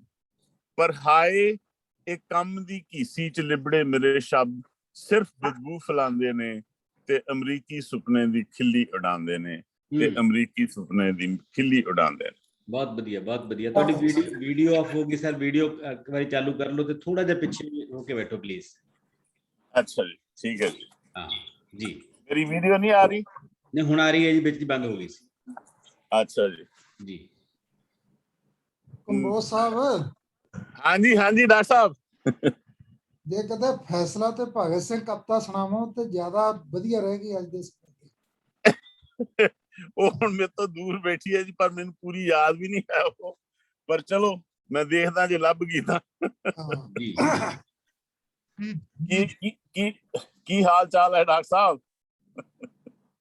ਇਹ ਆਪਾਂ ਕੱਲ ਫੋਨ ਤੇ ਕਰਾਂਗੇ, ਹੁਣ ਇਹ ਨਜ਼ਮ ਸੁਣਾਓ ਸਾਰਿਆਂ ਨੂੰ। ਠੀਕ ਹੈ ਜੀ। ਮੈਂ ਤੁਹਾਨੂੰ ਇੱਕ ਹੋਰ ਨਜ਼ਮ ਸੁਣਾਉਣਾ ਜੀ। ਇਹ ਨਜ਼ਮ ਹੈ ਸ਼ਬਦ ਤੇ ਐਟਮ। ਜੀ। ਅੱਗੇ ਵੱਧ ਰਿਹਾ ਹੈ ਉਹ ਐਟਮੀ ਹਥਿਆਰਾਂ ਦੇ ਜਹਾਜ਼ਾਂ ਤੇ ਹੋ ਕੇ ਸਵਾਰ, ਤੇ ਡਰ ਰਿਹਾ ਹੈ ਇੱਕ ਕਵੀ ਦੀਆਂ ਕਵਿਤਾਵਾਂ ਕੋਲ। ਅੱਗੇ ਵੱਧ ਰਿਹਾ ਹੈ ਉਹ ਐਟਮੀ ਹਥਿਆਰਾਂ ਦੇ ਜਹਾਜ਼ਾਂ ਤੇ ਹੋ ਕੇ ਸਵਾਰ, ਤੇ ਡਰ ਰਿਹਾ ਹੈ ਇੱਕ ਕਵੀ ਦੀਆਂ ਕਵਿਤਾਵਾਂ ਕੋਲੋਂ, ਕਿਉਂਕਿ ਜਾਣਦਾ ਹੈ ਉਹ ਸ਼ਬਦ ਜੇ ਚਾਹੁਣ ਤਾਂ ਐਟਮ ਤੋਂ ਵੀ ਵੱਧ ਖਤਰਨਾਕ ਹੋ ਸਕਦੇ ਹਨ। ਇਸੇ ਲਈ ਉਹ ਇੱਕ ਕਵੀ ਦੀਆਂ ਕਵਿਤਾਵਾਂ ਕੋਲੋਂ ਡਰਦਾ ਹੈ। ਬਹੁਤ ਅੱਛੀ। ਕਵੀ ਦੇ ਜਿਸਮ ਵਾਂਗ ਨਹੀਂ ਕਿ ਇੱਕ ਵਾਰ ਹੀ ਮਰੇ, ਉਹ ਤਾਂ ਵਾਰ-ਵਾਰ ਕਈ ਮੌਤਾਂ ਮਰਦਾ ਹੈ, ਤੇ ਸ਼ਬਦਾਂ ਦੇ ਰਤਾ ਖਿਲਣ ਤੇ ਉਹ ਬਹੁਤ ਡਰਦਾ ਹੈ। ਹਿਊਗੋ ਚਾਵੇਜ਼ ਹੋਵੇ ਜਾਂ ਕਾਸਟਰੋ, ਉਹ ਹਰੇਕ ਤੋਂ ਡਰਦਾ ਹੈ। ਇਸੇ ਲਈ ਉਹ ਐਟਮੀ ਹਥਿਆਰਾਂ ਦਾ ਪਰਦਾ ਕਰਦਾ ਹੈ। ਅੱਤਵਾਦ ਤਾਂ ਇੱਕ ਮੋਹਰਾ ਹੈ, ਅਸਲ ਵਿੱਚ ਉਹ ਸ਼ਬਦਾਂ ਤੋਂ ਹੀ ਡਰਦਾ ਹੈ। ਕਵੀ ਦੇ ਖੂਨ ਚ ਨਹਾਤੇ ਸ਼ਬਦ ਲੱਖਾਂ ਮਿਹਨਤਾਂ ਦੀ ਛਾਂਚ ਪਲੇ, ਲਹਿਰੇ ਤੇ ਖੁਰਦਰੇ ਜਿਹੇ ਸ਼ਬਦਾਂ ਤੋਂ ਉਹ ਬਹੁਤ ਡਰਦਾ ਹੈ। ਇਸੇ ਲਈ ਉਹਨੂੰ ਹਰ ਹਵਾ ਸਾਜ਼ਸ਼ੀ ਲੱਗਦੀ ਹੈ, ਚਾਹੇ ਉਹ ਮਿਡਲ ਈਸਟ ਚ ਵਗੇ ਜਾਂ ਦੱਖਣੀ ਅਮਰੀਕਾ ਵੱਲ। ਉਹ ਨਿੱਜੀ ਖਤਾਂ ਤੱਕ ਪੜ੍ਹਦਾ ਹੈ, ਟੈਲੀਫੋਨ ਤੇ ਗੱਲਾਂ ਸੁਣਦਾ ਹੈ, ਤੇ ਫਿਰ ਵੀ ਡਰਦਾ ਹੈ। ਪੰਛੀਆਂ ਦੀ ਚਹਿਚਹਾਟ ਨੂੰ ਉਹ ਐਟਮੀ ਤਰੰਗਾਂ ਨਾਲ ਫੜਦਾ ਹੈ। ਉਹਨੂੰ ਪੰਛੀ ਜੰਗਲਾਂ 'ਚ ਨਹੀਂ ਪਿੰਜਰਿਆਂ 'ਚ ਚੰਗੇ ਲੱਗਦੇ ਨੇ। ਕੀ ਬਾਤ ਹੈ। ਉਹਨੂੰ ਪੰਛੀ ਜੰਗਲਾਂ 'ਚ ਨਹੀਂ ਪਿੰਜਰਿਆਂ 'ਚ ਚੰਗੇ ਲੱਗਦੇ ਨੇ। ਬੇਸ਼ਰਮੀ ਨਾਲ ਝੁਕੇ ਸਿਰਾਂ ਨਾਲ ਉਹ ਤਰ੍ਹਾਂ ਦੇ ਸਮਝੌਤੇ ਕਰਦਾ ਹੈ। ਕਦੇ ਪਰਮਾਣੂ ਊਰਜਾ, ਕਦੇ ਦਹਿਸ਼ਤਵਾਦ ਖਿਲਾਫ ਇਕੱਠੇ ਲੜਨ ਲਈ ਉਹ ਸਮਝੌਤੇ ਕਰਦਾ ਹੈ। ਕਮਾਲ ਹੈ, ਫਿਰ ਵੀ ਡਰਦਾ ਹੈ।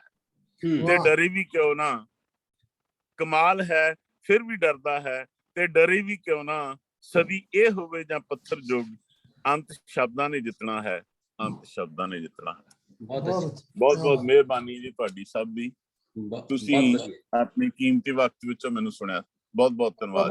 ਬਾਬਾ ਜੀ ਕਵਿਤਾ ਸੁਣਾ ਦਿੰਦੇ, ਜਾਂ ਉਹ ਨਹੀਂ ਸੁਣਾਉਣੀ, ਘੋੜੇ ਦੀ ਖੁਰੀ ਸੁਣਾ ਦਿਓ।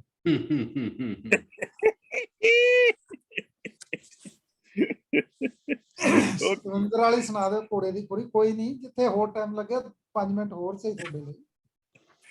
ਚਲੋ ਮੈਂ ਲੱਭ ਲੈਣਾ ਉਹਨਾਂ ਚ, ਤੁਸੀਂ ਹੋਰ ਦੇਖੋ ਜੀ ਇੱਧਰ, ਬਾਕੀਆਂ ਨੂੰ ਆਪਾਂ ਕਿਉਂ ਲੋਕਾਂ ਦਾ ਟਾਈਮ ਖੋਟਾ ਕਰੀਏ।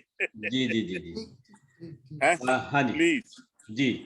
ਸੁਖਵਿੰਦਰ ਕੰਬੋਜ ਹੋਰਾਂ ਨੇ ਬਹੁਤ ਖੂਬਸੂਰਤ ਕਵਿਤਾਵਾਂ ਸਾਡੇ ਨਾਲ ਸਾਂਝੀਆਂ ਕੀਤੀਆਂ।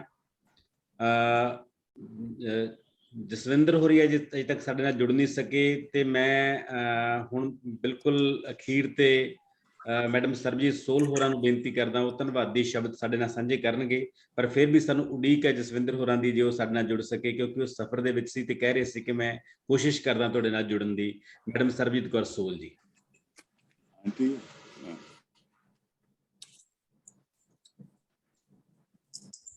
मेरा ख्याल अकादमी के होर मैंबर्स जुड़े हुए ने साडे नाल, किसे डॉक्टर अमरजीत या जसपाल जी, जसपाल मानखेड़ा जी जी, कोई ਆਪਾਂ ਉਹਨਾਂ ਤੋਂ ਕਹੀਏ ਮਤ ਕਰਦੇ ਨੇ। ਚਲੋ ਤੁਸੀਂ ਸਮ ਅਪ ਕਰ ਦਿਓ ਮੈਮ। ਹਾਂਜੀ ਓਕੇ। ਬਹੁਤ ਹੀ ਸਤਿਕਾਰਤ ਅੱਜ ਦੇ ਸਾਰੇ ਹੀ ਮੈਂ ਦੇਖ ਰਹੀ ਸੀ, ਬਹੁਤ ਸਾਰੇ ਸਾਡੇ ਜਿਹੜੇ ਭਾਗੀਦਾਰ ਨੇ ਉਹ, ਔਰ ਬਹੁਤ ਸਾਰੇ ਕਮੈਂਟਸ ਜਿਹੜੇ ਸੀ ਉਹ ਨਾਲ ਦੇ ਨਾਲ ਅਸੀਂ ਸੁਣਦੇ ਸੀ। ਬਹੁਤ ਮੈਂ ਹੁਣ ਨਾਂ ਨਹੀਂ ਲੈ ਪਾਉਂਗੀ, ਬਹੁਤ ਇਹਨੂੰ ਸ਼ੇਅਰ ਵੀ ਕੀਤਾ ਗਿਆ ਇਸ ਪ੍ਰੋਗਰਾਮ ਨੂੰ, ਔਰ ਲਾਈਵ ਦੇ ਵਿੱਚ ਵੀ ਬਹੁਤ ਸਾਰੇ ਸਾਡੇ ਜਿਹੜੇ ਦਰਸ਼ਕ ਨੇ ਉਹ ਵੇਖ ਰਹੇ ਸੀਗੇ। ਤੇ ਮੇਰੇ ਸਾਹਮਣੇ ਸਕਰੀਨ ਤੇ ਜੈਪ ਸਿੰਘ ਚੱਠਾ ਜੀ ਵੀ ਨੇ, ਹੋਰ ਵੀ ਬਹੁਤ ਸਾਰੇ, ਮੈਂ ਨਾਮ ਨਹੀਂ ਨੋਟ ਕਰ ਸਕੀ। ਸੋ ਉਹਨਾਂ ਸਾਰਿਆਂ ਦਾ ਬਹੁਤ ਬਹੁਤ ਧੰਨਵਾਦ। ਤੇ ਸਭ ਤੋਂ ਵੱਧ ਧੰਨਵਾਦ ਡਾਕਟਰ ਕੁਲਦੀਪ ਸਿੰਘ ਦੀਪ ਜੀ ਦਾ, ਜਿਨ੍ਹਾਂ ਨੇ ਬੜੀ ਸ਼ਿੱਦਤ ਦੇ ਨਾਲ ਇਹ ਪ੍ਰੋਗਰਾਮ ਲਿਖਿਆ ਤੇ ਫਿਰ ਇਸ ਨੂੰ ਸੰਪੂਰਨਤਾ ਵੱਲ ਵੀ ਲੈ ਕੇ ਗਏ। ਡਾਕਟਰ ਸਰਬਜੀਤ ਜੀ, ਉਹਨਾਂ ਦੀਆਂ ਭਾਵਪੂਰਨ ਟਿੱਪਣੀਆਂ ਔਰ ਜਿਹੜੀਆਂ ਬੇਵਾਕ ਹੋ ਕੇ ਕੀਤੀਆਂ ਗੱਲਾਂ, ਸਾਡੀ ਭੈਣ ਅਰਵਿੰਦਰ ਕਾਕੜਾ, ਸੁਰਿੰਦਰ ਜੈਪਾਲ, ਅੱਜ ਇਹ ਸਾਰਾ ਹੀ ਇੱਕ ਵੱਖਰਾ ਰੰਗ ਸੀ। ਕੰਬੋਜ ਜੀ, ਉਹਨਾਂ ਦੀਆਂ ਜਿਹੜੀਆਂ ਗਜ਼ਲਾਂ ਸੁਣੀਆਂ ਅਸੀਂ, ਔਰ ਜੋਰਾ ਸਿੰਘ ਨਸਰਾਲੀ ਜੀ, ਮੈਂ ਇਹਨਾਂ ਨੂੰ ਮਤਲਬ ਜੇ ਕਿਤੇ ਕੰਟੈਕਟ ਕਰ ਲੈਂਦੇ ਤੇ ਸਾਡੇ ਕੋਲੇ ਅਕਾਦਮੀ ਦੇ ਵਿੱਚ ਕਮਰੇ ਵੀ ਹੈਗੇ ਆ ਜੀ, ਕਲਾ ਭਵਨ ਦੇ ਵਿੱਚ।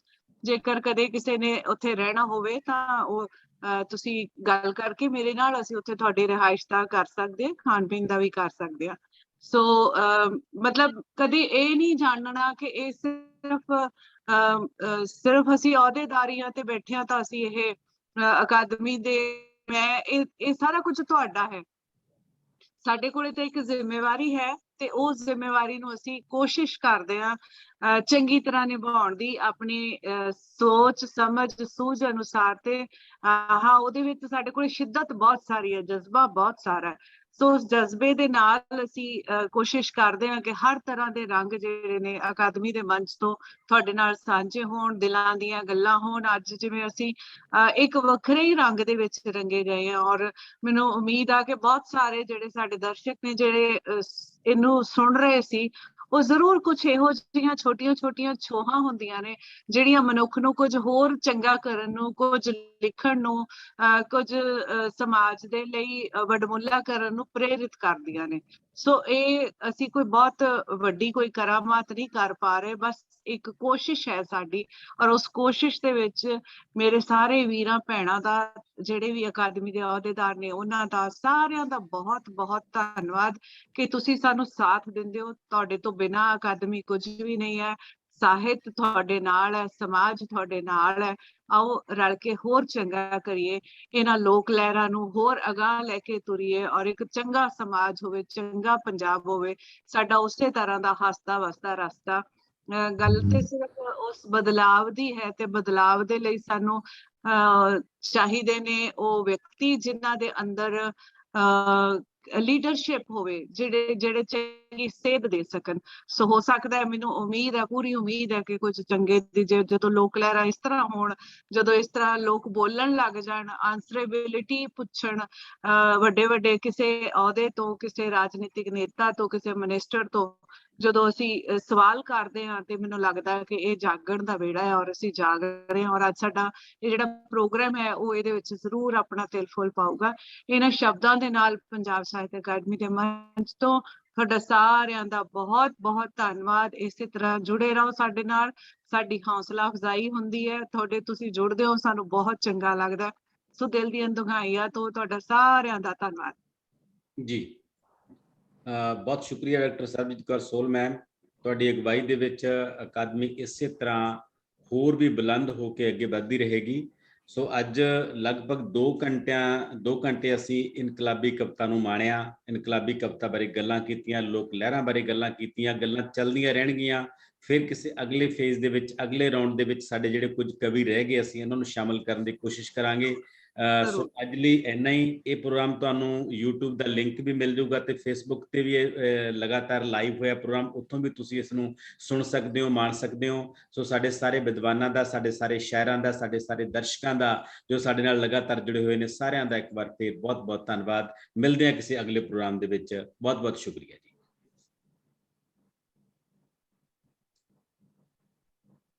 ਸ਼ੁਕਰੀਆ ਅਜੈਬ ਸਿੰਘ ਚੱਠਾ ਵੀਰ ਜੀ। ਸਤਿ ਸ਼੍ਰੀ ਅਕਾਲ ਭੈਣ ਜੀ, ਸਤਿ ਸ਼੍ਰੀ ਅਕਾਲ ਜੀ, ਧੰਨਵਾਦ ਜੀ ਤੁਹਾਡਾ। ਹਾਂਜੀ ਹਾਂਜੀ, ਮਿਹਰਬਾਨੀ।